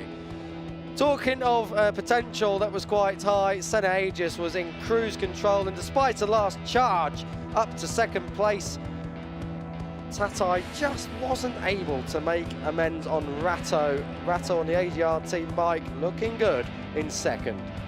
Looking better than all of them. A double at Estoril. It was another win for Senna Aegis. Across the line on one wheel and stood up. He knows how to showboat. Senna Aegis in mighty form. 2nd went to Mattia Ratto, who took a career best 2nd. 3rd for Carlos Tatai. What could have been if Tatai had got away well? Could he have challenged Senna Aegis for the win? Unlikely. but it's something we'll just have to wait and see for next time at Jerez.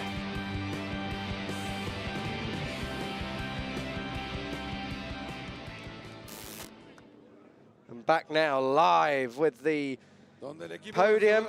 We've got an Australian, an Italian and a Spaniard on the rostrum here in Valencia.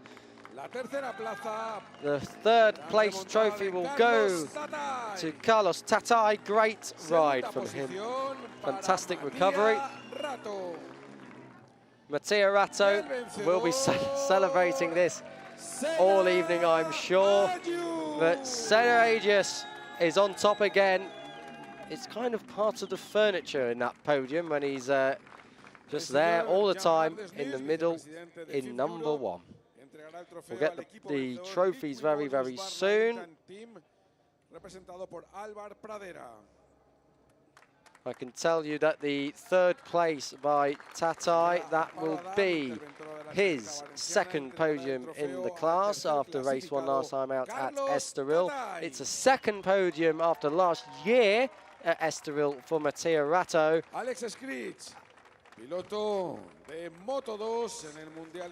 And as you can see, it is Alex Escrig who's on trophy handing out duty today. He gives it to Mattia Ratto, the Moto2 World Championship rider there in attendance here at Valencia, along with many stars. Whilst Joel Kelso, the Moto3 World Championship rider for CF Moto, hands out the winner's trophy to Senna Agius. One Australian to another. Fantastic to see Joel back in the paddock. This is the Australian national anthem for your winner, Senna Agius.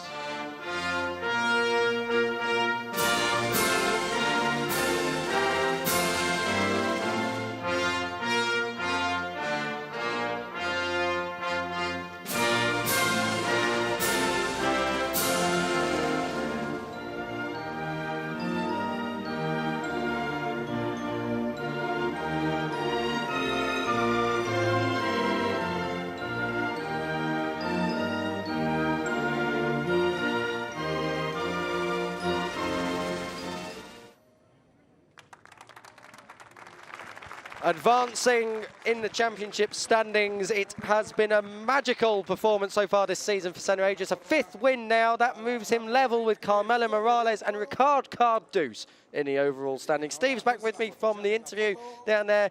Another day at the office for Senna, looking cool. Yeah, very solid start to the season for Senna. And just down in Park Ferme, just having a quick chat to Leon Camier, his advisor. Camier said, now you take it easy whenever you're asking him questions down in Park Ferme. And all I could think was, he's winning races comfortably. It's definitely not going to be a case of asking any hard questions at this stage. It's just about maintaining that momentum going forward. And the goal for Senna is very much to be in the World Championship next year.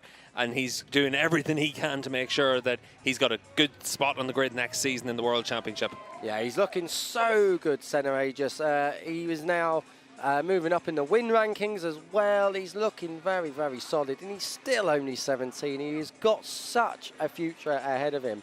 And that's the interesting thing. He's one of the youngest riders coming through this paddock. So many before him have done the same. Fermin Aldeguer is one of them. Alonso Lopez another, even though Alonso Lopez stepped back. But this championship giving talent up to the main World Championship, which is the important thing. These are your final results from the only Moto2 European Championship race here in Valencia. 3 out of 11 done. Senna Agius, Mattia Ratto, Tatai, Garcia, Yera Ruiz, the top 5, Carlos Rodriguez, Antonelli, Marco Tapia in 9th. And soon when we flick over the page, it'll be Alex Toledo at the top. He was 10th. Sam Wilford for Britain in 11th. Francesco Mongiardo, Gerard Riu, Kyle Path for the Philippines, and Unai Radre after his crash finishing 57 seconds adrift, but that is more of a story of what could have been. Philip Raychek in 16th, had a Mark Garcia, Shannon Inter and Charles Aubrey finishing out your order. Alberto Sura, Harrison Voigt, Mattia Volpi and Maxwell Tott not finishing the race. Championship standings should be next, and it's 75 points up for grabs after 3 races. It's 75 points matched by Senna Agius in a league of his own, 31 clear of Mattia Ratto, who moves up to 2nd, Carlos Tatai 3rd, Cardalus and Antonelli 4th and 5th, but just a point separates them. Jero Ruiz equal with Antonelli in 6th place. Toledo Rodriguez behind them. Sam Wilford rounding out the top 10. Harrison Voigt 11th, but that picture does not tell the full story. Roberto Garcia's 4th place here today. His only points so far of the season, so he's off and running, and he's got them on the scoreboard. Further down, going right the way through the order, Mongiardo, Runek and Inter, the final point scorers on the board so far.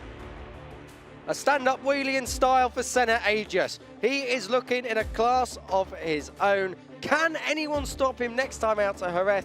We'll find out. Don't go anywhere. 3 more races still to come. We're back with Junior GP action very, very soon.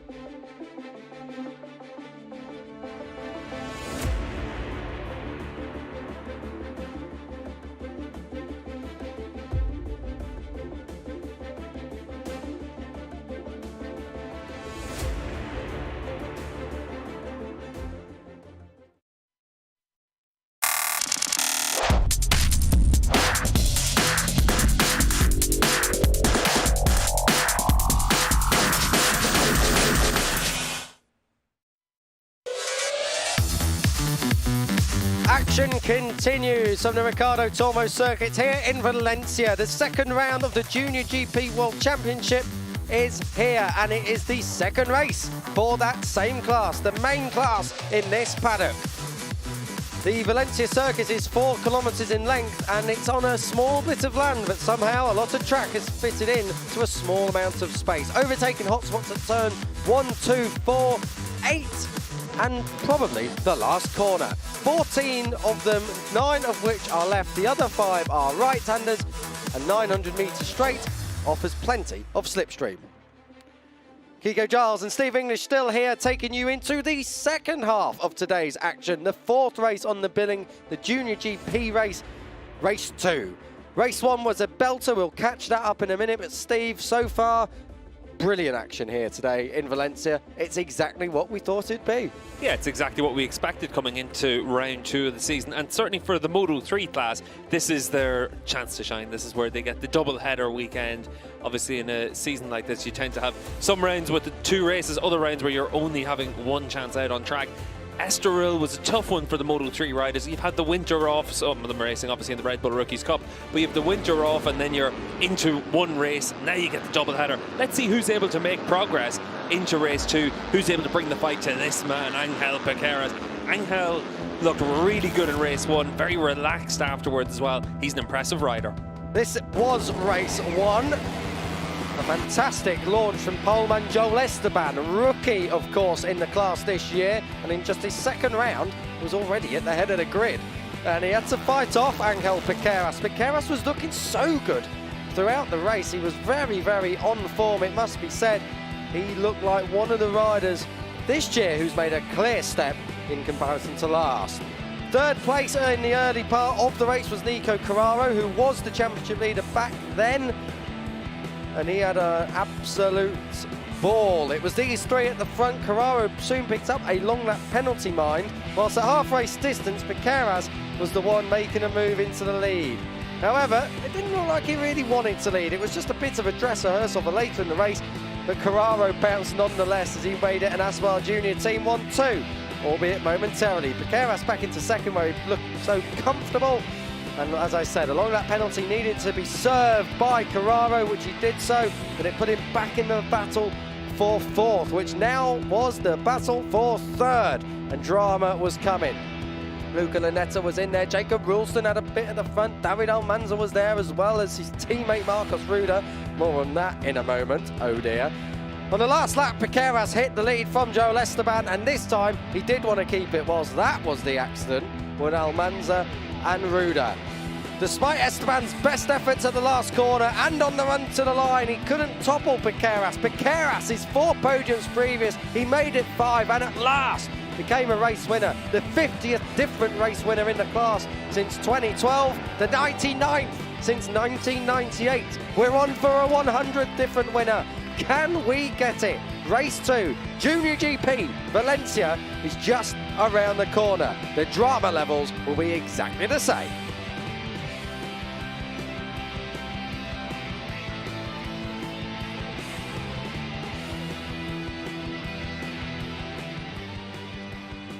And here we are, back live, trackside. That's the Angel Piqueras fan club. We was behind them on the way in this morning, Steve. There's quite a few of them, and they'll be happy after race 1. Yeah, they'll be very happy, obviously, for Piqueras, a local rider as well from the Valencia region, so he knows this place well, and he's been able to ride really well all weekend. He looks very comfortable out there. He's only turned 16 relatively recently, so he's still quite young for riders now in the Moto3 Junior World Championship. And it is going to be a case of for him just building that experience until he's ready and the right age to move up to the World Championship. He's got the talent for it. He's got a good team around him. And now it is a case of just trying to make sure you're able to get the results that you need. I hope that's not your flight back to Dublin, by the way, Steve. If so, you might have missed it. Oh, I'm not on a Vueling flight. I fly fancy, so the PJ will leave later on. But certainly for a lot of these riders, they're just trying to chase down the likes of Piqueras at the front of the field. Moto3 this year, very different to what we've seen at different times in the past. It's probably not as deep a field as what we saw in previous seasons, just because of what we talked about during the European Talent Cup race. Riders now with the minimum age limit having to stay in the ETC a bit longer. But the good riders at the front of the field, they're always good in the Moto3 class. So, race 2 then, let's go through your grid. This is the 125th different race with Moto3 machinery in the Junior GP class, so it's a bit of a milestone race. Joel Esteban yet to win, and as I said a few times now, he could be the 100th different winner since the inauguration of this championship. So close yet so far in race 1 though. Yeah, and for Joel, very impressive in race 1 as well. We saw him at the front of the field for most of that race, able to come away with second place. Just wasn't able to get through on the last lap into the last corner on Piqueras, but he's up against a rider that's got a lot of experience, knew where to put his bike, and Piqueras rode the perfect last lap. Piqueras, a smart finish. Lovely to see that British flag umbrella. Love it. Thank you very much. Where do I buy one? Second on the grid, we're going to get to Piqueras now. Finally, a race winner. The Valencian rider. He's done it at home as well. 5 podiums in his career now. Those stats that you see at the bottom of your screen are actually this year's results, I believe. So Estoril, obviously a podium there, and another podium here. That's 2. The podium was a win, so that's 1 win. Piqueras, can he do the double? He certainly can. We've seen it in the Red Bull Rookies Cup so far this season. A very strong start to the year. 5 wins out of 6. Lost the other race by less than 1/10 of a second. So he's been perfect all the way through this campaign so far. And finally able to get the monkey off his back for a Junior GP race victory. But it's the first of many this season, you'd imagine. Luca Lunetta on the front row for the 2nd consecutive Valencian round. He was there in the front row last time out as well at the end of last year. 4th and 3rd. By that reckoning, he will be 2nd in that race, in the next race. If only it was that easy. But he is, if they can get away with the front group, a potential race winner, Steve. Yeah, he had a couple of podiums in the Italian Moto3 Championship as well so far this season. Podium in this morning's race. He's just been able to steadily keep himself in that top 5 through the course of this season. He's qualified well. He's made good steps with that. That's what you need to do in Moto3. Championship leader coming into this round, Nico Carraro, is now 2nd in the championship, 5th in the first race after that long lap penalty. You get the feeling if he doesn't exceed track limits this time and he doesn't pick up that long lap penalty, he is going to be in that lead group. He bridged the gap pretty seamlessly in race 1. Yeah, looked very comfortable in race 1 as well. Nico's made a big step forward into this season. He's got a lot of experience now in the Moto 3 classes, and he's been able to put it to good use at this stage. He's one of the oldest riders in the field at 21, and that brings with it the pressure to perform, but he's been able to really step up.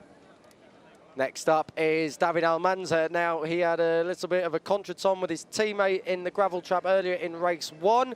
Those two took each other out on the last lap, and that is 2-0 point score finishes for Almanza. He needs a result, Steve, and quick. Yeah, he really does, and certainly for Almanza, he's a rider that everyone took note of in the World Championship in Argentina, but here in the Junior GP paddock, he hasn't really had the results to back up what we saw in Argentina in the World Championship. Obviously, some of that comes down to teams and situations and different sets of circumstances, but now the 22 really needs to get those results. One consolation for him is the last race he finished was here, and he won. And even then he crashed out of the lead. It went back to count back. So Almanza, he's got the pace. It's whether or not he can capitalise on it. One person who capitalised on pace was this man, Jacob Ralston. Starts 6th on the grid, and it was looking like a first podium for himself in this Junior GP class. He'll be looking to repeat that. He's a good team. Yeah, he had a podium in the Red Bull Rookies Cup already this season, a couple of rounds ago in Jerez, and now it's about trying to make sure he's able to get his first Moto 3 podium. But he's a rider with a lot of track time this year from the Rookies Cup and then also from the Junior GP classes. Alessandro Morosi there in 7th place on the grid this time around. Best result of the year in race 1 in 6th place. He is 8th overall in the standings with 15 points. What can we expect from here, from this race from Morosi? Well, from Morosi, what we saw in the opening race today was a top 6 finish. We saw as well in the Italian Championship, he jumped into a wild card at Mugello a few rounds ago. He qualified in the second row with the grid, came away with a podium and a top 6 finish. If he's able to do that again in this race, then it's really job done. That's what he needs to do in the Moto 3 class this year. Just show the consistency to be able to get yourself up into the top 10 all the way through the season and as many top 5s as possible. 8th place track specialist. We kept an eye on him in the opening race. Marcos Ruda didn't end too well. In fact, it didn't end too well at all for that team. He and teammate Almanza taking each other out. They'll definitely be hoping to avoid that this time around. Yeah, he's still chasing his first podium in the Moto 3 class here, but he has had a top 5 finish, and that has to be the goal once again going forward for him. In 9th place, we expect to see Facundo Yambias. That was Colin Vire, who you just saw on the screen. Of course, he nearly took a race win here last year on the run to the line in what was the closest ever finish in a Junior GP class race. That was the penultimate race of last year. This is Facundo Yambias, the Uruguayan rider, 9th on the grid. Had a bit of a struggle in the opening race. He was in that second group and then finished down in 14th. We know he can do better than that, though. Yeah, I think for Yambias, the goal is this season to be able to get his first top 5 finish. He's been able to get top 10 finishes, but making that next step is a big challenge. And the Uruguayan, he's got speed, but it's about trying to put it all together, and we're still really waiting for him to put it all together. 10th place on the grid is Elia Bartolini. He will need to be a little bit better than where he was earlier on. And today he was down in 8th place, and actually the next Honda rider after your winner, Angel Picara. So the Honda's not working too well here in Valencia, but we know Bartolini's got great World Championship experience, and he'll be looking to capitalise on that in this race. Yeah, Elio also went back to racing the Italian Championship at Mugello, one of the many riders that have turned up for a wild card in Italy this season. He was able to pick up a race victory in Mugello as well. So he's been able to put something together already this season. Now, though, in the Moto 3 Junior World Championship, this is where he really needs to shine. Alvaro Carpe, he actually crossed the line 3rd at Estoril, but was later disqualified for a transgression with weight. So he's got potential. We know that. He is down in 11th place, so keep an eye on the La Galicia Racing number 83. But your pole man is Joel Esteban. Can he convert it to become the 100th different winner since the inauguration of the championship?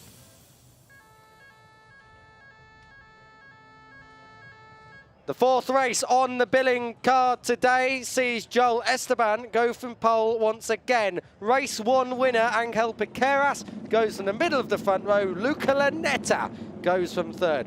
Nico Carraro, fourth, was your championship leader coming into this event. He'll look to try and grab it back. He goes from the head of the second row. Britain's Eddie O'Shea was next up after Alvaro Carpe. He'll look to go from 12th and seeks a better result than he had in the opening race when he was 11th. Can he get the top 10? Kiko Giles and Steve English here taking you through the action here in Valencia. We are trackside at the Circuit Ricardo Tormo, the 4th race of 6 on the billing today. Steve, it's going to be a belter again. Yeah, 17-lap race for these Moto3 riders. The riders to keep an eye on are our pole setter there, Joel Esteban. Engel Piqueras, our race winner this morning on the number 18 machine. He lines up in the middle of the front row of the grid. But we did see quite a few riders able to get themselves into a bit of a scrap, including this man, Nico Carrera. He was the race winner at the opening race of the year in Estoril, and now for him it's about trying to make sure he's a clean run through in this race, doesn't have a long lap penalty, because he's got the pace to be at the front. Just want to talk about one other rider who came racing through earlier.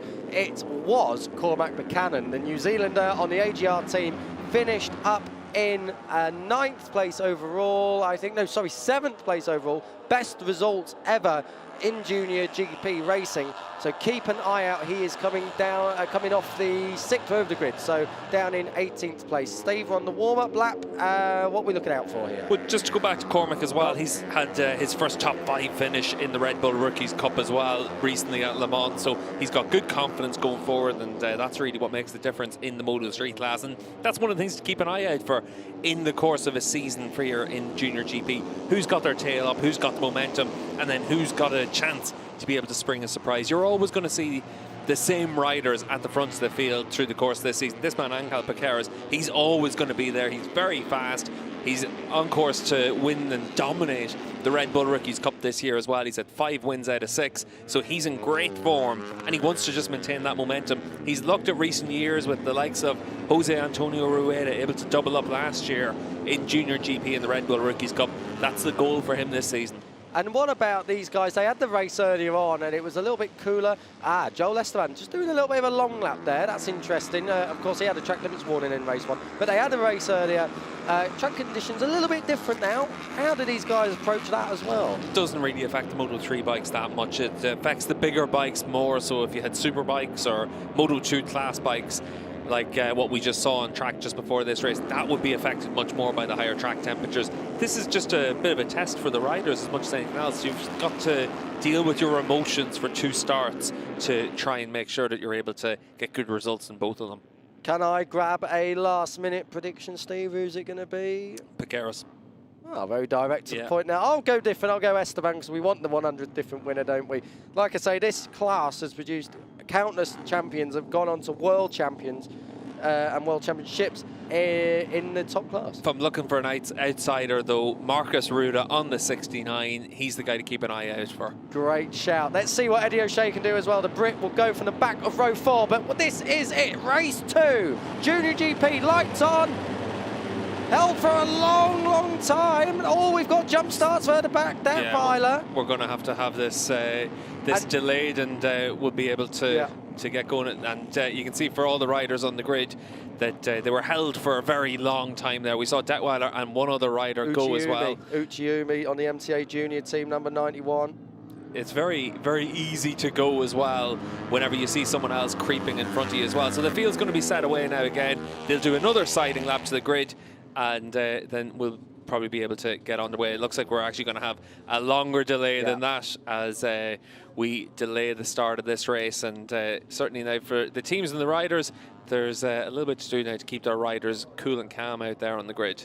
What we should see here is an aborted start. They'll get the team and personnel back on the grid. I don't really know what happened there. We was held for a long time. That'll be funny on watching that back as we're about to detonate ourselves for the race start. But this will be, I imagine they'll be at least 1 lap shorter, but the team should be able to come on. They'll send them off on another lap, but I'm not really sure they're holding them here. Yeah, you might be sent into pit lane as well. It just looks like there's been a failure there with the lights to go out. So race direction will have to get that sorted. And you could well have it where everyone's sent into pit lane. They may not actually be held on the grid. Just depends on what the situation is for race direction and when they're going to be able to make a decision about what to do. One of the starter motors was just coming out there. That was for the Aspar Juniors. Oh, there's a few more coming out now. So everyone's coming back onto the grid. We should have, it won't be a quick, oh, someone's dropped, oh dear, someone dropped something there. What we should have, it's not the quick restart procedure. It'll be full restart, probably minus a lap, Steve. It'll just come down to what race direction decide to do. You'd imagine these two riders will probably be given a pit lane start or some other penalty like that. But if it's been an issue like that with the lights, they might well be able to win a case and be able to take up their grid slots. But it's not ideal for anyone out there. The only thing is, and we've seen it before at places like Misano, lots of times, of course, that sometimes the lights flicker, and that might have been another thing. Obviously, I didn't see them flicker at all, but you know, some riders see that, and maybe one goes and the other one follows suit. So it'll be interesting to see if we can get some word down there to see actually what did happen. It was just that the lights were held on for so long for the riders there. You can see there, though, they have now gone off, so that should mean that we have a pretty quick procedure to get ourselves back underway. And then we'll just wait for what race direction decide to do in terms of distances and what they do to get ready again for this. Race delayed due to technical problem. That's what we've just had on our screens up here.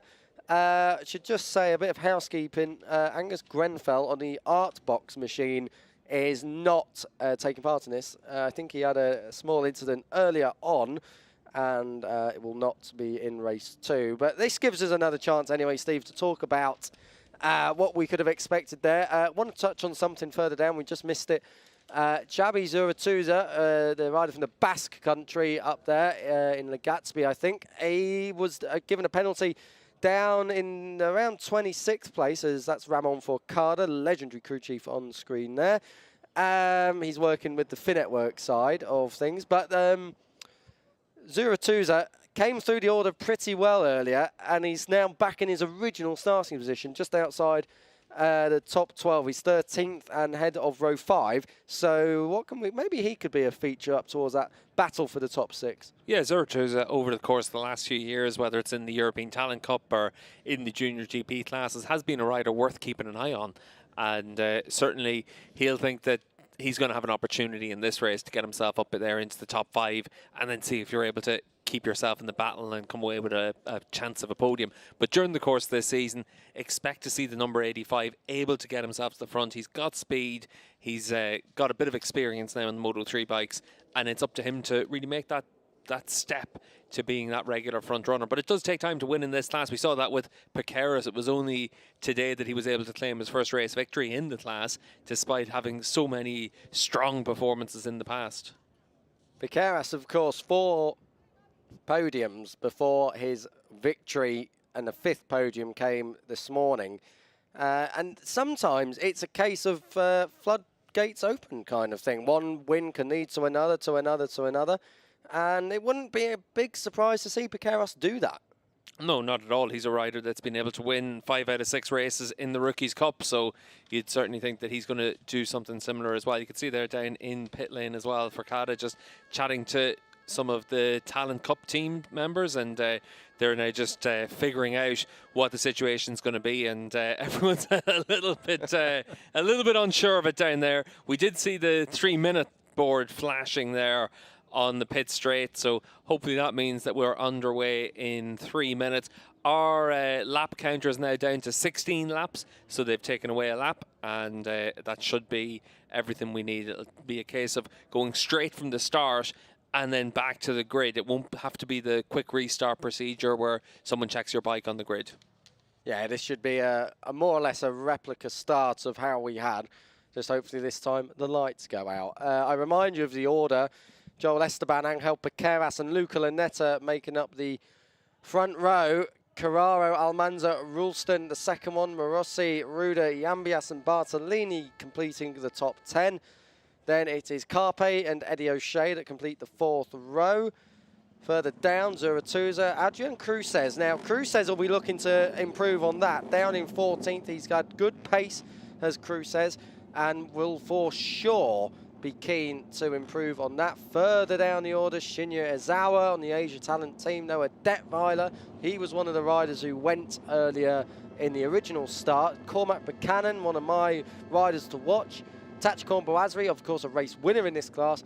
And then Kotaro Uchiumi, another rider who went earlier as well. Torin Collins, Cesare Tiezzi, Leo Ramersdorfer, Alessio Matai, Alex Gordon, and Jeffrey Emmanuel, the 26 riders on the grid. And as I said before, no Angus Grenfell on the art box. He will not start this race.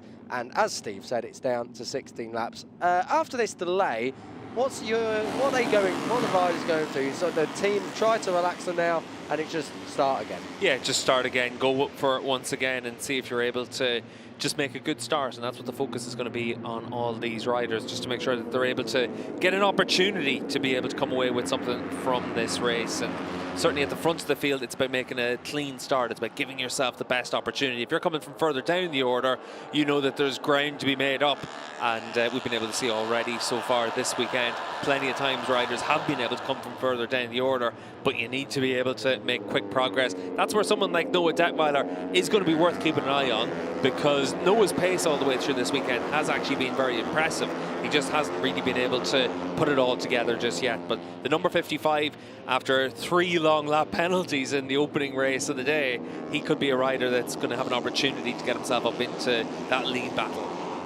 3 long lap penalties, and of course that extra lap he's just done at the end of the first start. He's done more laps around Valencia non-racing than he has actually racing, so not good for Detweiler. But as we say, his pace is good. Piqueras, Carraro, Lunetta, Esteban, the top 4 in the standings, all covered by just 19 points, so it can totally turn on its head depending on what result we get here today. If you're just joining us, Kiko Giles and Steve English taking you through the action. This is the 4th race of the day, and like in that first warm-up lap we had, Joel Esteban doing a long lap penalty, just getting to see how it is, how dirty it is out there, if he needs to serve one in the race. Yeah, confident of needing that little bit of extra experience there, but wary of it, given that he had to take a penalty in the opening race of the weekend. And certainly for Joel Esteban, he'll know that this is a chance for him to be able to come away with some decent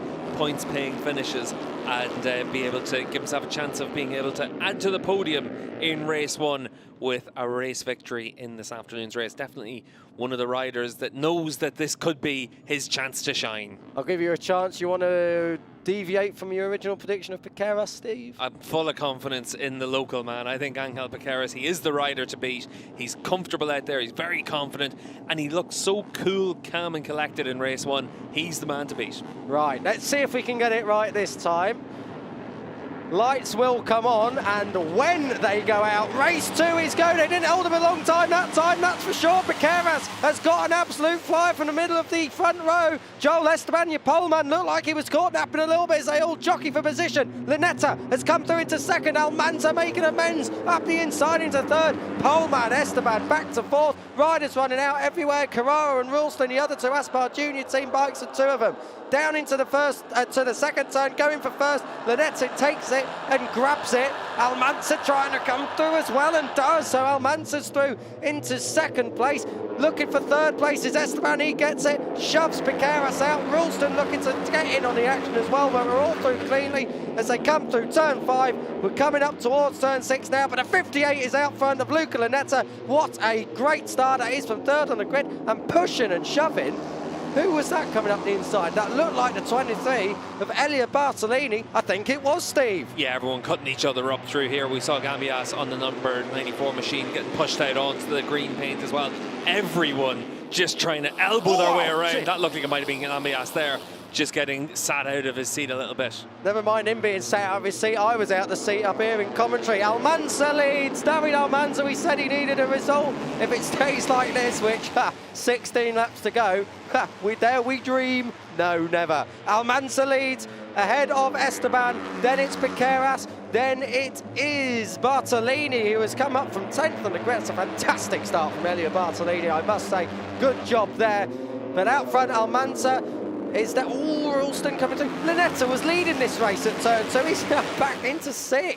Yeah, and you can see here with the number 23 of Bartolini, he's got an opportunity now to try and move himself up into the top 3 spots as well. Great opening lap for him as the 2 Australia Galicia bikes come through to try and hit the front. 4 abreast. There's got 2 Hondas in this lead group. We didn't have that earlier. We didn't really have a lead group earlier. But Esteban and Piqueras, the 2 that separated everything earlier on, are now at the front as Ralston gets it sideways. Almanza, this is a disaster really now. If you consider he was leading this a lap ago on the opening lap, he does not. Whoa! Teammates, I don't think so. Sliding on through. Elliot Bartolini takes no prisoners. He feels like he's in for a result here today, and he just cut up his teammate. There'll be words after that, I'm sure. Bartolini second. That's the racing you get in the run down in towards turn 4, but for Piqueras, he now knows where he stands in this one as well, and if he's given the chance to come through, he's going to come through. Yeah, I think his teammate's about to know where he is in the pecking order. He might not even be pecking in a minute.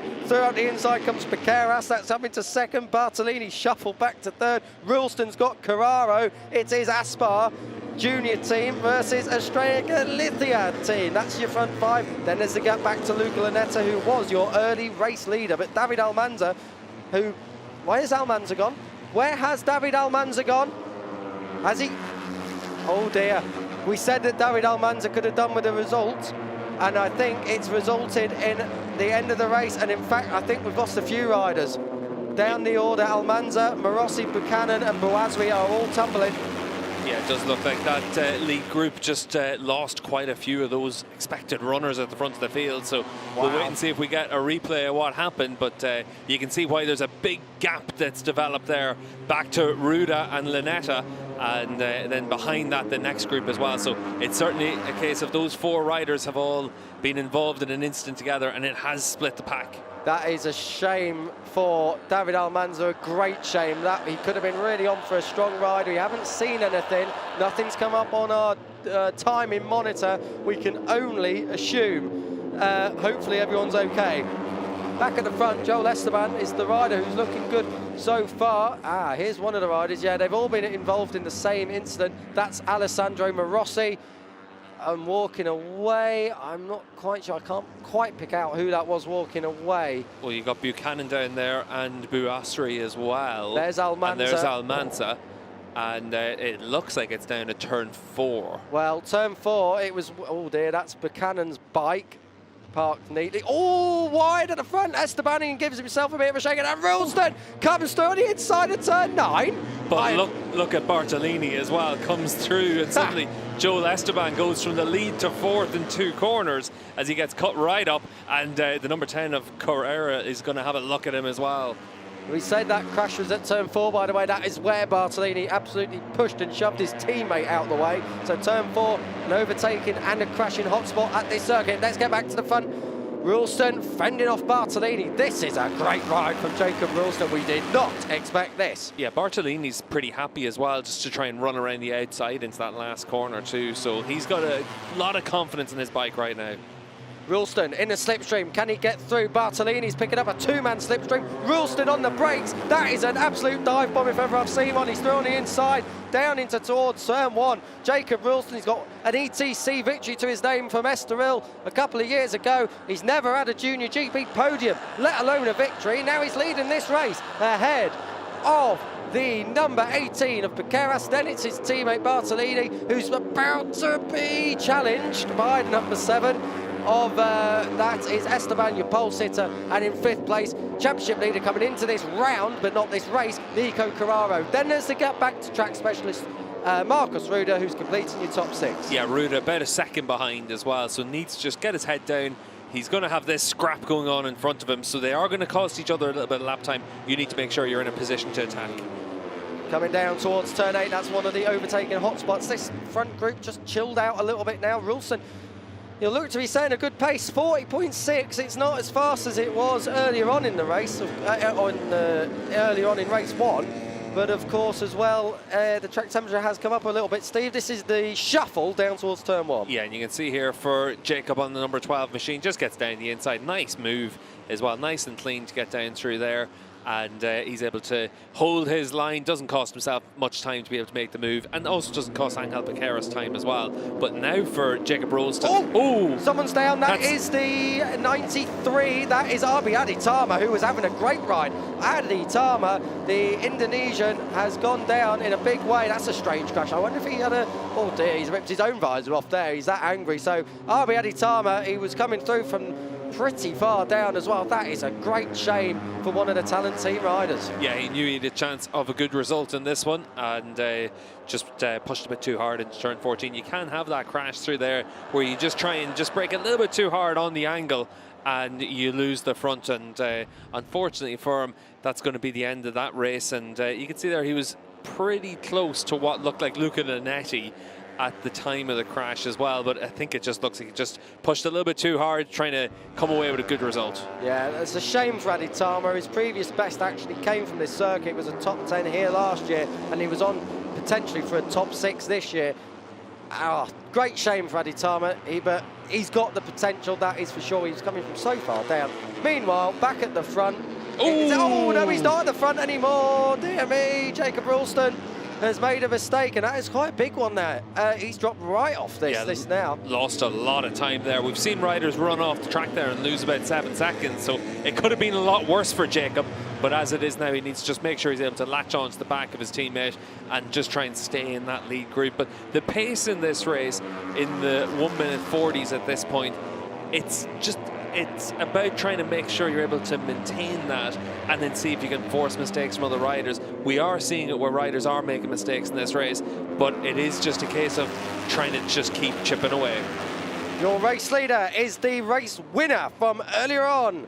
Angel Piqueras looking good so far. He is your race leader ahead of Joel Esteban, who's looking to try and get his first victory in this class in just his 3rd race. He is something special indeed. The 23 is Elia Bartolini. He's come from the 4th row of the grid up inside the top 3 as it stands so far. Then it is the number 10. No, it's not. It's the number 12. It's his teammate Jacob Rolston pushing and shoving out of the way. Nico Carraro, and that 5, they are lapping relatively fast in terms of behind. The only rider who was a bit quicker last time around was Marcus Ruder, but he was only quicker than Jacob Rolston, who made that mistake. Yeah, and it's still 1.7 seconds that he has to make up. So this is the leading group of 5, and you'd imagine as we move into the second half of the race and in a few laps' time, this is where the battle for the win and the battle for the podium spots is going to come down to. This is a case of just who's able to avoid making the mistakes, keep themselves in contention.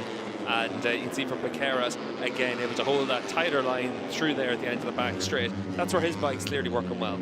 Yeah, he looks good in towards turn 8. He's looked good in the braking area earlier on, all the way through race 1. And I just wonder now if he's got so much more confidence, he was never lacking in it anyway, that he's really utilising in the areas where he's strong on circuit. I mean, he'll certainly be looking to make a move on Esteban. In fact, we talked earlier, Steve, in race 1, that Esteban looked like he was on the limit, and Piqueras was always looking like he's sandbagging, so to speak. He's just riding within himself, and he's got that confidence that comes from winning so many races in the Rookies Cup so far this season, and then also the confidence that comes from having just claimed his first Junior GP race victory. So he certainly knows that there's going to be opportunities all the way through this season, and he's just making sure he's in a position to pick them off when they present themselves. But up there in P2 right now, the number 18, he is the favourite coming into this season, and what he's been able to do so far in Estoril and in the opening race of the day here in Valencia, it's done nothing but back up that pre-season form. Rolston back up into 3rd place now, ahead of Bartolini. Bartolini back to 4th, and soon going to be coming under pressure from fellow countryman Carraro. We're looking at this lead group of 5. I'll just take you down towards the battle for 6th place at the moment. Marcus Ruder doing a fantastic job on the sole surviving Finetwork Mir Racing Team machine. 7th place, Luca Linetti has got his hands full with Alvaro Carpe, but really that group battling in the background there all together. So expect that to chop and change. The gap over 2 seconds, unless these front 5 really start taking lumps out of each other, unlikely that it closes in too much more than that. Yeah, it is a case of these leading 5 are away, and the battle for the win will come down to them, and then it's just who's able to pick the pieces in the 6th place battle. But we also saw in this morning's race, everything can change in the blink of an eye in the Moto3 class, and suddenly what is a scrap for 6th can suddenly become a scrap for a podium spot. It could become a scrap for victory if these lots start taking lumps out of each other like Ralston is. It's an Aspar Junior Team 1-2 as he moves on through into second place then. Jacob Ralston for Australia. Wow, we did not anticipate this. Jacob Ralston has really made a step in 2023. He might be making a massive step up to challenge for the race lead. He's letting the brakes off his heart. He had a look. He had a bit of a look there into turn 1. Couldn't pull it down this time around. But Jacob Ralston has got pace here. He's looking for the lead. Jacob Ralston, oh, he nearly tried to block past, couldn't get it done. Yeah, you do have it where Ralston is right on the limit as well, and he's making sure he's getting himself the opportunities to get back to front. We've already seen him make a mistake, but look at that for a move down in towards turn 4. He's got a lot of confidence in himself right now, and he wants to make sure that when the sun's shining, he's making hay, and he's doing a good job of it right now. He's doing a great job of it. That was down in towards turn 4, got it rolling from turn 3. Fantastic stuff from Jacob Ralston. Wow, what a result this would be at the moment. It's an Aspar Junior Team 1-2. Esteban's got pressure from Bartolini. Piqueras, as we said earlier, just looks like he's sandbagging a little bit. He's not getting in these battles. There's still 9 laps to go. You can't win the race in the first few laps. You can only lose it. Yeah, it's not so much sandbagging. It's just keeping his powder dry. He's keeping himself out of trouble. And then when the opportunities present themselves, he'll come through to make his moves. But Piqueras on the 18 does look like the most comfortable rider in this group. Look at the body language of the race leader, Jacob Ralston, on the number 12 machine.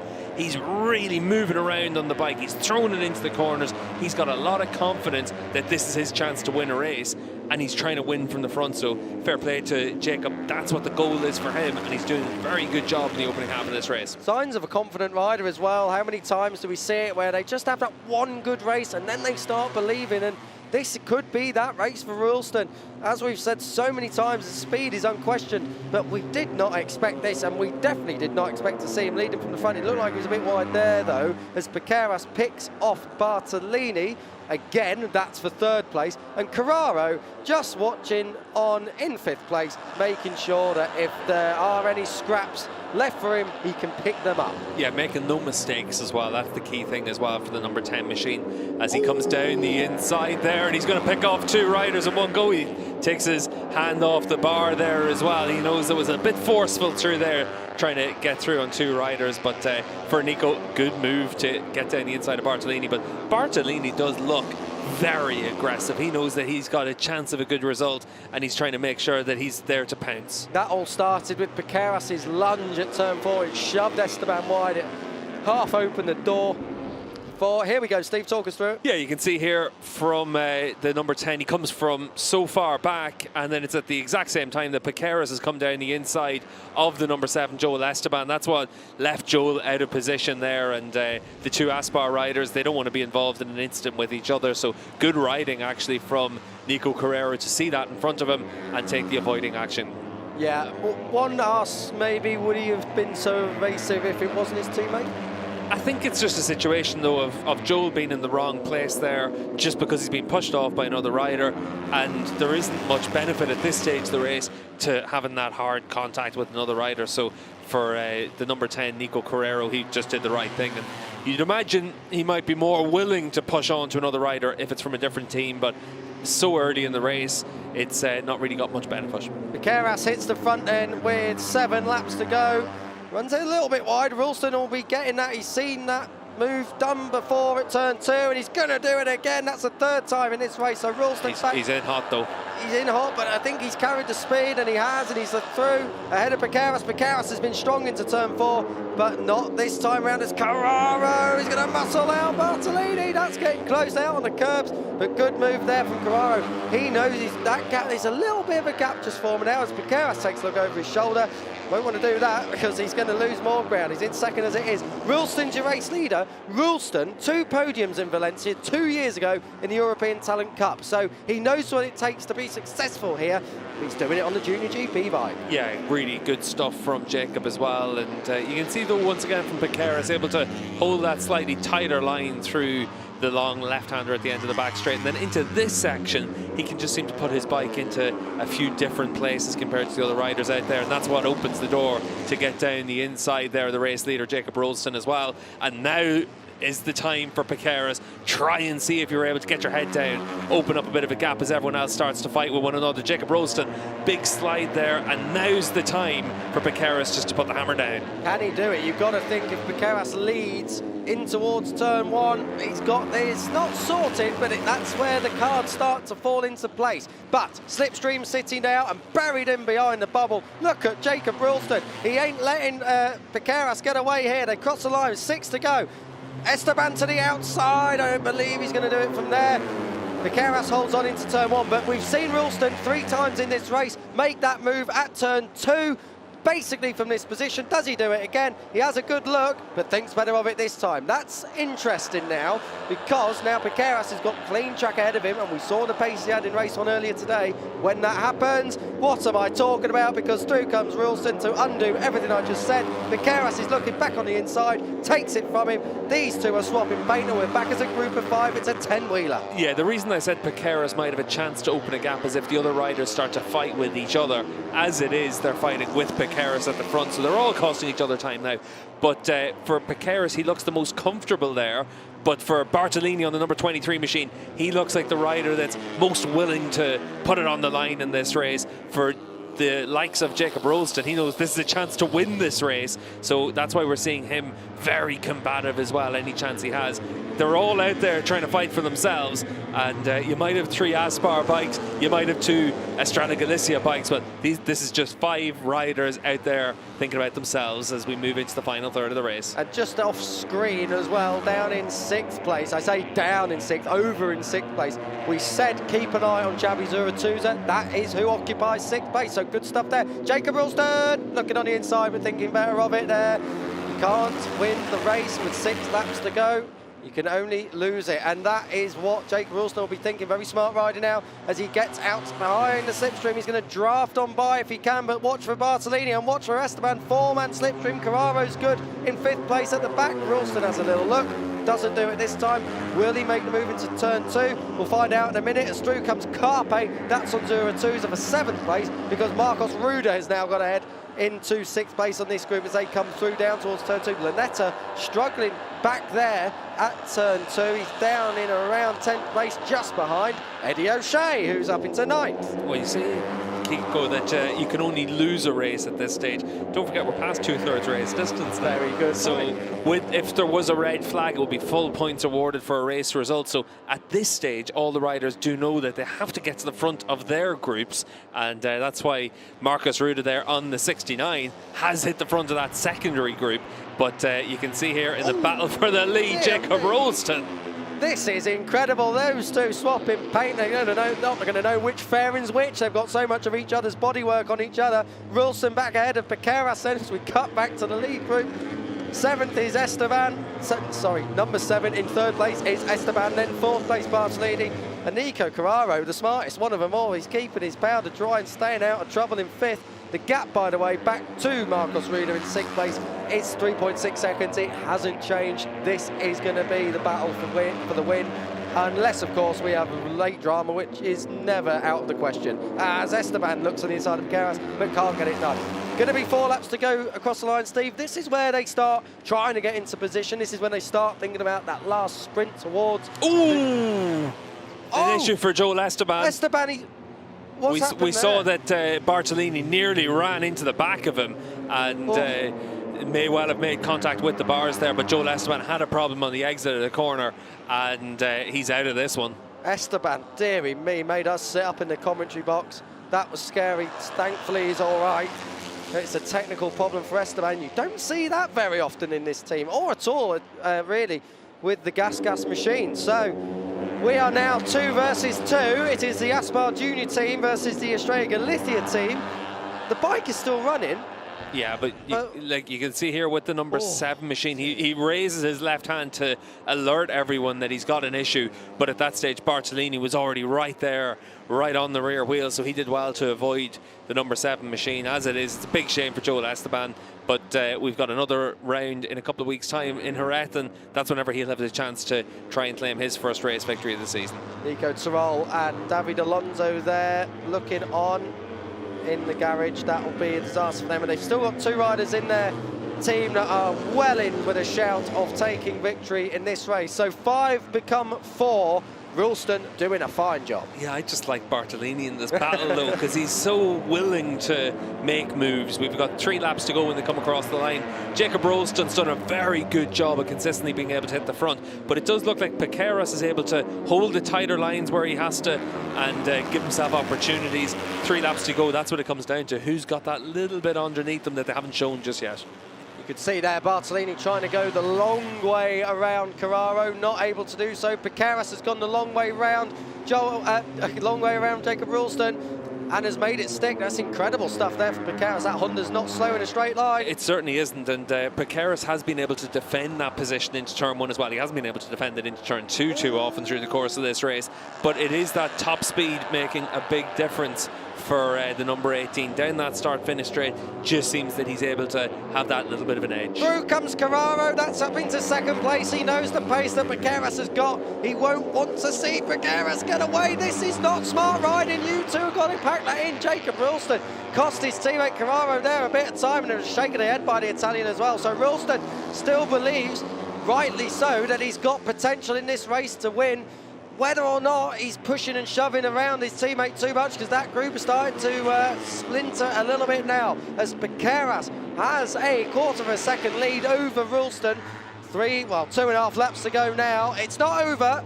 It's still very much a leading group of 4 here, and you can see that Angel Piqueras has been able to get to the front, but he hasn't been able to really take advantage of the big fight. You can see here the move for 2nd position, and down the inside came Jacob Ralston, and you can understand Carrera being a little bit frustrated about that, because earlier in the race he made sure not to run out wide towards his teammate, and he hasn't had that favourable return. But you're down into the last 2.5 laps of a race. This is when it comes down to winning the race, and that's what Jacob Ralston is thinking about. Asking for the power there was Piqueras. He just got it lit up as they come across the line. Penultimate lap time as they come through now. Carraro, the number 10 on your far left of picture, is going to look to go the long way round on his teammate. He can't do that. Bartolini looking on the inside as well. The top speed, though, for Piqueras in the 18 is impressive. With those gas bikes using the slipstream, they're still not able to come through on him down in towards turn 1. The cat at turn 2, though, we've seen it so many times. I make that the 4th time now for Ralston. He's back as your race leader. But this is a key place for Piqueras as well, because you can see with the other gas coming down the inside. For Piqueras, though, if he's 2nd going into that last lap, he should be able to use the slipstream to attack into turn 1. If you attack into turn 1 and come through, you take the line away from the other rider, the momentum away for the run towards turn 2. So I think for Piqueras, he needs to make sure he's able to hold on to this position in 2nd, leading into that last lap. That could be the difference. I can't believe we're talking strategy in a Junior GP race. It's incredible. But now we have got a lap and a half to go. They are at turn 8. They will get it up now through here. This is the left-right flick of turn 9 and 10. Then it's an overtaken spot if you want to launch up the inside at turn 11. Not this time around though, but it's so close. Bartolini into the last corner. Will he try that wide line again? You can see that number 10 of Carrera with big look over his shoulder, wants to see who's there with him. He knows it's only this group of 4. Bartolini we've seen very wide through the last corner at times during this race. Will he use that to try and set something up into the last corner for the last lap?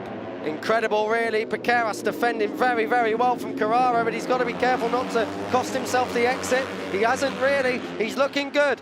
We are going on to the last lap now, and Jacob Ralston is just 4 kilometres between himself and the first victory of his career in the Junior GP class. Angel Piqueras is thinking otherwise. His teammate thinks otherwise. Carraro through. Ralston lets the brakes off. Piqueras is forced out by both of them, and he's going to have friendly fire from his teammate as well. Then Bartolini, the number 23, but Carraro is leading this at the moment. It's an Aspar Junior team 1-2, and Piqueras is now 3rd, Steve. He wouldn't have planned this in.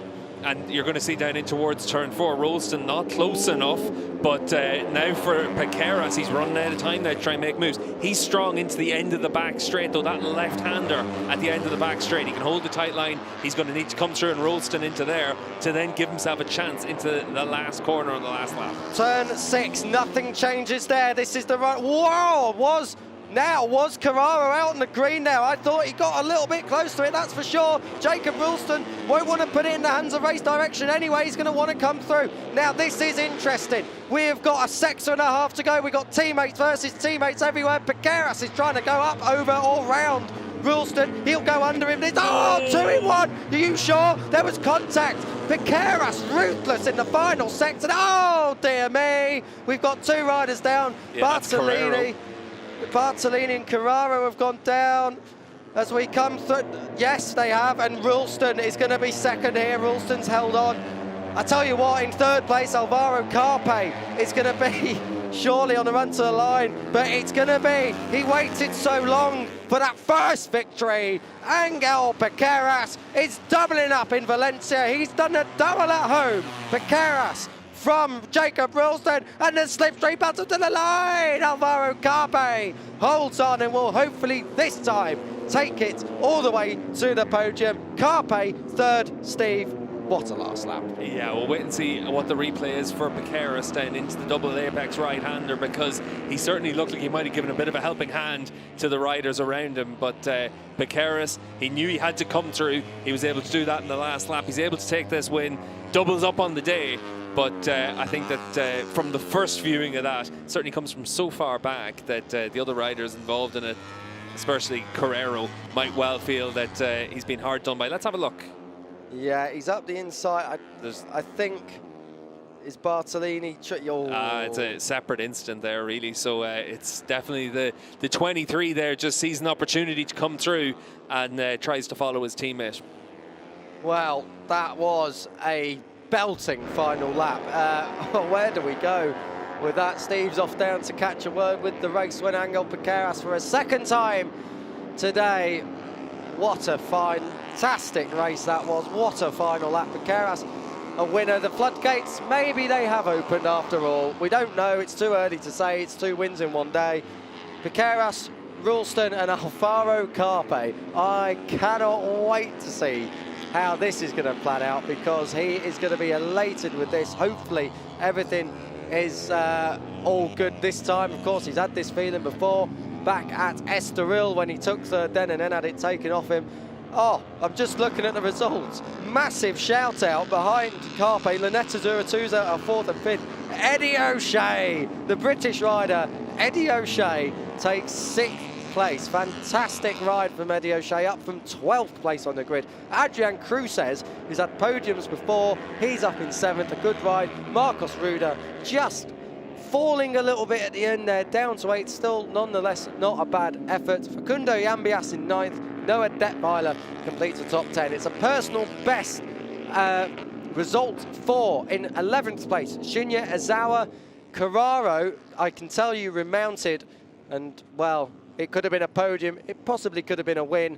Instead, it's 12th. Leo Ramersdorfer is in 13th place. Kotaro Uchiumi is 14th, ahead of Torin Collins.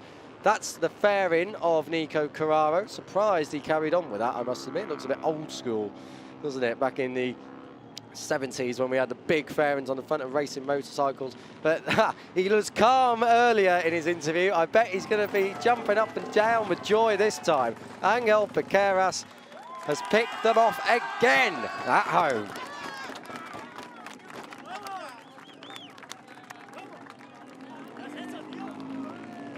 Great scenes down there, all captured, of course, for the team's memory. The Piqueras fan clubs are well happy. 2nd place, as I say, Jacob Ralston. That will be Jacob Ralston's 1st podium in the class as well. So top stuff there. The Australian, very, very solid effort. And I really think we can get ready to expect more to come from Ralston. He looks like he really has got now a good grip on this Junior GP Moto 3 machine. And third for Alvaro Carpe. Has he arrived yet, or is he arriving now? Because this could be a bit like, there he is. Alvaro Carpe, well, this time it is for him. The third place, that is a fantastic result for him. And, you know, he's got that potential. He had a kind of a steady year last year, flashes of brilliance as he adapted to Junior GP machinery up from ETC, of course, but this time there were no questions. He's looked so good. What a ride, though, further back from Eddie O'Shea. He's not in the picture. He is down in 6th place, but up from where he qualified. Fine effort. A top 6 for the British talent team. Just waiting for the interview. Steve is already down there, ready and waiting.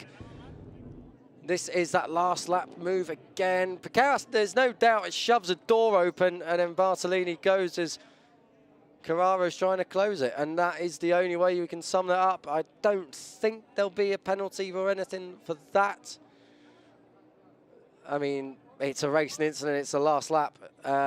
You know, you never know. Alvaro Carpe signalling to the number 1 of Angel Piqueras. Piqueras has looked pretty stunning indeed. There's the fan club. They have come not that far, really. They're from Valencia, so they've only had to come up the road to see their man do a double. Piqueras, he has been so good for so long, and now he's got those wins to his name. Steve is down there with Piqueras. A double win at home. It doesn't get much better. Piqueras, what a day. But talk us through the last lap here in the second race of the day. Yeah, it was a crazy lap because I overtake 2 riders in one corner, and I'm really happy because I did P1 and P1, and now I have to be focused for Mugello and with the Red Bull Rookies Cup, and I'm very happy because I don't know, this feeling is amazing, and now I feel really confident with myself, and let's see Mugello. Bueno, estoy muy contento. La carrera ha sido, bueno, la última vuelta ha sido un poco de infarto porque he adelantado a 2 pilotos en una curva, pero bueno, estoy muy contento. El equipo ha hecho un trabajo muy bueno y ahora con la mirada puesta ya en Mugello, que tengo la siguiente prueba con la Red Bull Rookies Cup. Great job today, Angel. Thank you. Well, where to start with this then? We had a false start earlier on, but eventually we got underway, and it was Angel Piqueras who grabbed the whole shot ahead of Luca Lunetta, and David Almanza was up there early doors, leading the way. Joel Esteban was in the mix too. Then the 23 of Elia Bartolini from 10th on the grid. He moved up into the podium positions. There was a moment for Esteban as he was pushed and shoved around. Jacob Rulston and his teammate Nico Carraro were coming into it, but Bartolini certainly wasn't taking any prisoners. Rulston hit the front, then we had this crash out, 6th place for Arbi Aditama, on for his career best finish. Rulston got it all wrong down in towards turn 8, somehow anchored it all up, latched back onto the back of the 5-man leading group, and was already back in the mix into 4th place, whilst teammate Joel Esteban hit the front. Rulston was ruthless in his way through to the finish and was making great passes. Back from 5th, he came up to the lead, and from then on looked really, really good. But Piqueras picked up his teammate, Joel Esteban, and then somehow Bartolini avoided Esteban, who had a mechanical failure on the front straight as he was buried in the slipstream. So lucky there wasn't anything worse there. And then there was some more friendly fire between the Aspar Junior team riders of Rulston and Carraro. Onto the last lap, Carraro came through, Rulston let the brakes off in towards turn 1, but it was Piqueras at turn 11 who got them both up the inside, and as he pushed Carraro wide, Carraro was skittled by an ambitious Elia Bartolini. That more or less sorted the race results out. Piqueras doubling up ahead of Jacob Rulston, who took a career first podium, as did an elated number 83 in the background, Alvaro Carpe. And this time, unlike at Estoril, Carpe does get to keep hold of the podium. No doubting the race winner though, Angel Piqueras looking good for this 2023 Junior GP season. He had reason to celebrate. Will anyone stop him next time out? So, the podium ceremony then. A fantastic ride by your race winner. We'll get them in 3, 2, 1 order. Alvaro Carpe, massive cheer for Carpe, the Murcian rider, coming all the way up. Second place for Jacob Ralston, but Piqueras, well, where to start? Another win, a second win in the day. Steve English is back with me now in commentary. He didn't really know, he didn't have many words to say. I think he's still settling into this new position on top of the box. Yeah, but in the opening race today, very comfortable after it. This race, though, obviously a very different scrap, coming through 2 overtaking moves on the last lap, only half a lap from home, and really good performance from Piqueras once again. And this is what he's been doing in the Rookies Cup. He's been finding a way to win. He did that again today. And instantly attention turning to that Rookies Cup. Of course, they're at Mugello next time out alongside the MotoGP World Championship as Danny Holgado. Remember him? 2021 Moto3 Junior World Champion. And he's handed out the trophy there. And we all know who this is. Pedro Acosta. He's had a few wins here in this class, hasn't he, Steve? He's had a few wins in a few classes, and it's always good to see the riders come back into the paddock and give something back as well. And we've seen that all the way through today with different riders on the grid or offering the trophies there on the podium as well. 2 years of free internet, that'll be then, seeing as he got a year earlier on. So good stuff there from Angel Piqueras. Don't know where he's going to put all them checks. We're going to have the national anthem of Spain.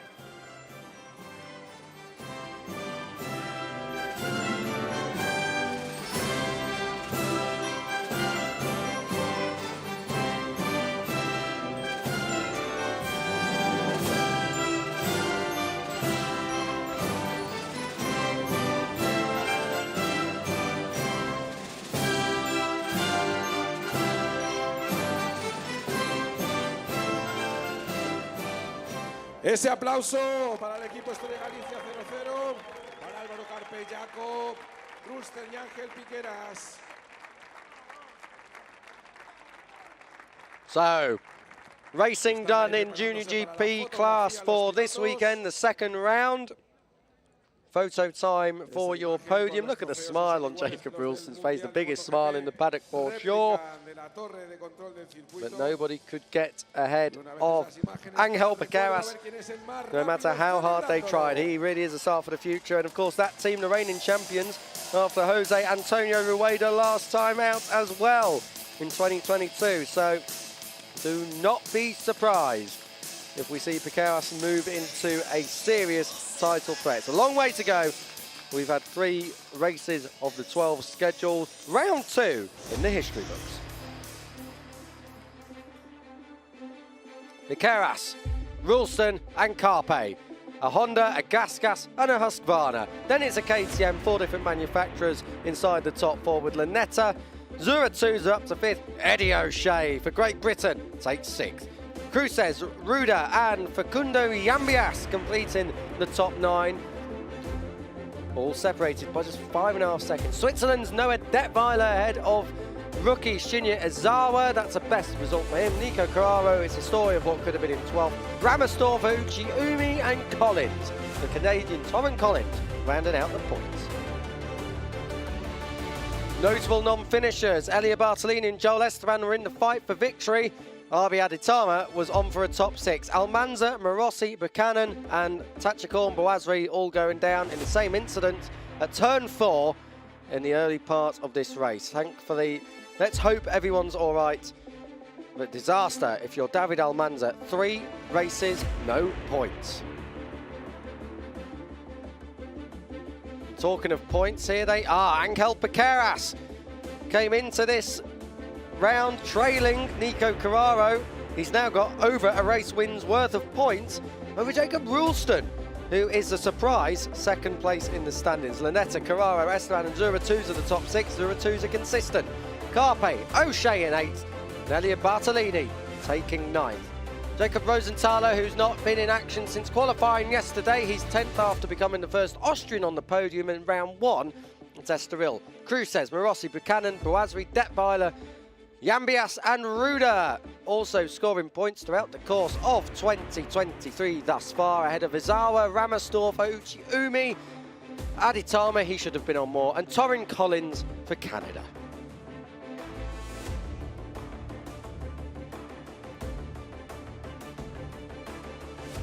Junior GP class action is done and dusted at Valencia. Plenty of reasons to be elated, with riders standing out, but no one quite as outstanding as Angel Piqueras. The floodgates, have they opened? It's too early to say, but a first win in race 1. He's doubled up at home.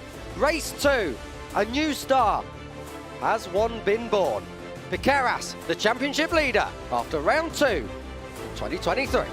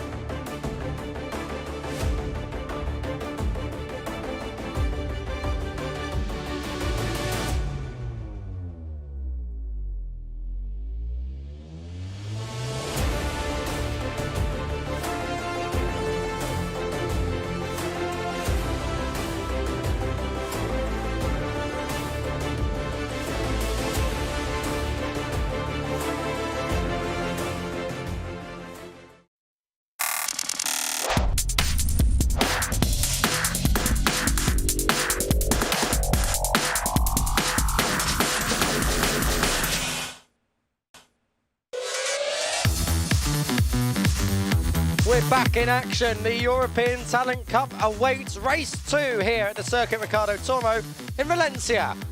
A classic venue. We have seen some memories made across a load of World Championships before here, and more are ready and waiting now.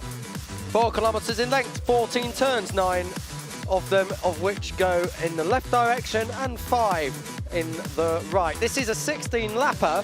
This is going to be a belter. Max Keeles came through like a steam train in race 1. He's only got to go from pole in race 2. as we are ready to go here. Just sorting out the sandwich situation for our spot of lunch here. They don't slave us around in the commentary box. We are fed and watered. Thank you very much to everyone who looks after us. We are in our penultimate race. This used to be the last race. I remember the good old days, Steve, of 2022, when this would be our signing off race, but we're here. It's not quite this year. We've got the stock race still to come. But what can we expect from ETC just quickly before we see race one's highlights? What we can expect is more of the same what we saw this morning. Max Quiles, though, was able to dominate proceedings. Is anyone going to be able to go with him, or will he be able to take advantage of the scrap behind him? He came from the back of the grid after a qualifying penalty, but he'll start from pole position for race 2. Dominate with a capital 8, because it was an 8-second lead he had by the time he crossed the line at the end of that. So we also saw a bit of drama at the final corner. We will come to that in a moment's time when we check back after the highlights that we're going to see very, very soon. So we will come to that shortly, but we will be missing, I can tell you, Casey O'Gorman. Well, at least he's not on our timing monitors, and he was the rider who stayed down earlier. So, race 1 from the European Talent Cup. Who would have thought that someone coming through from 25th on the grid would steal the show and we'd be watching a battle for second? But that is about what happened. We had a couple of fallers early on at turn 2. Thankfully, both riders up and okay. Whilst defending champion Guido Pini put the number 1 in the number 1 position. Double race winner from Estoril, Brian Uriarte, was having a right old go with Alberto Ferrandez, whilst the 28 of Max Quiles came storming through. From that moment on, he literally was not touched. He went right the way through and pulled away in fine style. Guido Pini second, as Ferrandez and Uriarte continued their battle. As usual in ETC, all eyes are on the swapping of positions. Casey O'Gorman having a great race. As Jesus Rios decided that he was taking a lunge at things as well. Brian Uriarte was the championship leader coming into race 1 earlier today, and he was eager to try and defend that lead as best as he could, even though Max Quiles was clearing off out front. Casey O'Gorman came through from 5th to 2nd, and he'd soon go the other way too, as behind the lead group was all the way down almost to the final point scoring position. O'Gorman hit the front, Ferrandez followed suit, Pini was everywhere we looked. No one really knew what would happen. There was a few moments as they all jockeyed for position, including this massive one that got us all out of our seats. Guido Pini losing time and back to 15th place. No problem whatsoever out front. Max Quiles, the 2021 champion, was in a league of his own. Whilst it was a gravel trap order for Casey O'Gorman, Jesus Rios and Alberto Ferrandez, of which O'Gorman is out of action. He's not taking part in race 2. Max Quiles, no dramas for him. He's back to winning ways. He won in Valencia last year. He's won at Valencia this year. Will he win in race 2? I wouldn't bet against him from pole position. That is for certain. And these are live shots now from the Ricardo Tormo circuit here just outside Valencia, and a beautiful day. The track temperature up to 30 degrees. It's the hottest it's been more or less all day. There is a little bit of cloud cover, as you can see, but there's barely any wind, so that's not changed too much from the start of the day. Kiko Giles here, Steve English alongside me. Steve, race 1, besides Max Quiles dominating to the max out front, it was all eyes on second place, and unfortunately for the Irish contingency, not the result we would have hoped for. Yeah, it was a shame there for Casey O'Gorman, and it seems he's got a foot injury after that crash as well. So hopefully it's a quick recovery for Casey. That Vision Track team haven't had much luck through the course this season. Obviously, Johnny Garnes out injured as well, and hopefully Johnny's recovering well too. But that team needs a little bit of luck, and hopefully they'll get that from the next round of the championship in Jerez onwards. Yeah, we're sending our thoughts and best wishes to Johnny Garnes, who had a crash at Estoril in testing ahead of this season getting underway. It was quite a big one. He's still not back, but when he is back, he will be back with a bang. He is one big talent to watch out for in the Grassroots World Championship race. We just took a look there at Max Quiles. Obviously, he didn't start from pole earlier because he had the penalty. And he's now your new joint championship leader, Steve. Yeah, very early doors in the season, but certainly Max is going to be there all the way through the campaign, and that's where it comes down to Brian Uriarte able to go with him and be able to attack him and show that Estoril wasn't a one-off. Second place for Brian Uriarte. As we say, he is joint championship leader, so 1 and 2 on the grid, 1 and 2, and level on points in the championship. Uriarte looked very, very strong at Estoril and just got caught up in that melee earlier on. Yeah, and obviously in the ETC, in these classes of the Talent Cup bikes, they're all identical machinery, and it's very easy to get yourself into a group and get yourself caught out. And unfortunately for the number 51, that's what happened to him in the opening race of the weekend. But he gets another chance in this one to go from the middle of the front row and try and come away with a good result. 2 Aspar Junior Team machines on the front row, the second of which belongs to double race winner from Jerez 2022, Dodo Boggio, 5th in the championship. Hasn't quite shown us the potential yet, the podium potential yet that he had last year. Best result of 4th, matched earlier today. Yeah, missed out on a podium by a 1/10 of a second, and Dodo's going to give himself another opportunity in this race, and certainly he's going to have podiums through the course of this season. The opening 2 rounds of the year have shown that he's made a good step forward. We're going to go on to row 2 very, very soon, and that is where our defending champion, always smiling, the AC Racing team, Guido Pini. He was down in 15th at one point with a few laps to go in race 1. He somehow finished 2nd, so he'll be looking to try and take it to Max Quiles if he can, but not looking that way, really. Quiles looking like he's in his own postcode. Yeah, but that's based on what we saw in the opening race the weekend. As long as you're not fighting, you can stay in a group, and we saw that there was a big scrap going on for second, and for Max Quiles, he was able to use that to his advantage to open up a gap. That doesn't necessarily mean that that form is going to continue for this afternoon's race. And sometimes as well, Quiles was coming through from the 9th row of the grid and, you know, was angry, wanting to get back up to the front, and he's not going to have that anger bottled up. This is Alberto Ferrandez, one of the riders who got taken down earlier on. Glad to see that he's all right and back on the grid.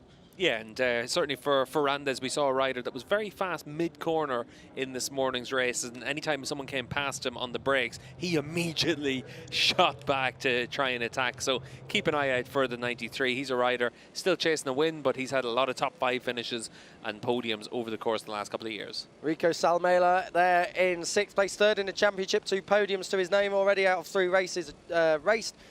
2nd and 3rd, he's still not won. He would be the first finish winner if he was to do so. A good rider, small rider, very, very small. Must be one of the smallest in this on this grid. What can we see from him this afternoon? That win has got to be his target. Yeah, Rico only 15 years of age, so still got another couple of years left in the Talent Cup before he'll be on a Moto3 bike. But he's got a lot of speed, and we see him in the Red Bull Rookies Cup as well, so he's got a lot of bike time this season, and now it's up to him to make sure he's able to kick on from that podium this morning. If he can come away with a top 5 finish in this race, it's a really good start to the campaign. This is one of the riders to watch out for. I was talking about him in race 1. I'm going to do it again. Number 11, David Gonzalez on the Cuna de Campeones machine. Podium at Estoril, and was in that battle for 2nd early on. Just got shuffled around a bit at the end, but he is one big star for the future if he carries on at this rate. Yeah, ended up in 10th, but he was always just giving himself an opportunity to make some moves. So certainly he's someone to keep an eye on during the course of this 16-lap race. Jesus Rios is in 8th place. He was one of the catalysts for that accident earlier on in race 1. 3 races, no points from either of them so far. And he, like we said earlier in Junior GP with David Almanza, needs a result. Yeah, it did look like he was probably the rider at fault for that clash into the last corner. But it's also the last corner, you're trying to fight for a podium. That's what happens. But the 54, certainly a rider willing to put it down the inside of anyone else around them. This is teammate to our defending champion. This is Giulio Pugliese, the Italian rider. Will be looking and aiming and hoping that he can challenge up there for the podium.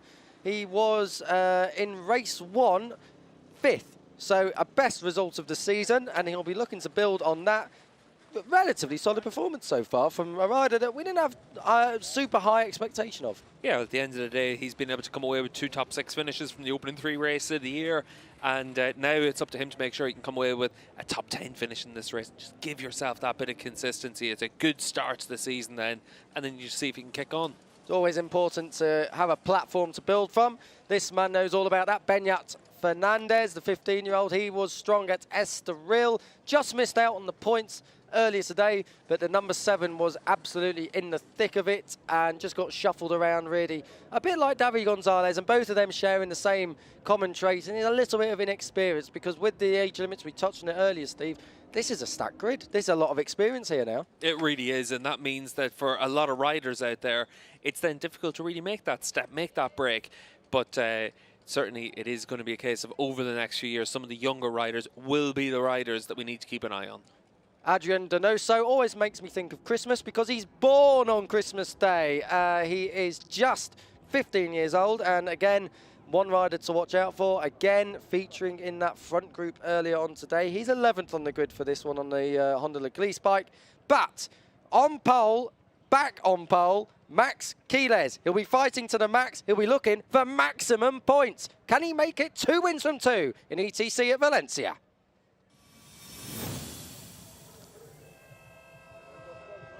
I get a shake of a head of approval of my awful puns from alongside me here. Steve English very happy, of course. Quiles, Uriarte and Boggio, the front row. That's a tasty front row if ever I've seen one. I want to distance myself from such lies, but it is a very tasty front row, like you said, Kiko. And at the front of the field, you've probably got 7 or 8 riders that in this race are all going to feel that they've got a chance of coming away with a win. I like the look of Alberto Ferrandez. In the opening race of the weekend, he was very strong. Keep an eye out for the 93 from the second row of the grid. Just want to go through a few other riders here as well. Pau Alsina, Hakim Danish, both of those riders are right there. And another rider who was actually looking for a podium before he had to take a long lap in the first outing, Jesus Torres. Where did that come from? He was coming off the back of the 5th row. Good rider coming into this. Yeah, Torres didn't actually take his long lap penalty, and he got given a 6-second penalty after the race, and that relegated him well down the order. He ended up in 13th, still able to score some points, but he had the pace to be up there in the lead group, so we'll certainly have to keep an eye out there for the 22.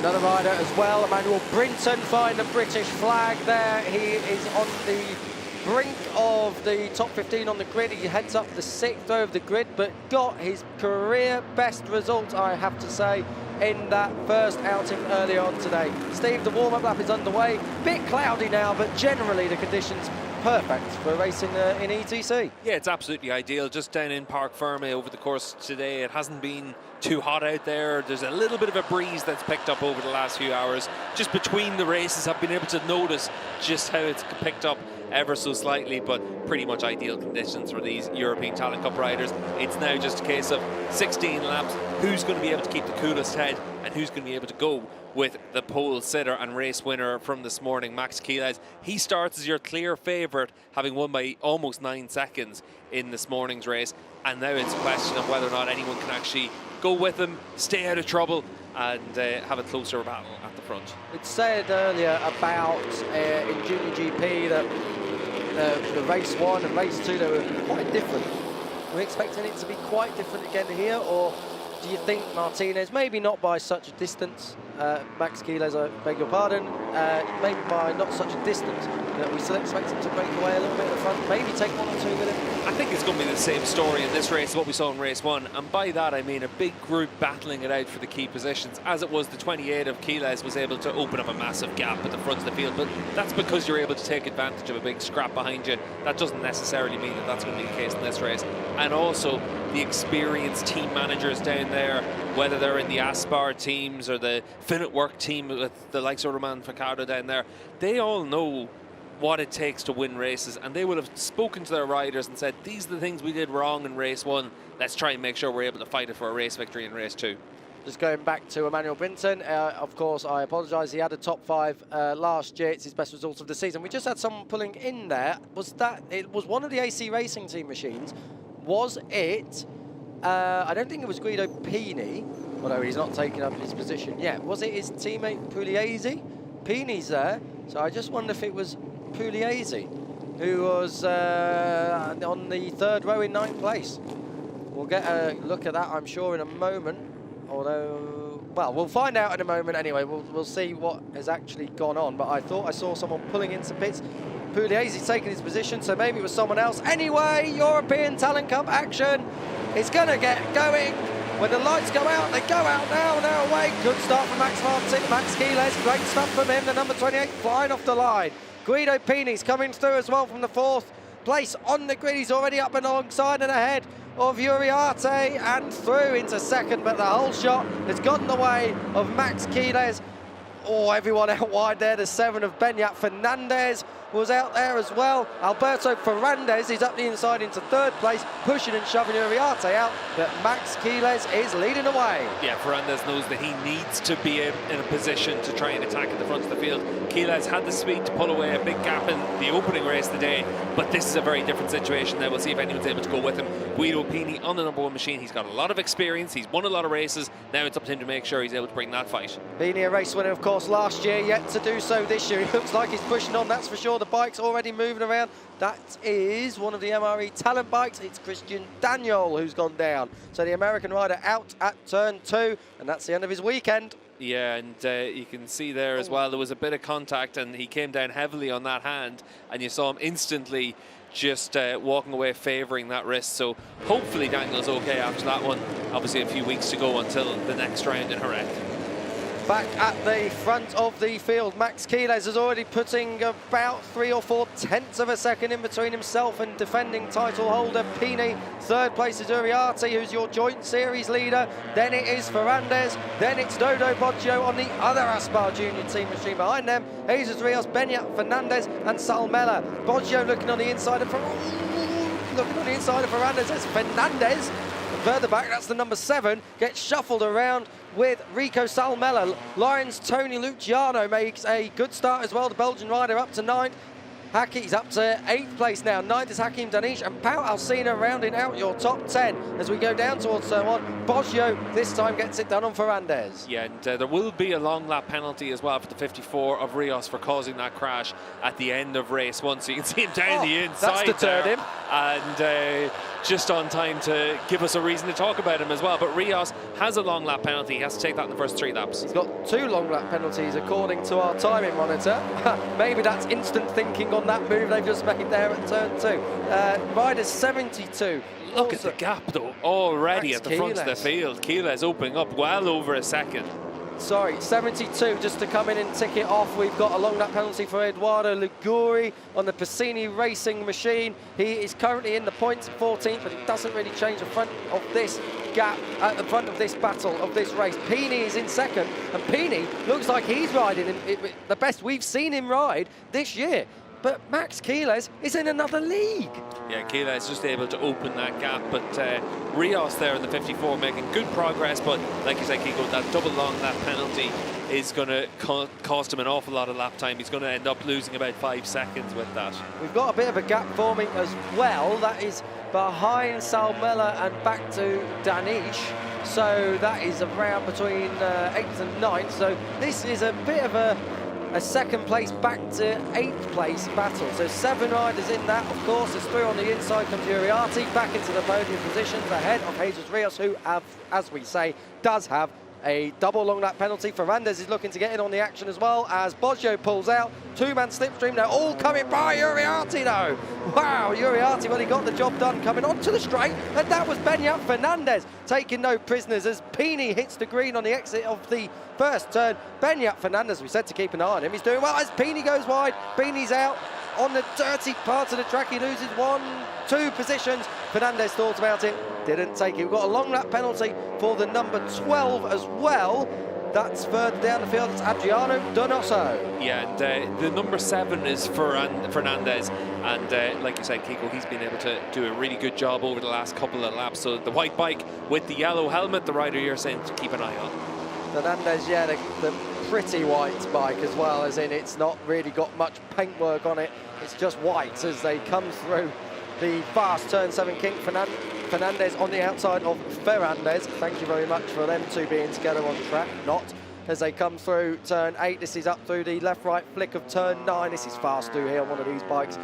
Down in towards turn 11. So all Rios, okay, Rios taking one of his 2 long lap penalties. Got to keep it in between the white line, slingshot out onto the straight down towards turn 12. Did that pretty well. Yeah, he's able to shoot out still in front of the number 26 machine. That's Alcina, but the gap in front about 2 seconds. So he lost a lot of time there, and he's still got another long lap to take as well. But we'll see what the 54 is able to do. Obviously, if you're able to fight, you're going to be able to give yourself a chance of being able to get some spots back. But once you're able to get your head down and take advantage of other riders fighting, this is what happens at the front of the field. Max Quiles is already opened up that big gap, and it's 3 seconds now, so he's not going to be caught in this one. Quiles just going to have to be keeping his focus as we get 4 abreast down in towards the first turn. Beñat Fernandez is just jockeying around. He's behind Pini now as Boggio comes through. Ferrandez was out of the seat there as he moves on through. But Quiles, I mean, he's just got to keep his focus at this pace. I mean, he doesn't, not got to set that much better lap times. He's 42 flat was his last lap. He was still the fastest rider on track, and he was a lot faster than that earlier on in race 1.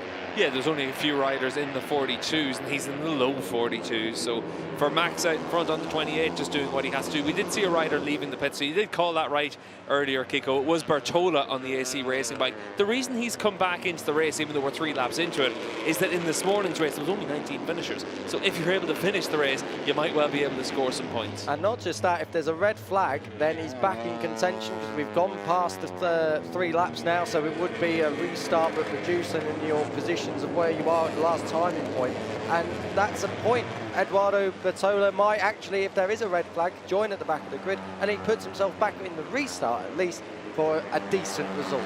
So we're looking at the battle for second. This is Uriarte ahead of Dodo Boggio, and Boggio for sure he's going to try and get through if he can, although he's got Ferrandez for company, and Pini's going to have Fernandez for company behind him.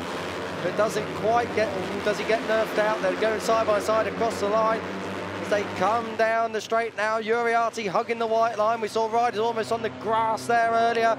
Uriarte holds on for now as they come into the braking area. Boggio on the brakes, goes through. Does Ferrandez follow through? Not this time. We saw Ferrandez in race 1 at least, looking very good on the brakes, a little bit more reserved this time.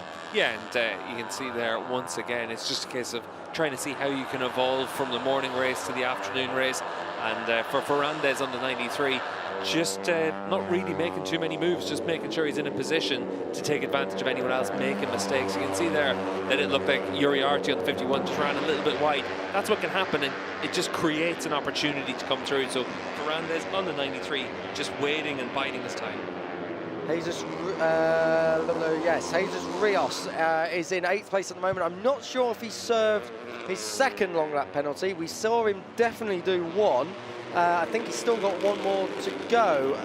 His last lap around was a 42.3, so only a 1/10 of a second slower than the race leader. So he's only taken 1 of his long laps so far. Yeah, I think he might well be joining the long lap loop this time around, which is this corner here. Will we see a blue bike in the background take it? Nope, not this time. So he'll probably have to do it next time around. He's got an awful lot of pace, though. We've been able to see that he's been able to bridge that gap. So on the 54 machine, he's as fast as anyone out there on the racetrack. And that means that even after he takes the penalty next time around, he'll still be able to close up on them. You have to take that double long lap penalty in the first 5 laps of the race. We're on the 4th lap now, so he'll have to take his second penalty next time around, otherwise he will get additional penalties. 42.3 for Rios on the previous lap. What's he done now? 42.1. He was actually the fastest rider on the track, so there's no question that Jesus Rios has got some serious pace here this weekend and in this race. And if he can get this long lap served as quickly as possible, as into the pits comes the 81 of Tony Luciano. So he was in the top 10, he's now in the pit lane, and that will be his weekend, you'd think, run at least. Rios has got ahead now of Fernandez. He's going in for Salmela as well, that's for 6th place. So good move there all the way round for Rios. Of course, he's still got that long lap penalty, but at this pace, he'll catch this lot up as well, even if he's got less than 10 laps to go. You can see Uriarte there just running wide over the top of the curb and just costing himself a bit of time. It just compresses this group as well.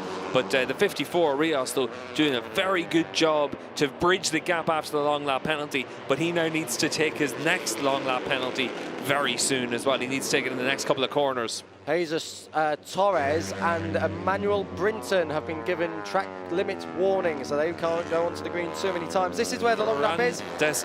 He does take a Rios there, so he's taken both of his long lap penalties now, and you can see as he rejoins the track, he's given up a bit of ground there, but he's still managed to come back out in front of the 22, and the 22 of Torres has just been given a track limits warning as well, so that means that right now for Rios, he should be able to get his head down and not really have to think about the riders behind him. Yeah, and the best thing is he's not come, always Boggio comes through into 4th place. He isn't thinking now about trying to get through on riders that got ahead of him because he went in a long lap. No, because he came back out ahead of the riders he was ahead of anyway. He's only got to, I say only, he's got to regroup up to the riders he was with, which we've seen him already do. So 4 abreast into turn 1, as usual in the European Touring Cup. Pini it is this time who gets it down to an apex, runs a bit wide. Uriarte, your joint championship leader, back on the inside of him. Boggio wants a lot of him. Fernandez is coming through as well. Pini sweeps all the way around the outside. I can't believe he's going to come out there. Oh, he's still side by side with Fernandez through turn 3. You don't want to be side by side through there. It's fast.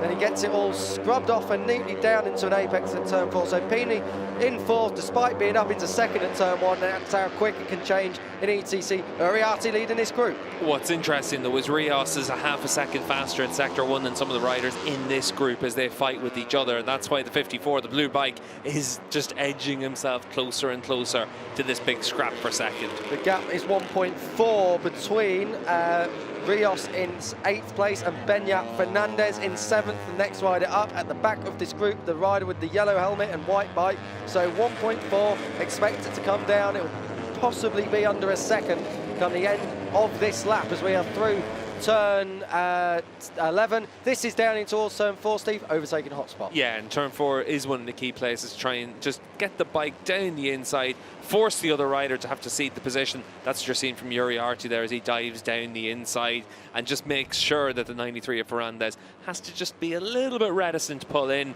and then you just take the move. But it is also a tricky place to overtake. We see it time and again when MotoGP races here. Obviously later in the year it's a bit cooler. That's one of the action hotspots for a lot of crashes. So this is a track that can catch you out. At this time of year though, it's very, very good indeed for making a pass. And also it's a bit camber on it, and that can help you get it dialed right into the apex, and so you don't lose too much time. Back at the front, it's swapping and changing again. This is Pini, who's held on to 2nd place now, ahead of Fernandez. Boggio in 4th. 5th place is Uriarte ahead of teammate Salmela, and then it is Beñat Fernandez, who is about 1.1 ahead of Jesus Rios. David Gonzalez and Giulio Pugliese complete the top 10 so far. You can see Rios, the blue bike in the background. This time it's 1.1, so still a bit of work to do. The pace is kind of stabilised now in this group. They're not trying to trip each other up as much as they were before. Yeah, but it's because Pini at the front of the field is trying to stretch them out. He's just had his best opening sector of the race so far, so he's just trying to make sure that he's able to keep at the front of that group and try and just thin it out a little bit. So if Pini's setting pace like that at the front of the group, it then becomes quite difficult for Rios to catch up as well. He was able to match their pace, but it's not enough to match it. He needs to speed it. Pini doing a great job. Fernandez trying to get through. These two have got pace. We've seen that before, Boggio as well, but it's the straight, down the straight, 900 metre straight, plenty of slipstream. We see it now, Steve. Yeah, and you can see on the run down in towards turn 1, this is the key overtaking opportunity of the lap. You're able to get down the inside and then click off the gears and just put your bike down the inside and force the other rider out wide, and it also takes away their run through turn 2 as well, so it does give you that opportunity to defend as well. This is down towards turn 1. What's it going to be this time? Pini leading them in towards that first turn.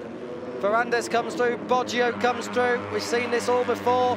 Now on the run down to weaving around. That was Uriarte, who was trying to avoid tripping up over the back of Guido Pini's rear wheel.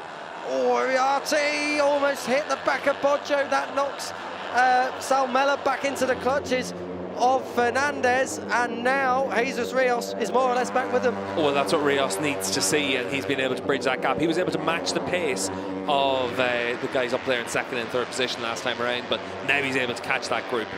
Into turn 6 we go. We are at half race distance now as well. Just a couple of novelties on the last lap. Ferrandez and Pini were lapping faster than Max Quiles at the front, but it's by half a tenth, if that, more or less. So it's not going to impact on anything, but it's to show that these guys got the pace if they wanted to, and they've just been battling each other, and Quiles at the end of the day hit the pace a bit sooner. Yeah, and Quiles has just been able to open that gap, and now it's just managing the race. But for these riders up there in the scrap for second, this is their chance to be able to come away with a podium finish. This is their chance to be able to have something to show for this weekend so far as well. And certainly for Ferrandez on the 93 machine, he's done a good job in both races so far this weekend, just to be able to keep himself into the right positions to be able to attack. Attacking, that's the moral of the story for Dodo Boggio, as he's gone through into third place now, ahead of Guido Pini. He's going to have his sights set on the Finetwork Mia Racing Team machine, and number 93 of Alberto Ferrandez across the line. Pini's fighting back though, fourth. He was third, he was back to fourth, now he's up to second again. It's swapping and changing, but these are the only three really doing it. As out wide goes to 22, that's Jesus Torres in the background, but these are the only three that are generally scrapping it out. The riders in 5th, 6th, 7th, Uriarte, Salmela and Rios as it is now, who's got ahead of Fernandez, generally aren't trading paint as much. They don't have the pace, and the riders at the front of this group, Pini, Ferrandez and Dodo Boggio, do have the pace, as does Rios on the 54.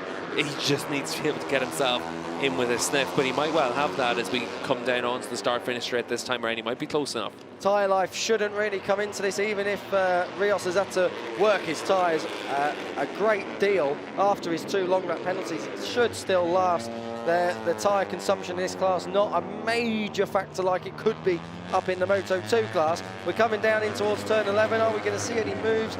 Not this time, but I tell you something, Rios is good on the brakes into turn 11. He's got that bike set up well on the front end. He's more or less with him now. Yeah, he's right there, and he is the rider to watch in this group as well. We saw obviously at the end of race 1 just how much he was willing to put on the line, and now he'll know that there's a chance of a podium finish here.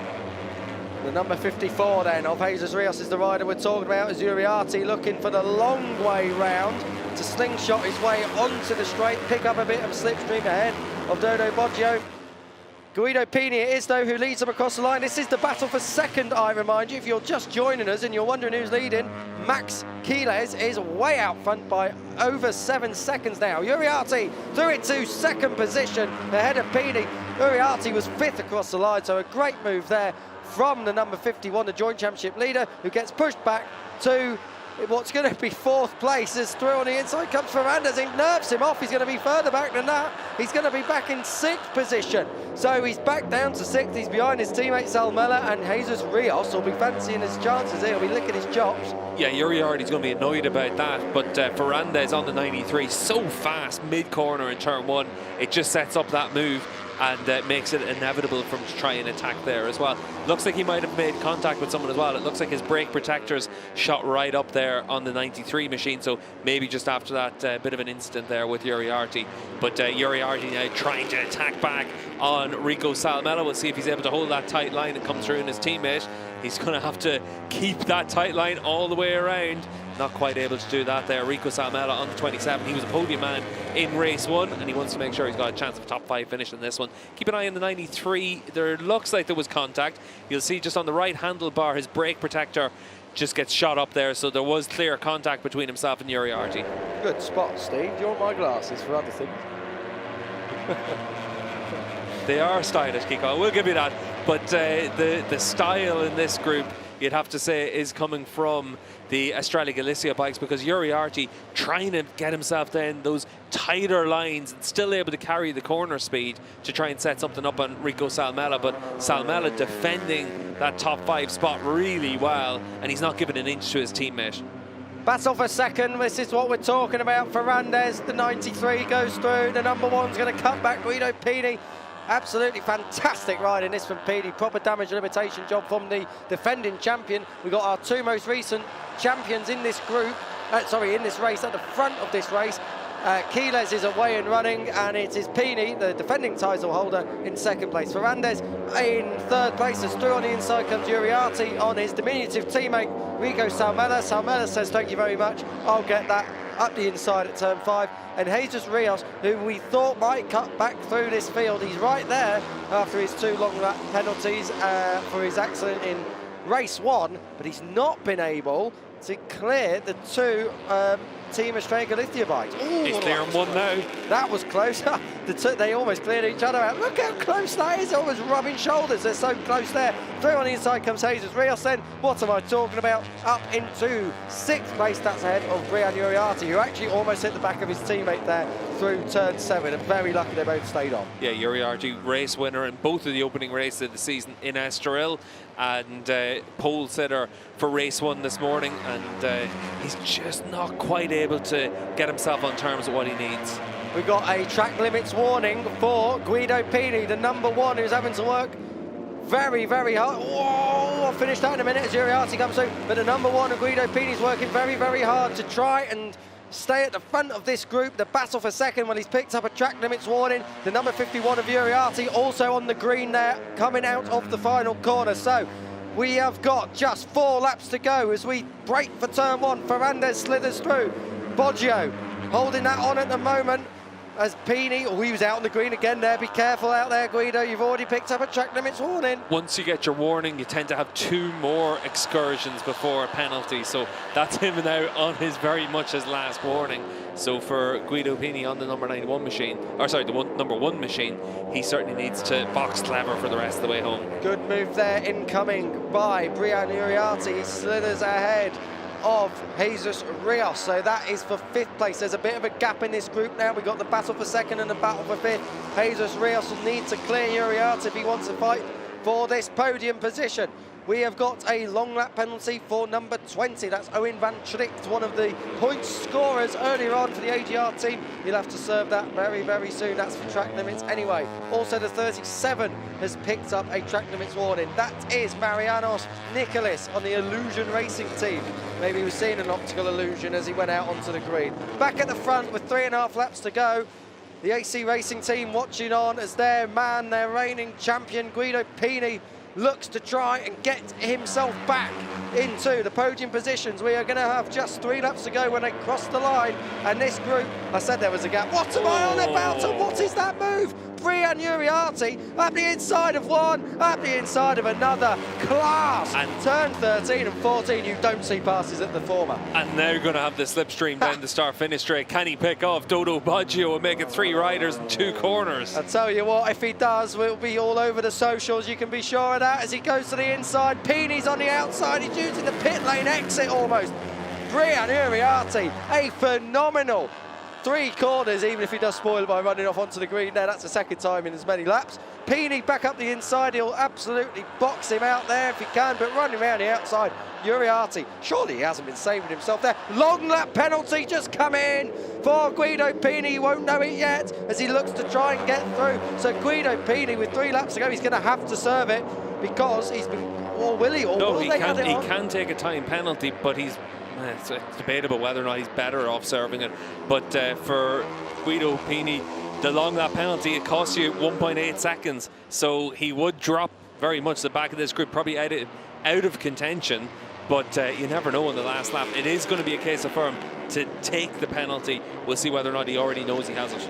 If I was Pini, of course, which I'm not, I would be taking that now, and if they start scrapping on the final lap, maybe you can pick up pieces. He doesn't know about it yet. He hasn't seen a board, so he's going to get that with 2 laps to go, which then gives him a lap and a half to try and make up that ground. It's going to be very difficult for Pini. It's going to be tough, and then, of course, as well, if he doesn't take it, I think it'll be 3 seconds added on at the end of the race. So Pini, you've got to think of it, his podium chances. Well, they looked out of it in race 1 early. He came through from 15th to 2nd with 3 or 4 laps to go, but they look almost certainly done and dusted now. He won't believe it, surely, when he comes across the line. He gets his bum in the air and tries to get himself buried under the paintwork of that AC Racing team machine. They come across the line. Max Keeles is still your race leader by 7.5 seconds. It was 8.9 in race 1. Can he match it for race 2? I don't know. Pini, 2nd, ahead of Uriarte, who lets the brakes off at turn 1. Ferrandez will be pushing and shoving now to try and get in that podium position. Of course, some of these guys won't know that the guy who's leading this group, Pini, has got a long lap penalty for track limits. They won't know. They're still going to fight with him. Yeah, they are very much in the scrap with him, but Peeney's doing what he has to do, which is get your head down, try and open up as much of a gap between you and the back of this group as possible. And that gap is opening now at this stage, so he might well come back where he's within half a second of the back of this group. But it is going to be a case of, for Peeney on the number 1 machine, having all of his work cut out. That means that he needs all of these riders to fight with one another, and that's exactly what's going to happen. You can see here from Ferrandez trying to get down the inside, not close enough at this stage, but that plays into Peeney's hands if he's able to be very quick through the long lap loop.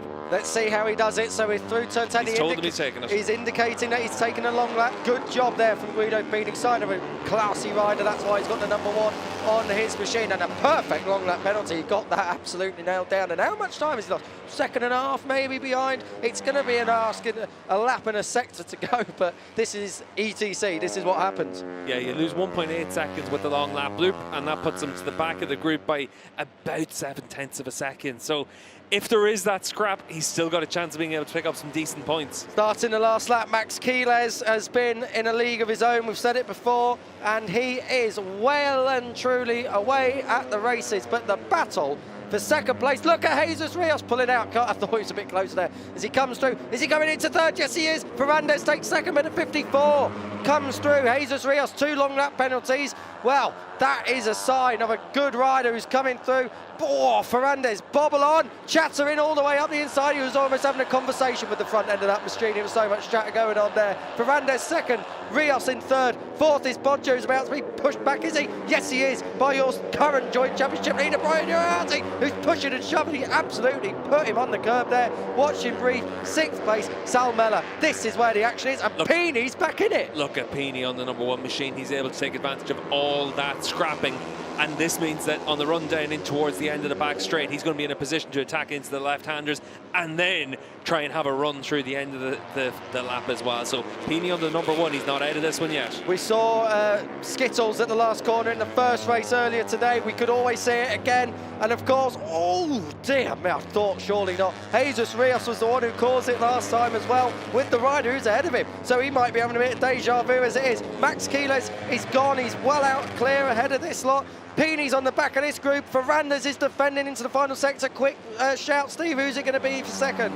It's Uriarte's got a real chance to be able to pick off a few riders, but Rios is so willing to put it down the inside. Let's see what happens. Here we go, into the last corner. Let's see how it all turns out. Max Quiles is going to take the victory. Keep your eyes in the background. It's been a dominant double from Quiles. Did they all get through? Let's have a look and see. Who's it going to be? Yes, they did. Ferrandez is going to hold on ahead of Uriarte. Rios got pushed back to 4th place. It's Uriarte that's taken second. Just on our timing screens, Max Quiles went missing on the last lap. Obviously, we were able to see him, so his transponders had a bit of an issue on the last lap. Wow. But Uriarte, by 0.06 of a second, got second from Ferrandez. Wow, unbelievable. We got it wrong. It looked like it was done and dusted. It looked like Uriarte had it. Fantastic stuff. Quiles, Uriarte, Ferrandez. What a race that was. Boggio took 4th. Jesus Rios in the end pushed back to 5th place. And Guido Peeney, 6th, managed to get 1 place back ahead of Rico Salmella, the Finnish rider, in 7th. Giulio Pugliese, 8th. Jesus Torres were ahead of teammate David Gonzalez, 9th and 10th. 11th place, Beñat Fernandez on the Frando Racing VHC team. The Piscini Racing Machine of Eduardo Ligori took 12th. Monleau Motors, Hakim Danish 13th ahead of Artbox's Pau Alsina. Adriano Donoso on the Honda Leglise outfit.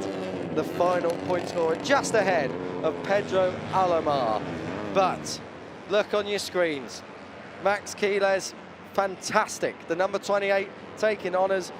And he will, well, have a 5-point championship advantage over the 51 of Brian Uriarte, who came through like a rider possessed in the closing stages. Fantastic stuff from him as they came through. This is the cool down lap. Of course, they will come into Parc Ferme. Alberto Ferrandez back on the podium. He probably would have thought that he could have had a podium earlier on today. It wasn't to be, as he got skittled by Jesus Rios and of course took out Casey O'Gorman. If you're wondering where Casey O'Gorman is and why we've not spoken about him too much in race 1, it is because of a crash at the final corner in race 1. But scenes of jubilation and celebration. Elation as well, of course. Max Quiles, a double race winner.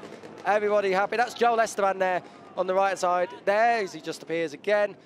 All the team down there. David Alonso in the middle there next to Nico Terol. David Alonso, a Moto3 World Championship rider for this team. The Colombian rider has come through the ranks of this class and the Junior GP Category 2. So, as we get our breath and our voices back after that race, a belter as usual in the European Talent Cup. This is Brian Uriarte. He's going to get weighed now just to make sure that everything fits the bill. Quick autograph, not really, it's a signature to say he agrees, blah, blah, blah, blah, blah, and he'll be second, and he'll be taking that because it looked at times in that race that Uriarte had missed the boat a little bit and the group was starting to fracture. Whereas every picture tells a story. Alberto Ferrandez back on the podium. And for Ferrandez, that is his first podium this year in ETC. He's had one podium in the Red Bull Rookies. That came as a 3rd place last time out in race 2 at Le Mans. Last year, he was on the podium as well in the European Talent Cup. And that was at Jerez. This is the race start. We can't really call it a race-winning overtake. Lights the flag in fine style by Maximo Quiles. To the max, as we said. Wonder if anyone knows which way he went. Absolutely checked out. Fantastic stuff from the number 28. And this kid has got a big future ahead of him. Of course, he's not a newcomer. He is an ex-champion in this class, ex-junior world champion in the European Talent Cup. And Martinez, Max Quiles there. Very, very, very good ride indeed.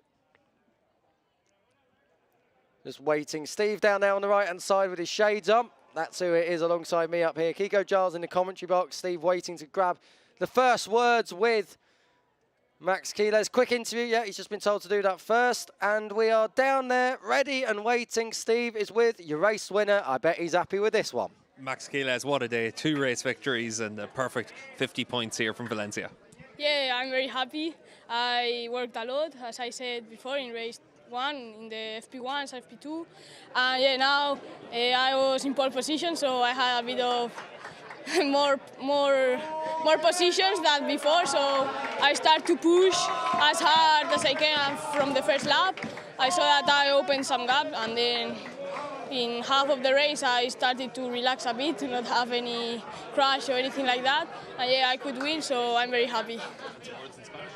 Bueno, sí, esta vez he salido un poco más adelante, he salido en pole. Como sabía que tenía muy buen potencial, muy buen ritmo, he tirado a saco las primeras vueltas y bueno, he abierto un poco de hueco. Y bueno, luego cuando he visto que ella te llevaba ventaja, me he ido tranquilillo para no tener ningún error ni caerme ni nada. Y bueno, he ganado, estoy muy contento, 50 puntos y nada. Great job, Max. Gracias. Wow, what a race that is. The final European Talent Cup race then got underway in fine style, and that was your race winning overtake. You don't need to see anymore. No, of course, we're joking. Max Quiles got away to an absolute belter, whilst getting off to a stinker was Christian Daniel, who went down quite hard on that right hand, and hopefully he's all right. He was out of the running very early on. Into what was a great race, apart from it was the 2nd place battle as Max Quiles checked out. Boggio, Pini, Fernandez, Jesus Rios, who had to serve 2 long lap penalties, of which he did, and then he rejoined the battle for the lead. There was everyone in it. It was incredible. 2nd race here this afternoon in Valencia. Uriarte, your joint championship leader before lights went out. He came through as well. And it really was anyone's guess. The only certainty was that Max Quiles was not going to yield what in the end would be just over 3.5 seconds of a lead. Tony Luciano retired out of what would have been a top 10 finish. whilst it was 4 abreast as the defending champion Guido Pini went straight through into the lead, but it chopped and changed every single lap. Turns 1 and 2 being 2 of the major points. There was this bit of contact towards the end of the race. That was Uriarte getting shoved out and soon found his way back into second place. Then drama with 3 laps to go due to exceeding track limits. Guido Pini had to serve a long lap penalty. You would never guess that his team were a bit upset about that, but he got back onto terms with them in about a second on the last lap. Max Quiles doubles up in Valencia, a fine performance whilst on the line. Talk about close, 0.06 of a second separated Uriarte from Ferrandez. Boggio, Rios, Pini, Salmela following them home. Pugliese, Jesus Torres and David Gonzalez are top 10. And this is back live now from the Circuit Ricardo Tormo in Cheste, Valencia. A 5th race of the day done, the penultimate race of the day done. 3rd place goes to Alberto Ferrandez. 2nd to Brian Uriarte, and your new championship leader, Maximo Quiles. He's been in this position before, of course, on the way to his 2021 title. So, Steve English is back with me now from chatting away to Max Quiles, a double winner again in Valencia, Steve, and a fine job as well that was by who is turning out to be maybe on course for a 2nd title in the class. A great job. Yeah, Quiles just looks very comfortable out there as well. And if you think back to his championship season in 2021, he was able to win 3 races through the course of that season. And there were 3 races at the end of the year in Jerez and Valencia, but that championship was all built on consistency. He was pretty much always inside the top 5 and looking very much on the pace of everyone else. So he's just got that experience. He's got the confidence of knowing that he can get across the line, and that's all he's trying to do. There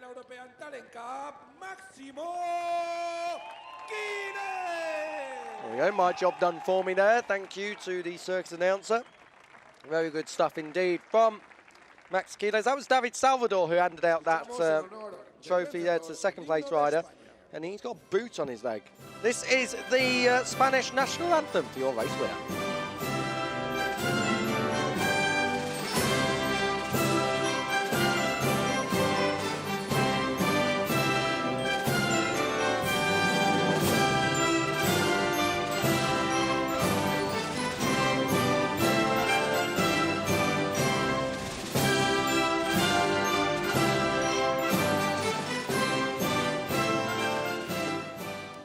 Ese aplauso para los 3 pilotos y para el Aspar Junior Team vencedores. La fotografía para el So, time for the photos and a bit of a celebration. In that order, I think. Yes, they've just been reminded about it. Good racing in the European Talent Cup this weekend, Steve. Any takeaways that you'd be saying to our audience at home to keep an eye on for Jerez next time out? Just what we saw in this race. Max Quiles looks very strong, obviously able to win both of these races by a comfortable distance.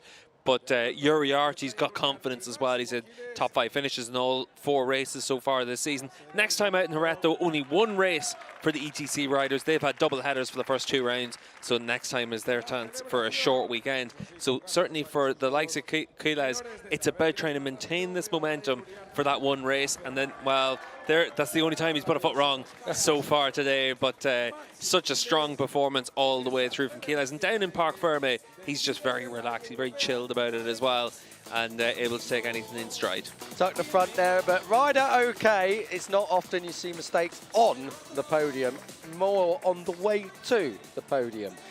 But he slipped and slid his way to the top today. A fine performance. Maximo Quiles taking the victory, and I can tell you it was not by 1 minute 50. That's obviously where the graphic, where the timing has gone wrong. But Brian Uriarte nonetheless 2nd. Alberto Ferrandez 3rd, ahead of Boggio, Rios, Pini, Salmela, Pugliese and Jesus Torres in 9th. David Gonzalez, strong so far in 2023, completed the top 10 in race 2 here.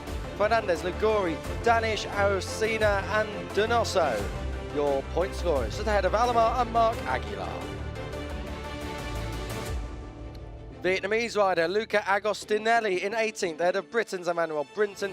And Gonzalo Perez down in 20th. We expected a bit more from him. Van Tricht, Nicholas, Herlich, Bellon and Edu Gutierrez, the 25th rider across the line, and will cross over now. Yvonne Serpa and Leandro Quinton in 27th, ahead of Luciano Bertola and Christian Daniel, the final 3 who didn't finish. And to the points. Let's get to the points. Maximo Quiles, 83, 5 ahead of Iriarty. It's close at the top, 28 back of the number 28 in 3rd place, Rico Salmella, whilst Dodo Boggio and Guido Pini, your defending champion, complete the top 5. David Gonzalez, like I said, consistent in 6th, ahead of Pugliese. Ferrandez's podium up to 8th. Hakim Danish 9th, ahead of Pau Alsina, another one of the consistent riders. Jesus Torres, then it's Ruche Moody. Get well soon, Ruche. A big crash in qualifying yesterday means he is out of action this weekend. 19 points, all of which were achieved at Estoril. Nonetheless, still a strong start to his season. All day through the order, Emmanuel Brinton ahead of Hamad Khamis Al Sahuti and Eduardo Liguri. And it goes all the way down to Owen Van Tricht, who scored his first points of the season earlier on today in race 1.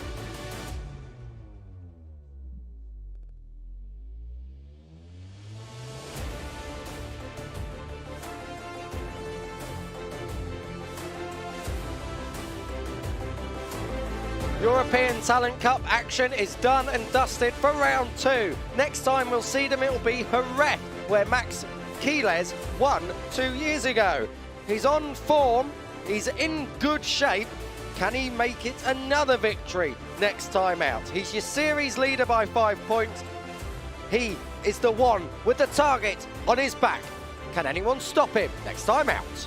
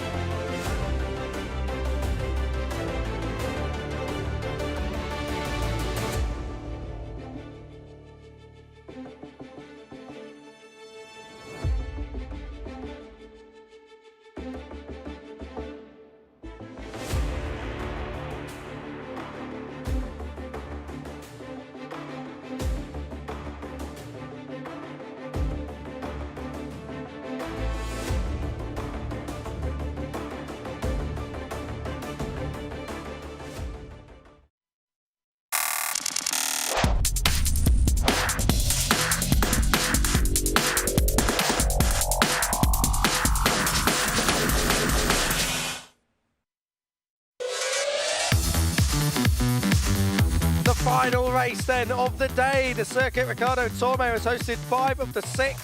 So you're thinking, what one's missing? Well, new for 2023, the Stock European Championship. This is a new class, really, for this year. It's been embedded before in the Moto2 European Championship, but this year is a race in its own honour.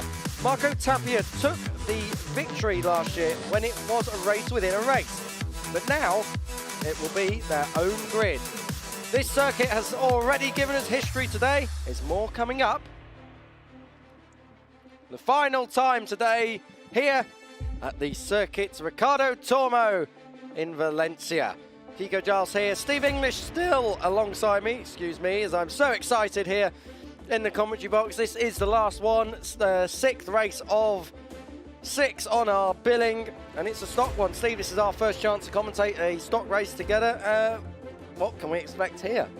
We can expect a lot of Yamahas at the front. They're pretty much all Yamahas on the grid, with the exception of a lone Kawasaki out there for the number 61 of Javi Del Olmo. And other than that, this is really just a class that's come into its own for this season. It had been a subclass in the Moto2 Championship in the past, but it's also the class where we've seen the likes of Fermin Aldeguer came through from the stock 600 ranks, same as Alex Skrieg. They had a great championship battle a few years ago. Now they actually would have the billing of a race on their own. So I'm interested to see how the stock class goes, and we'll see who's able to come to the fore. There are some names that we know in this class, none more so than Daniel Munoz, the number 17. We've seen him racing in some of the other classes here in the Junior GP paddock over the years.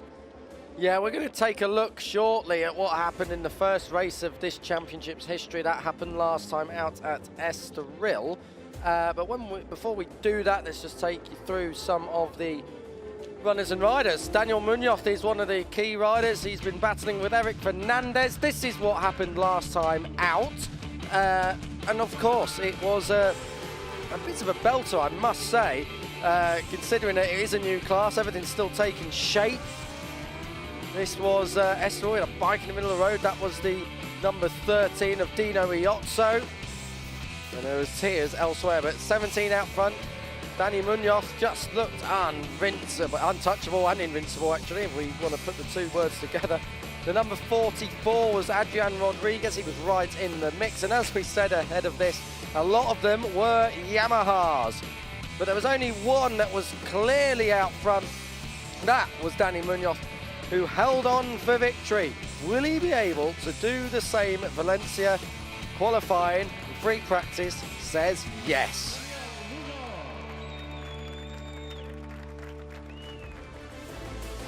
So, like we say, back live trackside now. This is the final race of today. 26 degrees air temperature, 38 degrees track temperature. It's not changed at all from the last race we just saw, which was the European Talent Cup. But track temperature does matter a little bit more with bigger bikes. I'm going to make this seem like I do an awful lot of prep for the stock class here in the Junior GP class. Before we go there, you do a lot of prep. I do, certainly do. But I want to make this perfectly clear. I saw Daniel Munoz testing during the winter on this bike. It just so happened to be it was at a World Superbike test. But Munoz on his SP57 bike has looked very good all the way through the Estoril weekend, here in Valencia as well. But standing trackside at Jerez, he was very impressive, and I was there with, you know, the likes of Chaz Davis and Eugene Laverty were there trackside at the same time, and both of them commented on Munoz as well on the run down in towards the heavy braking zone at turn 6, and that was with the stock bike. Obviously, there was a bit of controversy in that test about having stock 600 bikes out on track at the same time as super bikes, and Munoz was doing a good job to be able to put in some respectable lap times. Munoz is no slouch, of course. He's had plenty of success in this category, in this paddock before, race wins and all that. So this is really Munoz, a big opportunity for him to prove, more than anything, that, okay, this is not the field that has the biggest depth in it, but it's a chance for him to show his sponsors and everything exactly what he's capable of. This is what happened in qualifying, and I think we're going to hear from the man himself now, Daniel Munoz, after yesterday. Muy contento con mi primera pole este año. La primera sesión ha sido muy buena, hemos hecho un buen tiempo. En la segunda ha sido más complicada por el calor y el viento, pero bueno, estoy contento con la pole y agradecer el trabajo del equipo. Al haber un poquito más de calor, pues ha sido más complicado mantener grip en la rueda de atrás y con el viento también había curvas donde era complicado mantener la línea buena. Y yo creo que va a ser una carrera bastante luchada entre Eric y yo, a lo mejor algunos más entran en el grupo. Así que nada, mañana veremos cómo va la carrera.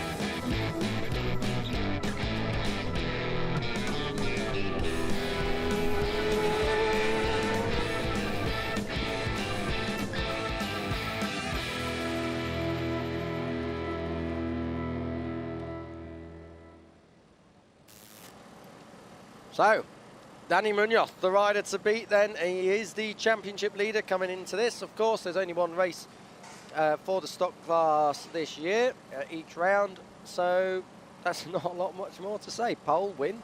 Yeah, for Munoz, though, he is a rider that's won in the Red Bull Rookies Cup. He's been a pole man in Junior GP. He's always been fast. Last year, he made a transition away from this paddock into the Spanish super stock class as well. He was able to win races in that and was regularly at the front of the field. He also raced in Junior GP as well as the Italian Moto 3 Championship last year and the Moto 2 European Championship on a stock bike. So he's got a lot of running last year, but he's had a lot of good results in the past. Eric Fernandez lines up second. The 16-year-old didn't score any points in the first round of the season at Estoril, but through practice and qualifying this weekend has looked very fast. Yeah, the stock champion in the Spanish Superbike class, and last season in that championship as well, he was able to have some really strong results in their regular Supersport class as well. So he's been able to put together some good performances, only 16 years of age. Good to see Joel Kelso still trackside and stopping around for this. This is Dino Iozzo, the Yamaha rider. As we said, lots of these guys on Yamahas. 22 years of age and crashed out of his race in Estoril. He'll be looking to make amends this time around. Yeah, I remember Dino from whenever he was racing in the Supersport 300 class. He was under a South African flag back then. And for Dino, 22, got plenty of experience, been racing in the Spanish Superbike class as well. And he's been able to put together some decent performances in that. Now he knows there's a chance to be at the front of the field. Archie McDonald is fourth on the grid. He heads up the fourth row in number 69 on the MRE Talent machine. The same as the rider. He's got a smile on, he's just saying we know all that. The same team that have the Jesus Rios machine in the European Talent Cup. What can we expect from this kid here? He was sixth in the first race of the year. Yeah, he's been able to finish top 5 in the Aussie Supersport 300 Championship on a couple of occasions. Last year he also raced in the Yamaha R3 Blue Crew Cup, and that was in support of World Superbike. So we were able to see him in action a little bit last season. He was able to finish inside the top 10 in the championship for that, so able to score some good points, but no podiums last year in that for him.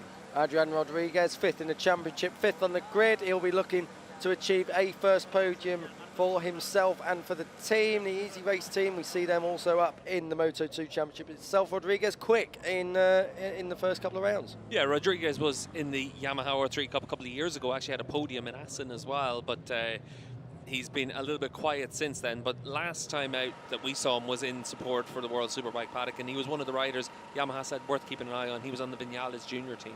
Talking of the World Superbike paddock, we know Alex Mian from there, and he had a podium in the first race of this year, so he's adapting to life on an R6 quick as well. Yeah, we also know him from the Red Bull Rookies Cup, where he had a couple of podiums last year as well, and certainly for him, he'll know that there's going to be opportunities of being able to get yourself to the front in this stock class as well this season.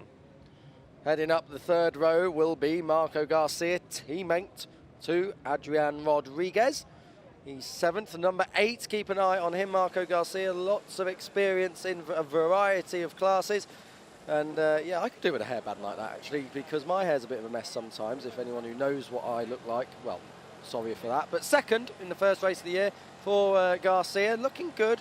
Not sure if he's got the pace to go with Munoz, though. Yeah, Marco did a full year of ETC last year here in the Junior GP paddock as well. Only 16 years of age, but he was able to come away with some top 10 finishes last season. Jerez, and then also at Aragon at the end of the season as well. Alongside him on that grid is Marco Mayor on the Yamaha GV Stratos outfit machine. Here he is. We're going to have a look at him now. He's got fantastic eyebrows. They are something else, I tell you. Fourth in the championship, fourth last time out, of course, goes out saying. The top 5 in the championship are all Spaniards, actually. and coming off the middle of that third row, he'll be hard-pressed to replicate what he was able to achieve in round 1. Yeah, and it is one of those situations for the riders in this class. It's about trying to make sure that you're able to just have that momentum from one round to the next. There's only going to be one race per weekend for the stock class. He was able to have a top 5 at the opening round of the year. 9th place is Corey Tinker. Anyone who follows anything British will know a bit about this kid. He was at a solid start to this season. He was 7th at Estoril. He'll be looking to try and crack that top 6, but he's got his work cut out from 9th on the grid, this time around at number 37. Yeah, Corey was racing for the Michael Laverty Vision Track squad last year, and he was able to be pretty consistent out there in terms of his stock results. But now in this subclass, having now become its own class, we actually get to see what the racecraft's like for the riders in that stock class. So Corey's going to be interesting to keep an eye on. He's a rider that came up through the Talent Cup ranks, through the British Talent Cup, and then into the European Talent Cup as well. Another Brit in the top 10, 2 in the top 10. That's Daniel Brooks aboard the number 21 Yamaha. He is 21 years of age as well. No points, though, at Estoril. So a top 10 in qualifying. He'll be looking to replicate that come the races. Finished 3rd in the junior superstock class in the UK last year as well in sport of BSB. So he's a rider that's used to being at the front of the field on stock machinery, and he's going to get an opportunity through the course of this year, you'd imagine, to do that once again. We are just waiting then for lights out, really. The grid will soon start to clear. This is your pole sitter, Daniel Munoz, race winner at Estoril. Can he do the same again here in Valencia?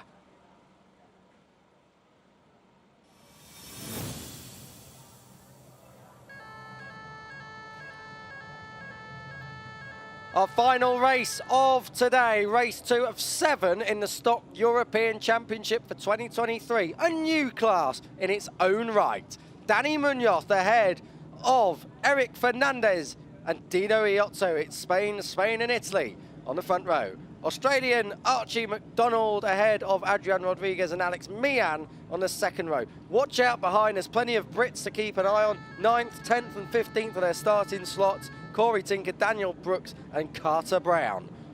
Kiko Giles and Steve English here alongside the paddock in Junior GP for the final time this weekend at the Ricardo Tormo circuit in Cheste, Valencia.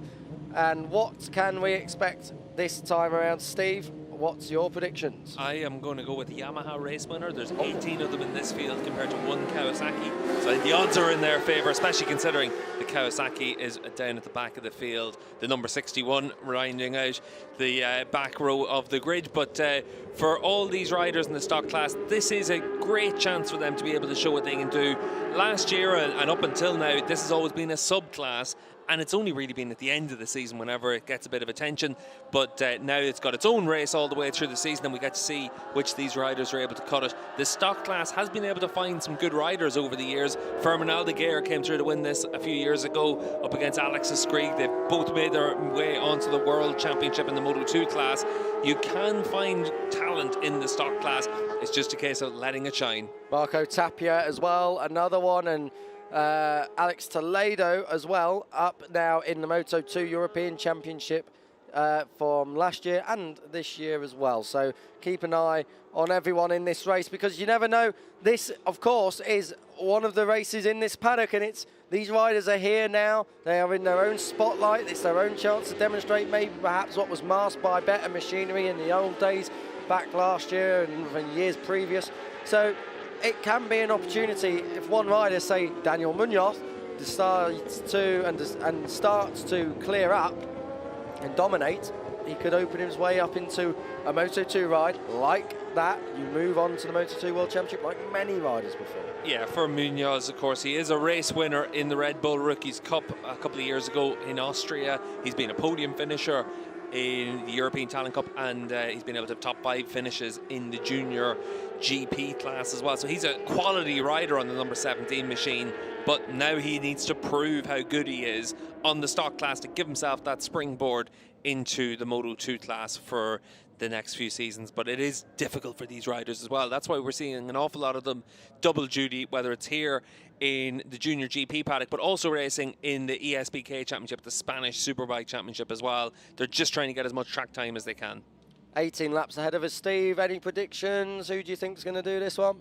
Munoz has got the pace to run into the distance. It's looking that way. Cleared off in Estoril just a few weeks ago, and we are expecting the same here. Maybe someone will go with him. Maybe it'll be this man, Eric Fernandez, the number 4. And don't forget Dino Riozzo, plenty of World Championship experience as well. Maybe he can do something on the IUM Motorsports Yamaha. Coming under starters orders then, the final time today in the Junior GP paddock. The stock 600 race is lights out, and it's a great start from the pole sitter. Danny Munoz got that absolutely driving then. He is for sure going to take the whole shot, but it's Marco Garcia who's come right the way through. Marco Garcia is into third already. Eric Fernandez looks like he nailed down in towards turn 1 for second place. Oh, Munoz out of shape there, and he's pulled it down. He's still going to have the lead as they exit turn 2. So it's Munoz who's got the advantage. Fernandez and Garcia follow. Oh no, Garcia's back to 4th place as through is coming the Australian rider Archie McDonald. Yeah, McDonald doing a good job on the 69 machine to get himself up into that 3rd spot. Fernandez, though, on the number 4 machine, he's just able to keep that watching brief of Munoz, who again had a bit of a slide there on the exit of the right-hander. So Munoz, he's pushing on here in the number 17 machine. Eric Fernandez is trying to go with him so far. The 69 of Archie McDonald. Brilliant start from the second row from him. And also, as we said at the time by Marco Garcia, still on the inside comes Dino Riozzo. That's on Alex Mian, and I think Mian's cutting back. He's trying to, side by side through turn 9 on a stock bike, the 600s. No, thank you. Running wide, that was the That was Garcia on the number 8 8 machine, and then the 44 of Rodriguez able to come through and take that 4th position very easily. Rodriguez then looking good on this opening lap of stock racing. He's got a great style on the bike as well. He's hanging right the way off it. Down into the final corner then. Danny Munoz has not done a disappearing act just yet, but we're only just completing the opening lap. Danny Munoz leads across the line ahead of Eric Fernandez. Those two away at the races. Archie McDonald is about 1.5 seconds back of your race leader in 3rd place, but he's ahead of Adrian Rodriguez in 4th, Dino Riozzo in 5th. Backing it in is Riozzo into the 1st turn. The number 13 sideways on ahead of Marco Garcia. Alex Mian, Mario Mayor as well as through comes number 8 Garcia on Riozzo. Just to complete the top 10, Mayor was in 8th, 9th for Corey Tinker, and Moreno up there in 10th. As back through on the 23 comes Mian on Garcia. Garcia went one way on lap 1, he's going another way on lap 2, and there was a bit of dust there. There was someone's had a bit of an incident there on the run into the right hand, or there's smoke coming out from one of the bikes, and there might be fluid down as well because someone else has gone off in the background. So don't be too surprised if we see that bike have to pull off to the side, and we might well end up having a red flag if there was fluid that went down for the 91 machine. That's not Daniel Brooks. Daniel Brooks might be the rider with the mechanical. That's the 91 of Mikhail Florov, the Bulgarian rider. Oh dear, Marshall okay as he takes a trip through the gravel trap as well, but there was definitely fluid there, and that is not going to be good. At the moment, we haven't had anything in our commentary box to say of anything on the ground or any possible red flag. Yeah, there's no way of knowing if there was definitely fluid down. We did see smoke down there, but that doesn't necessarily mean that the bike was laying down any fluid as well. We'll have to wait and see a replay to see who was causing the smoke, and then if there was any sort of an issue there that led to the crash for Florov. But as it is, the Bulgarians out of this one, and out in front, Munoz and Fernandez have now opened up a 2.5 second lead over McDonald. It is the number 21 that is smoking away. It is the British rider, Daniel Brooks. There was so much smoke in the background now. He will be getting the meatball in a minute to get off this racetrack, I'm sure of that, and he has done now. I think he's realised. Let's hope that that is just smoke and it is not. Don't rejoin on the track as he's going to stay on the outside. There's a marshal post just up to the right of this now, so he should be able just to exit straight onto the service road. But yeah, that's a big shame there for the 21. That's in the same place where we had the crash a lap ago, so there might well be fluid down there. Same place. Eric Fernandez has dropped it from 2nd position. That was a disaster for him. He was looking good there.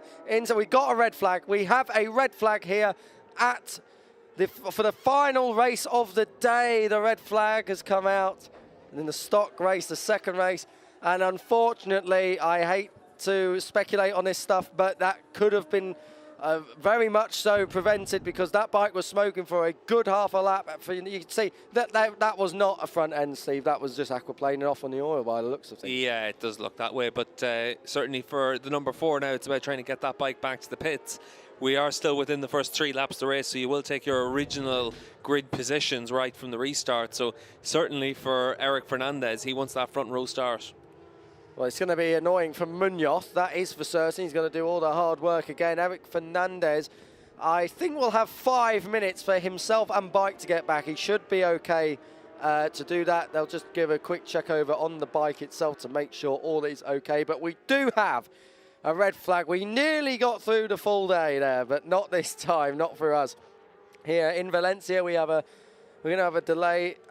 Of course, you can't blame as such Daniel Brooks because he wouldn't have known. But, you know, I think there it's maybe when it's the most obvious. The bike is absolutely smoking away. And let's just hope. I mean, it might not be too much. There might not be anything on the track. It's just a coincidence. It's unlikely. But let's hope that bike has not spread all the way around the track. Let's hope it was just smoke and a bit of fluid on the track at one point. Yeah, if there is fluid down at turn 4, then there's fluid all the way around the track from Brooks's bike. And look, it's not an issue that any rider wants to create. They may not be aware of it as well. So certainly there for Brooks, it's unfortunate for him. It's very unfortunate for the other riders, Florev and then also Fernandez, that we saw of a crash at the same point on the track. But let's wait and see what the situation is for the track inspection as well, and what they're able to ascertain out there. Because we are within 3 laps, this should be a full restart if it is to get back underway, which would that mean Florov can participate because it'll be a full grid? If you're able to get the bike back, because obviously in the stock class you may not necessarily have a replacement bike you can use, so you might well have to get that bike back to the pits. And that's where, even if it's damaged, you're doing your best to make sure you're able to run back to there. But we'll wait and see what the situation is for those riders. This is a replay then of the bike smoking up as it comes across the line. And you can see just how much smoke is coming out at that stage, just as you're full on the gas through that section. And you can easily put down a lot of fluid there. Or you could just have it where it's smoking up as well. So we'll wait and see what the situation is. The action by the marshals will give us a good indication of what's happening. You can see the marshal just there at the forefront, just trying to feel the ground, to touch the ground. You might also see them actually try and taste the ground as well. You'll see them just see if there's any oil or fluid on their fingers from that. But there's a lot of ground to cover around this track to see what the conditions are. I tasted the ground once, Steve. I had an argument with a door security staff in a club, but that's another story. I just had a quick look, actually, outside the window here in our commentary box, because we're actually facing a wall, despite we have a window view of the whole circuit. There are marshals everywhere on this track at the moment. They're up at turn 6. They're not just on the start and finish straight. There was nothing super evident to me with my Deirdre Barlow glasses that we actually have anything on the circuit, but it wasn't clear, and these guys on the track will know more. Well, it's actually the course car you can see leaving pit lane now, just on the left-hand side of the shot. That will be what will actually tell us the condition of the track as well. And then you've also got this car as well from the safety delegation. So they're going out just to check the conditions of the track at different places. They'll start at turn 4 where they saw that crash. That's obviously your immediate spot to go to, because you've got at least some information there that there might have been fluid down at turn 4. And then you'll just wait and see what happens first. But this could be a lengthy delay. Where I'm not a body language or sign language expert, but that sign by the marshal there could have meant 2 things. There's nothing, or it's everywhere, but we don't know that. I mean, the thing is, there were no other fallers at other parts of the circuit, which makes you think perhaps it's just a problem down at down at turn 5, where the crashes were for Florov and also the other rider. Well, you can see there for Daniel Brooks's team, they're getting another bike ready because in the first 3 laps you are able to get back out there and restart the race as long as you have your bike. We saw this obviously in the Moto2 class already this season in the World Championship, and for these teams, for these riders, there is a lengthy delay, so there is going to be time to get your bike repaired as well. But this is a different section of track. This is at the end of the lap, and there's a lot of stones across the track there as well. But that can be from riders running off the racetrack, so you can try and get that cleaned up pretty easily. But we'll wait and see just how long the delay is going to be, and we'll wait and see if we get any information or notice about the delay as well. But certainly for all the stock class teams, they know that it's now a case of just trying to do what you can to get ready for this. Don't be confused, it's not actually a BMW. This is a Yamaha R6, but the team is run by BMW Motorrad España. They're in the superbike class in Spain as well, so they have an operation here in the Junior GP class. They've been here for quite a long time, actually, back when this class was a subclass in the Moto2 European Championship. Well, as we look down, up and down pit lane, this is Marco Garcia. I want to just talk about Marco Garcia, if I may, Steve, for a moment. Coming off the 3rd row, was up inside the top 3 on the opening lap. Not a bad start from this kid, and the number 8 will be looking to replicate that if he can when we get back going. Yeah, and I think for Garcia, obviously it is a case of trying to just make a good start and keep your head down and see if you're able to back up what we saw at the opening round of the year in Estoril. He was very competitive in Estoril all the way through the weekend, and he was able to come away with a podium finish. But certainly for him, it is a case of just trying to make sure that you're able to be consistent round to round here in the stock class. Still waiting for any news on a resumption or the track conditions. But if you're just joining us, we have a red flag here in the Stock European Championship race.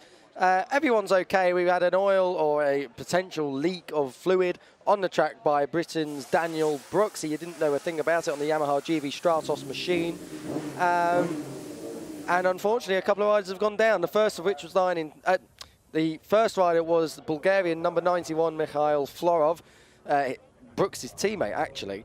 And then the Hector Farbel TEY Racing rider Eric Fernandez, who was 2nd at the time. So because of that, both crashes happened in the same place, and it was where the smoke and the fluid looked like it was spilling.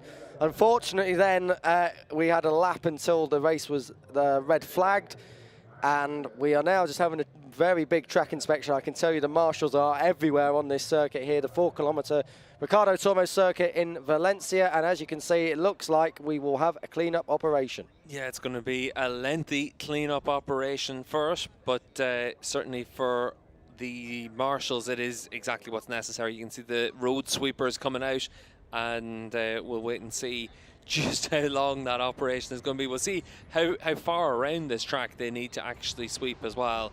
So for the stock riders, you could easily have another 20 minutes delay. It just comes down to how quickly they're able to get this job done. And don't forget, that will be a 20-minute delay. If that'll be before pit lane even opens. That'll be a 20-minute delay before pit lane opens, and then they'll go and do a sight lap. They might give them 2, and that will be how it is. If we get back underway, let's hope we do. It's a new class. We want to see it in all its glory in action. But we are just here now in Valencia, waiting for the any news or update that we can get and bring you from trackside here in Valencia. All I can say is that this race was meant to be 18 laps. It looks like it's been shortened to 12 laps at the moment, so we are anticipating a restart, but again, that all depends on the size of this cleanup operation. Yeah, I think we'll definitely look to get restarted, and you've been moved down to effectively 2/3 race distance. No real surprise to see that's the case from race direction, and hopefully we're able to just get some shots of everything that is being done now. You can see them starting to put down the compound that will lift as much of that fluid as possible, and basically that's it's all, everyone looks at it as being dry cement or anything like that. It is actually a different compound. It's basically designed to absorb as much of that moisture as possible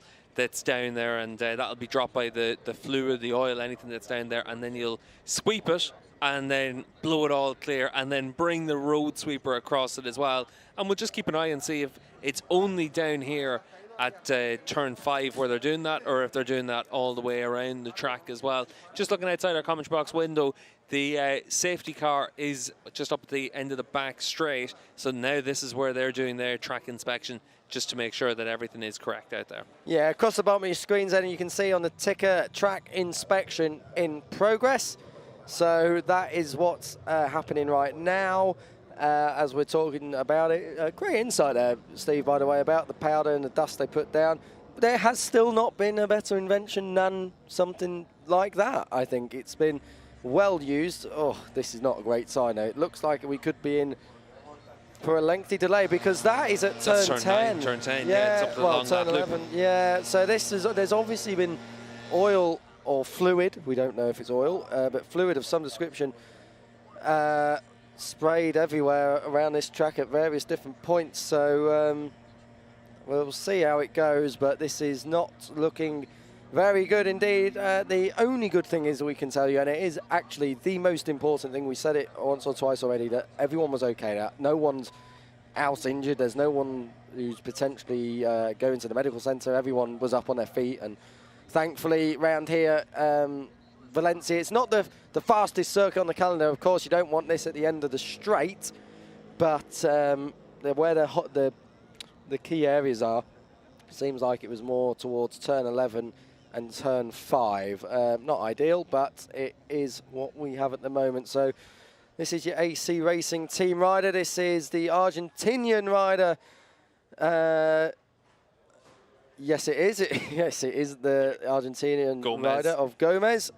And he's just waiting to get back on. The number 64 is a bit further downfield than he'd have liked to have been down in 18th place. Yeah, not AC Racing team. Obviously, we see them with Guido Pini in the European Talent Cup. They put in an awful lot of effort to make sure they've got bikes across the classes, and they run a good operation. We've seen that in the course of the last couple of years, and good to see them put the resources into the stock class as well. And you can see the Marshals putting the resources into trying to get this track ready as soon as possible, just fire down some of that compound and then move on to the next section, working well as a team there. But it is going to be difficult for them. This is where they earn their free lunch for the day, but certainly for the Marshals, they know that there's going to be a lot of work to be done to get this track ready for 12 laps of stock racing. Yeah, 12 laps of stock racing lie ahead, and the Marshals getting a good workout as they brush away. I mean, this is not ideal, and you've got to think that, I mean, maybe this is the only part of the circuit that it's at, but it didn't look like it. That's not where the crashes happened. No, but this is what we're seeing at the moment now, so we'll keep you posted on if we see the Marshals moving to anywhere else around the racetrack, because they will be working in a couple of different places. You'd imagine down at turn 5, turn 6, and then the run down the pit straight as well towards turn 1. But there is a lot of work to be done to try and get the track back in working order at this stage. But the Marshals working as hard as possible to do that. And it is a case of, for everyone out there, that you just need to just try and work efficiently as a team. And that's the same in pit lane or the Marshals there that we can see at turn 10. And they are doing their best to make sure that we're getting back underway as soon as possible. But there is it's just a time-consuming task. I remember one time we had a red flag at Imola for World Superbikes for a big blow-up, and it took a long time to be able to get the track back to ready, because the last thing you need is to have any oil or fluid left out in the racetrack that just takes away the grip, and the riders are basically left with a wet weather crash and absolutely no warning out there.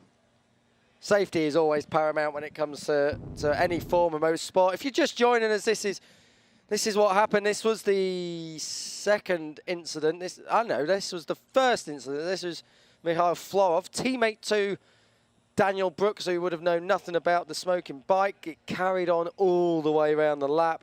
I am very surprised that the red flag was not waved. It looks like maybe there was a bit of fluid coming out there.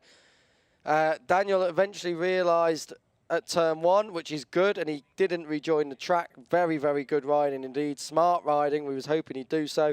There's a marshal point just past there off screen.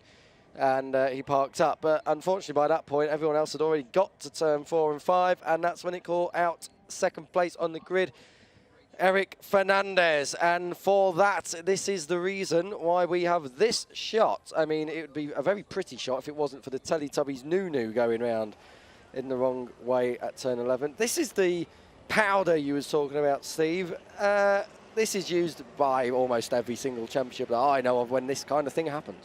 Yeah, exactly. It's something that works, and you're able to get it cleaned away as quick as possible. But they need an awful lot of that compound there to be able to clean up exactly what's caused this delay. But we'll wait and see how long it's going to take for the riders in pit lane. That's Alex Milan down there, and Alex, he's got a lot of experience in Supersport 300, in the Junior GP paddock classes as well. And good to see that he's got a chance here on the stock bike this year, because it's very easy for riders to just go missing, really, and you then miss out on the chance of being able to make your progress through. But Milan's a rider that we did see quite a bit of it in the European Talent Cup, and able to get himself pretty close to the front in that. And one other factor that maybe we haven't spoken about enough is that a lot of times some riders do struggle to get a race, to get around, or get a team for a season or whatever. And we have one make series. I know this isn't one make, but largely it's Yamaha R6s in this case. We have a lot of one make series, and it gives them kind of riders who are still trying to put themselves in a shot window, and for one reason or another are too old or too big for a smaller machine. Versus that it's not viable for them to move on to a different team in a different paddock, and this is a good opportunity. We're just getting word that we will have 12 laps, original grid positions. It will be a quick restart procedure. Pit lane will open at 16:35 for 60 seconds. So in 4 minutes' time, we will have action once again in the stock class. What slightly worries me, if I must go down a slightly more cynical route, is that in the shots that we saw, they were cleaning turn 11, and the two incidents happened at turn 5. I mean, hopefully, them incidents might have been just circumstantial and coincidental, but we haven't seen any clearing go on at turn 5, so they'll definitely get that checked out. We might see a couple of sighting laps here. Yeah, and for the riders, though, they'll have 60 seconds to get to the grid, and then they'll be met on the grid by one of their mechanics, and then they'll be set off for another lap to then get ready for the race. So there will effectively be 2 laps to get yourself ready. This is down into the pit box of the 64, and that is Gomez and the AC Racing squad. So they're just getting that bike ready out there. But good that we're back underway. In just about a minute's time, or a couple of minutes' time, we'll be opening pit lane. So for all the riders that had an incident, if their bike is repaired, they'll be able to take the start, and that includes the rider that had the technical issue, Daniel Brooks. Don't forget as well, when the riders go out, even though it's a quick restart procedure, if there is anything on the circuit, they will be reporting that back to the one member of the crew that can go and meet them on the grid to signal the starting position. And then if there are problems after that, then we'll have a slightly further delay. So we shouldn't be getting underway without a thorough inspection, and we never normally do. We're normally very good at that stuff. Safety paramount as always. This is Archie McDonald now. He had a great start, didn't he, from the second row of the grid in that first part of this race. He was up inside the top 3. Archie McDonald from Australia, the number 69 on the MRE talent machine. He'll go from 4th again because it's the original grid positions. Yeah, and once there's an incident inside those first 3 laps, that's the way that it rolls. And as I said, as long as you're able to get that bike repaired, you can get back out there as well. So we'll see if the likes of the riders that were involved, like Florev, are able to get themselves back out there. And good to see that it's not just the Irish that are obsessed with their sunburn on a day like this. And it is heating up out there once again. There was a bit of wind kicked up a few hours ago, but it seems to have calmed right down now at this stage as well. So very warm out there. So for the riders in the stock class that have had this big delay, they've been sitting in pit lane in their leathers. It's easy to get yourself overheated at this stage, and now you need to get yourself ready to go. Pit lane opening in less than a minute's time. It will only be open for 60 seconds. That's why you're seeing bikes rolled out into the apron on pit lane just to get themselves ready for this restarted race. Yeah, and it's also a reason why we've seen the bikes that went down, or in the case of Daniel Brooks, the one with the technical problem.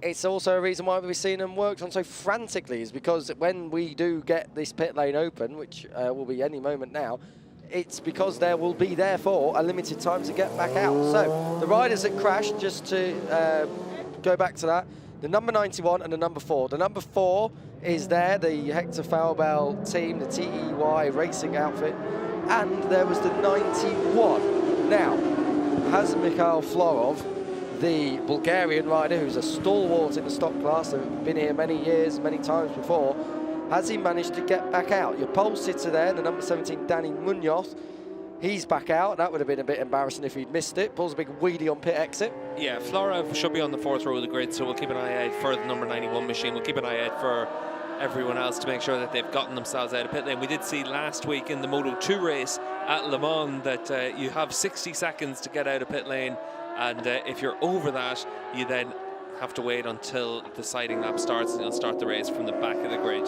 Yeah, it's 60 seconds. It's not a 60 seconds or to get out or you don't go out. It's 60 seconds to get out and take your place on the grid. We'll soon find out if Florov has managed to, I'm sure. But he didn't look like, well, I don't think he remounted his bike, so maybe his bike's still out there somewhere. Well, we didn't see him remounting his bike, but he might well have been able to get that bike back to the pits, or they've been able to take out a spare bike for that. But we'll wait and see if everyone does make the start at this stage. Everybody waiting pensively.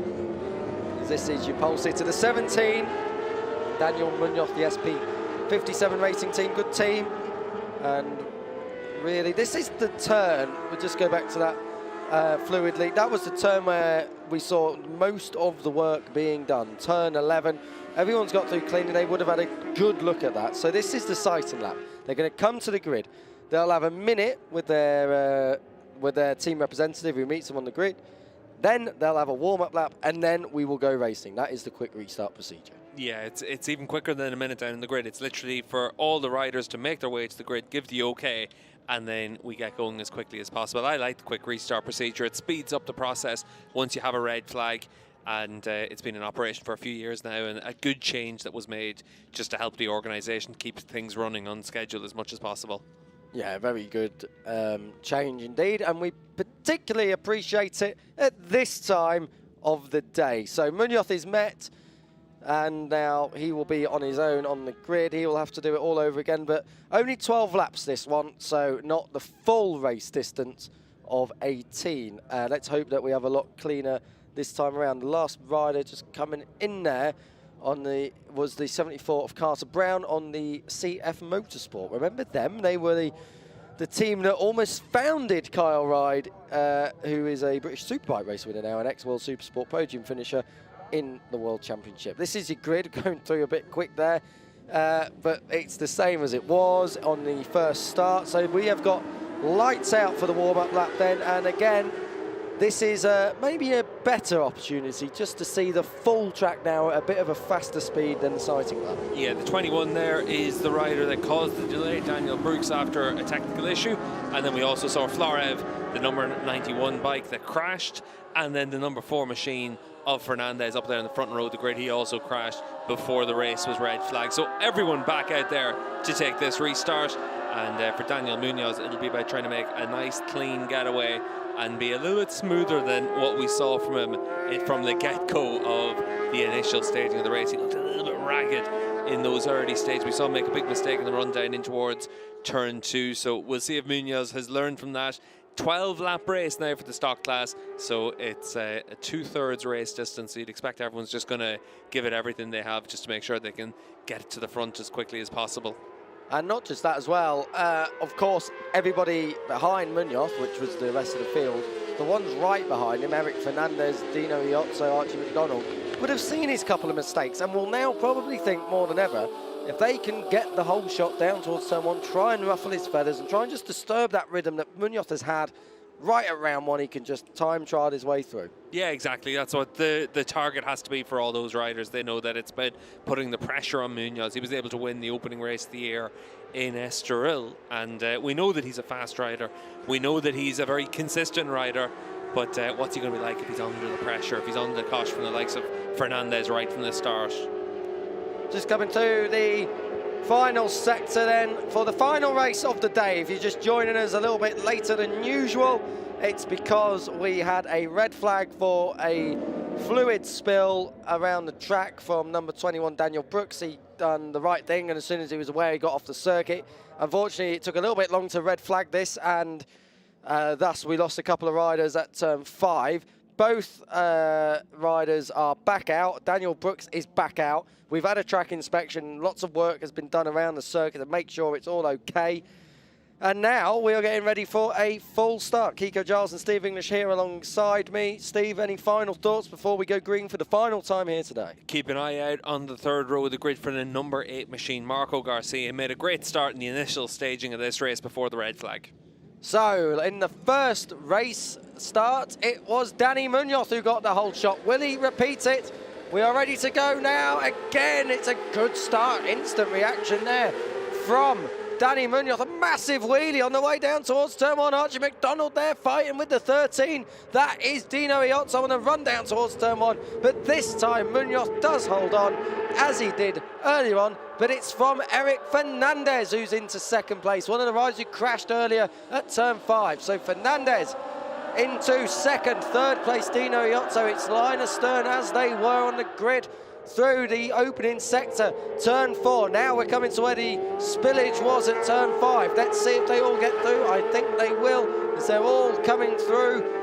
Turn 5. Oh, there's a couple of riders side by side there. I think they might have been running out a bit wide. One of them looked like the CF Motorsport, number 74 of Carter Brown. It was, but we're all through, nice and cleanly. Danny Munoz is leading. Yeah, much tidier start and opening lap there from Munoz, and you can see himself and Fernandez have opened up a pretty big gap now. Dino Iozzo, that's out to about a second, but Dino doing a good job in the 13 to keep himself up into those podium spots in front of Archie McDonald. Marco Garcia didn't make as good of a start this time around, ended up still in that 7th position, so just holding on to that. Daniel Brooks, that had the technical issue, he's still up there running inside the top 10. Yeah, Brits in 9th and 10th, Corey Tinker and Daniel Brooks. Then in 14th place, making one place up on his grid start, the Craig Fitzpatrick Motorsport machine, the number 74 of Carter Brown. But as we come through the final sector now for the first time, Danny Munoz and Eric Fernandez pulling out already, and we're expecting Munoz really to pull out a bit more across the line to complete lap 1 of the shortened race distance, which is now 12 laps. Munoz leads ahead of Fernandez. Then it's Iozzo in third, the number 69 of McDonald there in 4th place on the MRE Talent Yamaha. Yeah, and you can see though from Fernandez doing a good job here just to stick with the race leader Munoz as well. So this is good performance from Fernandez on the number 4 machine, but it's about whether or not he can do it for the full 12 laps. You can see from Munoz there just how much he wants to push on. He's making sure that he's pushing as hard as he possibly can. Through turn 4 in towards turn 5.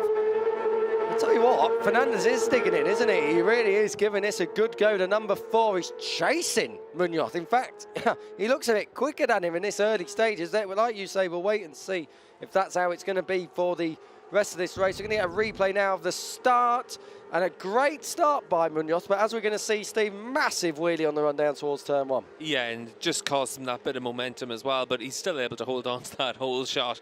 The number 4 machine there, though, of Fernandez, he is the reigning Spanish Superbike champion in the stock 600 class, so we know he's good on the stock bike, and he's just trying to make sure that he's able to keep it honest at these early stages of the race against Munoz. I didn't know we had ride height devices in stock racing.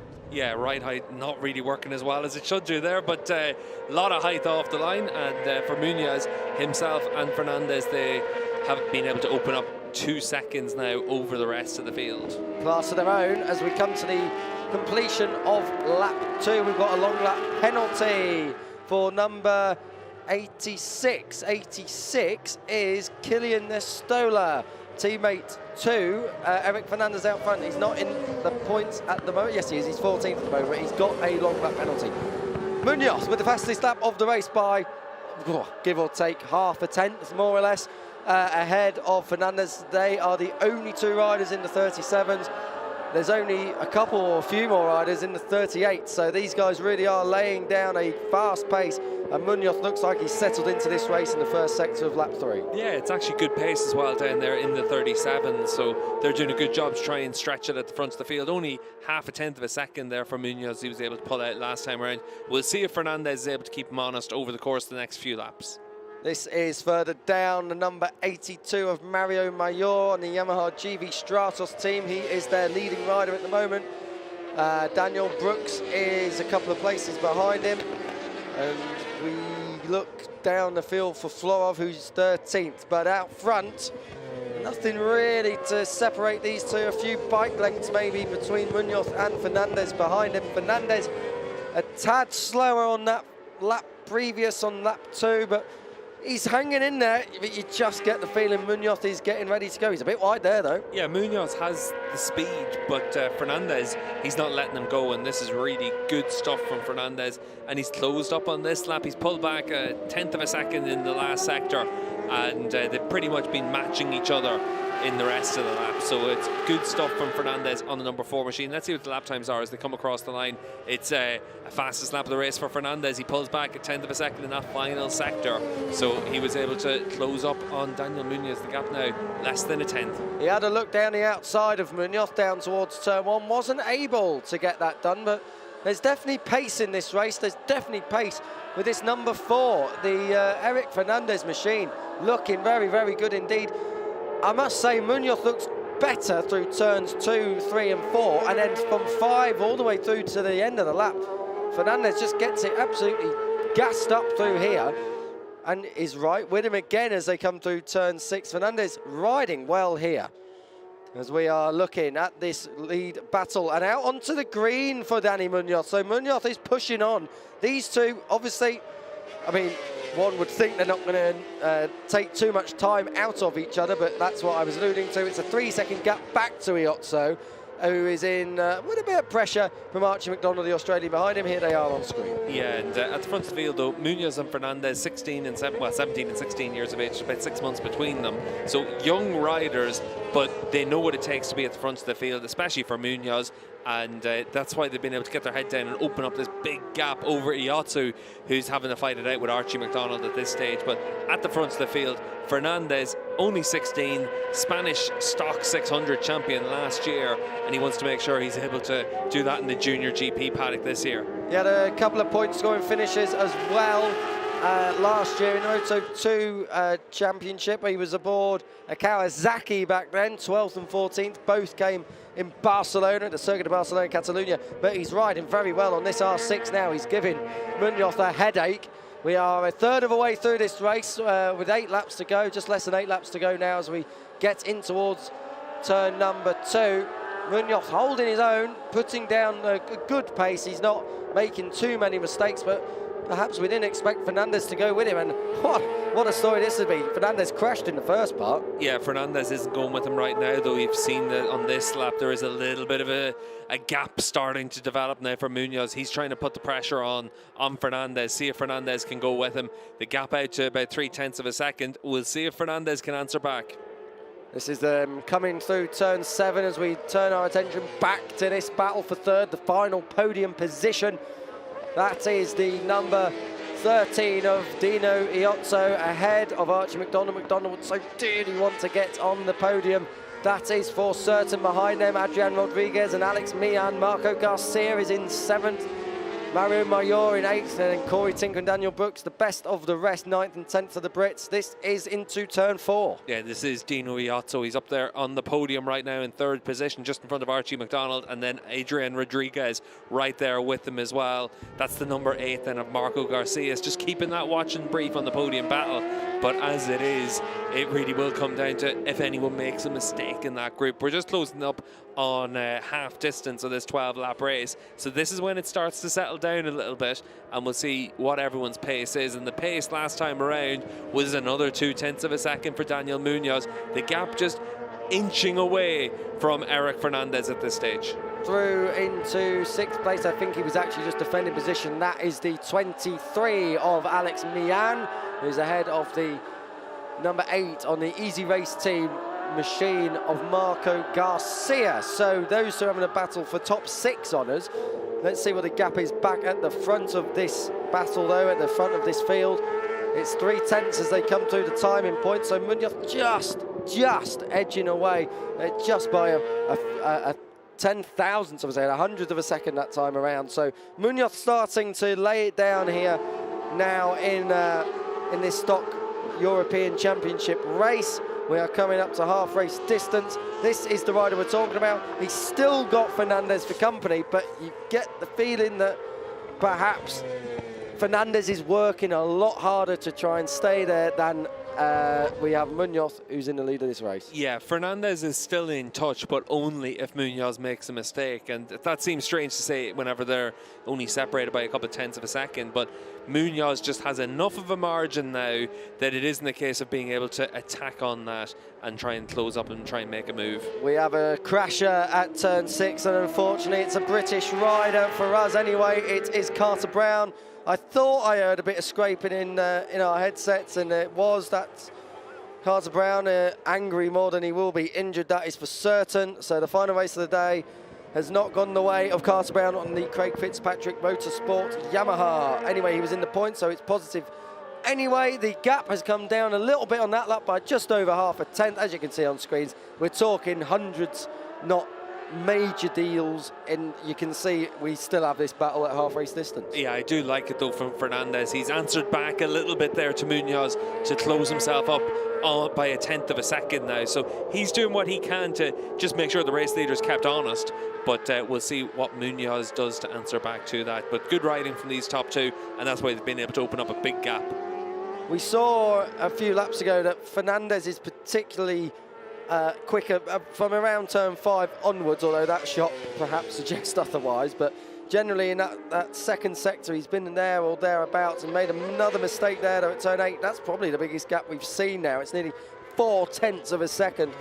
So it's just about who blinks first, who's going to make the first mistake. There's not really been too many mistakes, but Eric Fernandez at this moment in time looks like he'd be the one to do so. This is the battle 6 seconds down the road with Dino Iozzo and the 69 of Archie McDonald. The Italian versus the Australian McDonald, the number 69 on the blue R6, and the purple and black one ahead of him is Iozzo. Iozzo with World Championship experience. He's been around here before plenty of times in battles for podium positions. As they come across the line, 5 laps to go, your leaders have already crossed the line, and it is just hovering over 4/10 of a second between Munoz and Fernandez. We'll get a look at them in a minute. What do you make of Dino's ride so far here, Steve? It's a very consistent job. Yeah, well, he's been able to open up 4/10 of a second on the rider behind them, just keeping the pressure on, and Dino hasn't put a foot wrong at this stage. You're down in towards the final third of this race, so this is where he knows if he wants that podium, he needs to be inch perfect all the way. Just keep the pressure on Archie McDonald on the number 69 behind them, and just keep making sure that you're pulling out a bike length here, there, and everywhere. It's very similar to Daniel Munoz out in front. Munoz now with almost half a second in hand on the chasing Eric Fernandez. And it is just a yard here, a yard there, just picking the bike up a little bit earlier, getting that little bit more speed down the straight, and just making it more and more difficult for your rival. It's tough for the rider in front as well, though, because they're running as fast as they can. They're setting at the front of the field, Daniel Munoz with a lap there, still within a tenth of a second of his personal best in this race. So they're setting their fast pace, but they're not opening up a big gap. So every time they look at their pit board and they see +0, they know that they're riding as well as they can, but it's not opening up a big gap. This is the battle for 5th position, the number 44 of Adrian Rodriguez on the other Easy Race team Yamaha R6. He's just ahead of Alex Mian in 6th place. Then it's Marco Garcia in 7th at the back of that group there in the picture, just ahead of Mario Mayor, the Yamaha GB Stratos machine. But this is the battle for 5th position. This looks like it will go all the way to the flag if we stay with them. As you can see, the battle for 3rd is kind of flattened out now, because 3rd looks like in the hands of Iozzo, who's now half a second clear again. This is into turn 2, a pass for 5th place, yes. So Alex Mian gets that down the inside, stopped well. Adrian Rodriguez, no answer back. We saw Mion very strong in the closing stages. The last time out in Estoril, he was able to come away with a podium finish. And now that we're into the final third of this race, he's just starting to come into his own now as well. He's up inside the top 5, but he's got too much ground to make up on the riders in front of him. So this could be where his progress stalls. I'll tell you what, this race isn't over for the victory, that is for sure. Fernandez is digging in deep here. Danny Munoz may have led every single lap of this, and Fernandez might have pushed him, and he's still pushing him, even at this late stage of this race.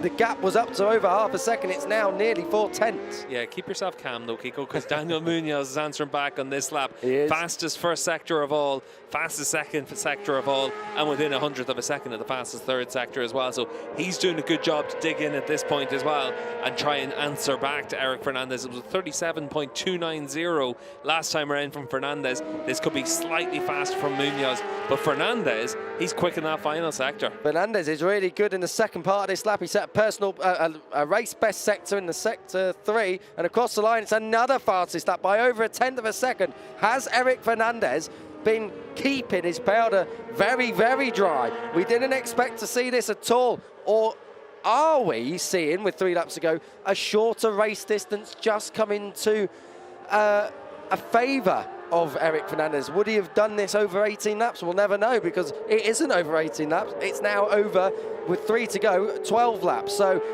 the first half of this lap looks more like Danny Munoz, but this also, Fernandez is very good from this point onwards, for turn 5 and out towards the back. Yeah, it's actually from the next left-hander at the end of the back straight. That's really where the number 4 machine seems to have a little bit of an advantage over Munoz. Munoz in the first half of the lap, again on this lap, he's able to pull out 0.2 of a second. That's why it's stretching out ever so slightly, the gap out to 0.4 of a second now.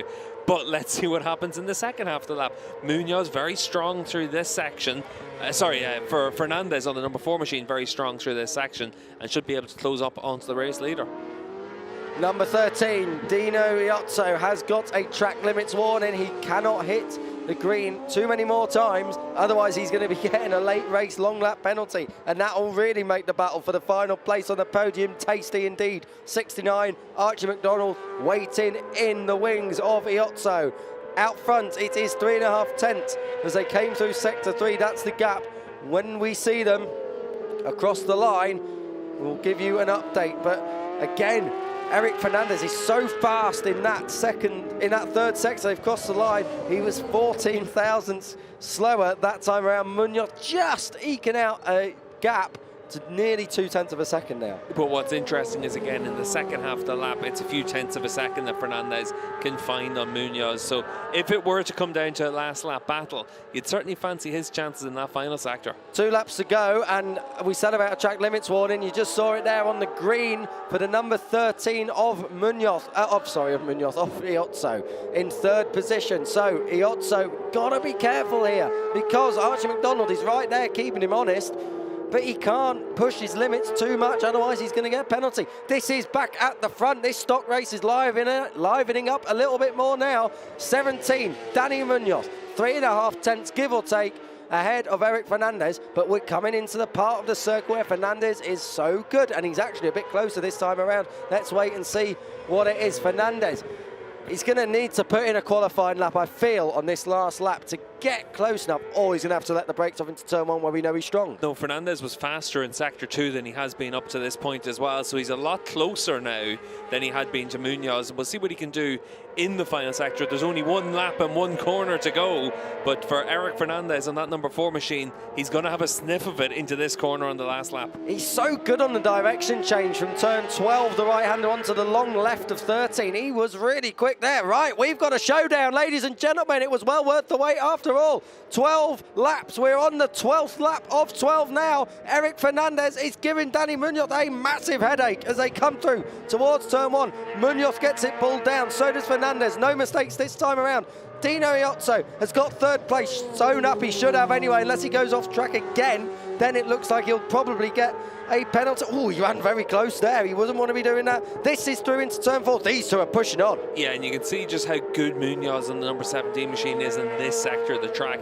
He's very aggressive with the bike to change direction there. Wants to really push it as hard as he can to try and open up a gap to Fernandez. But Fernandez isn't giving him an inch at this stage. This is the best Fernandez has been really through these opening sectors. Look at him drifting, power sliding as he came on the power through turn 6. We're in the second sector, soon to come through the beam now. It's 3/10. It's a big ask, but he was close in the last sector last time. Where is Fernandez thinking? Fernandez is thinking the last corner. That's the only opportunity for him to try and get down the inside. He's too far back as it stands right now, so he needs to really run through these next couple of corners. The change of direction from the right-hander into the long left-hander is where he needs to be strong. That's where he was strong on the penultimate lap, but I do feel maybe he's just a bit too far back now, but we'll see. He's getting closer and closer. He's building all the time. It'll have to be a massive lunge from back there. Fernandez has a think. He doesn't have an execution. He doesn't have an answer. Danny Munoz is going to do it. In the end, it wasn't the domination we thought, but it is the race win. It's 2 from 2 in 2023.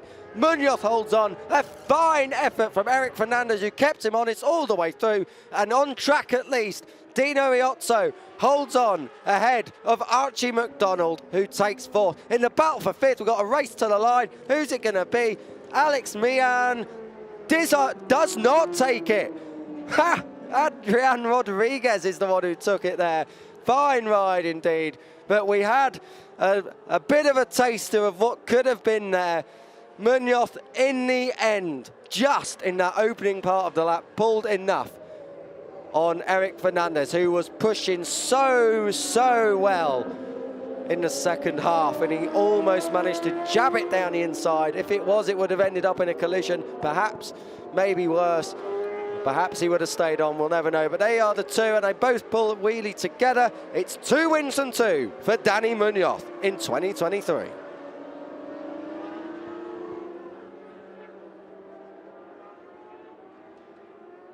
Fine ride from the number 17 Munoz there, and a surprisingly fine ride. We did not expect Eric Fernandez to push Munoz so hard. Dino Iozzo is in 3rd place. He did have that track limits warning, and he definitely ran on the green one more time after that. But at the moment, at least, he has 3rd place.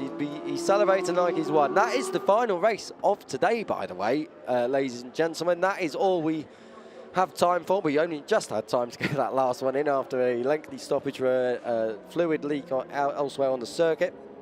So the 6th race on our card has been ticked off, and for sure this man will be celebrating when he gets to Parc Ferme. He's just coming around the final corner now. Does he pull a nice big wheelie? Yes, he does, into pit lane. Danny Munoz, the unquestionable talent. The talent is not in doubt here, and perhaps some would say finds himself a bit unlucky to be racing in the Stock European Championship. Maybe some would say he should be somewhere else over in the Grand Prix paddock, but he is where he is, and he's showing it. He has got that pace and potential. But Eric Fernandez, given the level of Munoz, a very fine effort indeed. There's Steve in the background waiting to catch up with our race winner, Danny Munoz. And 3rd place, Dino Iozzo, fine ride from him as well. Round of applause all round. Fernandez, he cannot complain at that. Neither can this man, Munoz. Everyone very happy. A couple of teary eyes, though, I think I saw. So that obviously means a lot. 2 race wins this season for Munoz. Here is Iozzo, 10.3 seconds back of the race win in the end as he slides his way in, using a bit of rear brake there. Lovely. And a good ride nonetheless from our podium riders. Iozzo doing a solid effort to convert that front row, of which he earned yesterday in qualifying.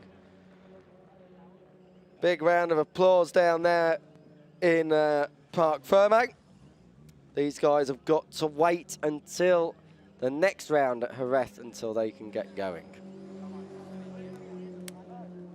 Next round at Jerez is on the 4th of June, so not too long for these guys to wait. Then we've got another race at Portimao, another round of Portimao at the start of July. Then in the middle of July, we're in Barcelona. And then we've got nothing until the middle of October at Aragon. And then the first week of November, the season finale here in Valencia. This was the race start. He was celebrating before he even got out of turn one. It was a fine ride indeed from Dani Munoz. We know what this rider can do. We know how strong he's been in a variety of classes.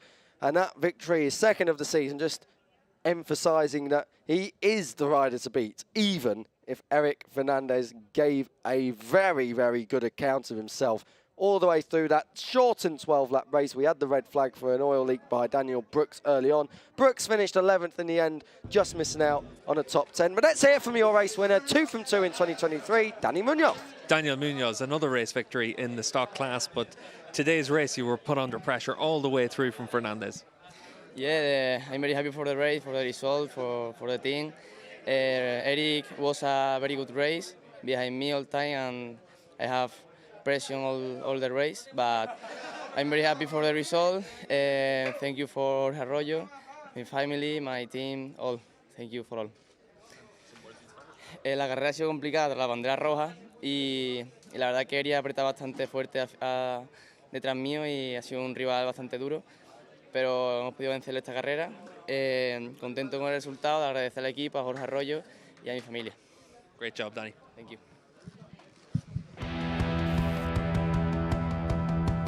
So, the final race of the day is done. Let's see exactly what happened.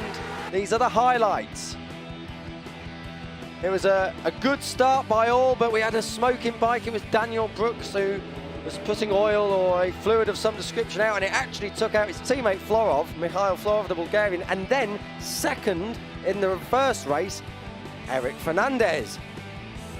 Everyone managed to get back to the pits, and after a delay and a red flag as the track was cleaned up, we went again. And it was a good start once more by Munoz, who got the whole shot, where although it was close all the way through with Eric Fernandez chasing hard, he never saw another rider ahead of him. This was the closest it got as Fernandez looked down the outside towards turn one, but couldn't quite execute the move.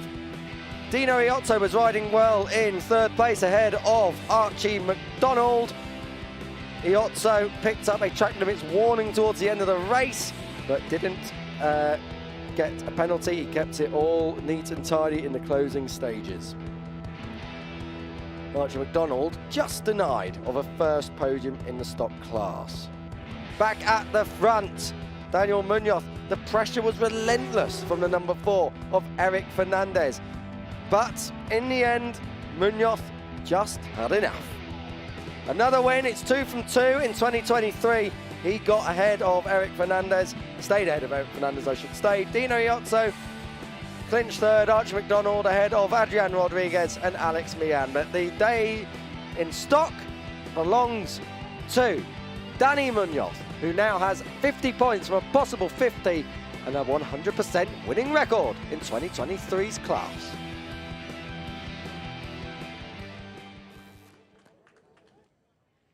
And these are your live pictures then from the Circuito de Ricardo Tormo in Valencia. And this is the podium presentation. A fine ride from all riders as Dino Iotto gets his place on the podium in third place. Second will be Eric Fernandez. And then in the middle, the race winner for a second time this year, Dani Munoz. There he is. Steve English back with me in the commentary booth. Steve, cool words down there from Dani. He knows what he's got to do. Yeah, exactly, and very relaxed down there as well. But for Munoz, he knows that the target is to make sure that you're able to get yourself onto the Moto2 grid going forward and give yourself a chance to be able to show what you can do in there. The only way to do that is winning in the stock class, and he's been able to do that. Winning is the key to everything. This rider knows all about that Fermin Aldeguer, Moto2 World Championship rider. Of course, previous winner of the stock subcategory when it was part of the Moto2 Championship. Yeah, shows that you're able to make that progression out there, and that's what gives a lot of these riders hope. But also you have the likes of Alexa Skrieg that's been able to do that, and a few other riders that have come up through the ranks. And the final trophy given out to today's winner, Dani Munoz. And we will soon be hearing once more the Spanish national anthem. La hora de escuchar en honor del vencedor el himno nacional.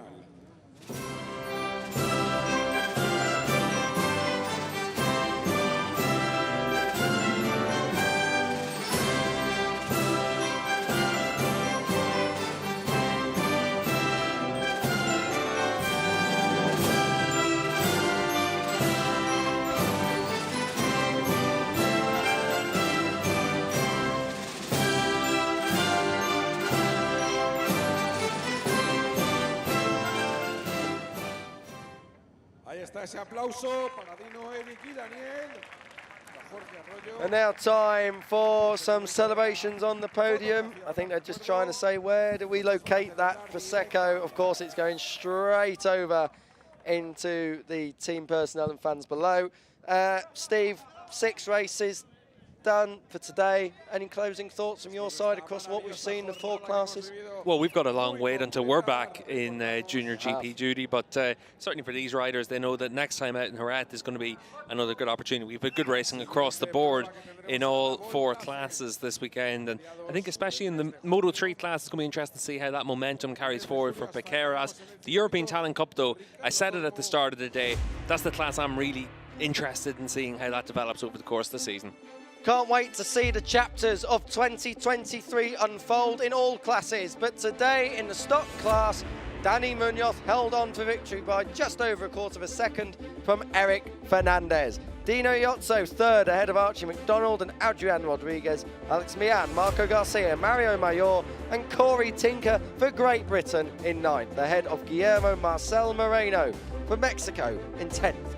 Daniel Brooks held on for 11th, ahead of Kilian Nestola, Maximiliano Rocha, Mateusz Hulovic and Javier Del Olmo, the final point scorer. Mikhail Florov from a 4th row start, just missing out on points. 1 crasher, Carter Brown on the CF Motorsport Yamaha. The championship, Dani Munoz, it's easy. 2 wins, 50 points. He got a 21-point advantage over Marco Garcia, who was fine. In today's race, he took 2nd. He's in 2nd overall in the championship standings. Alex Mian 3rd, Archie McDonald and Adrian Rodriguez completing the top 5. Corey Tinker, best of the Brits, in 9th.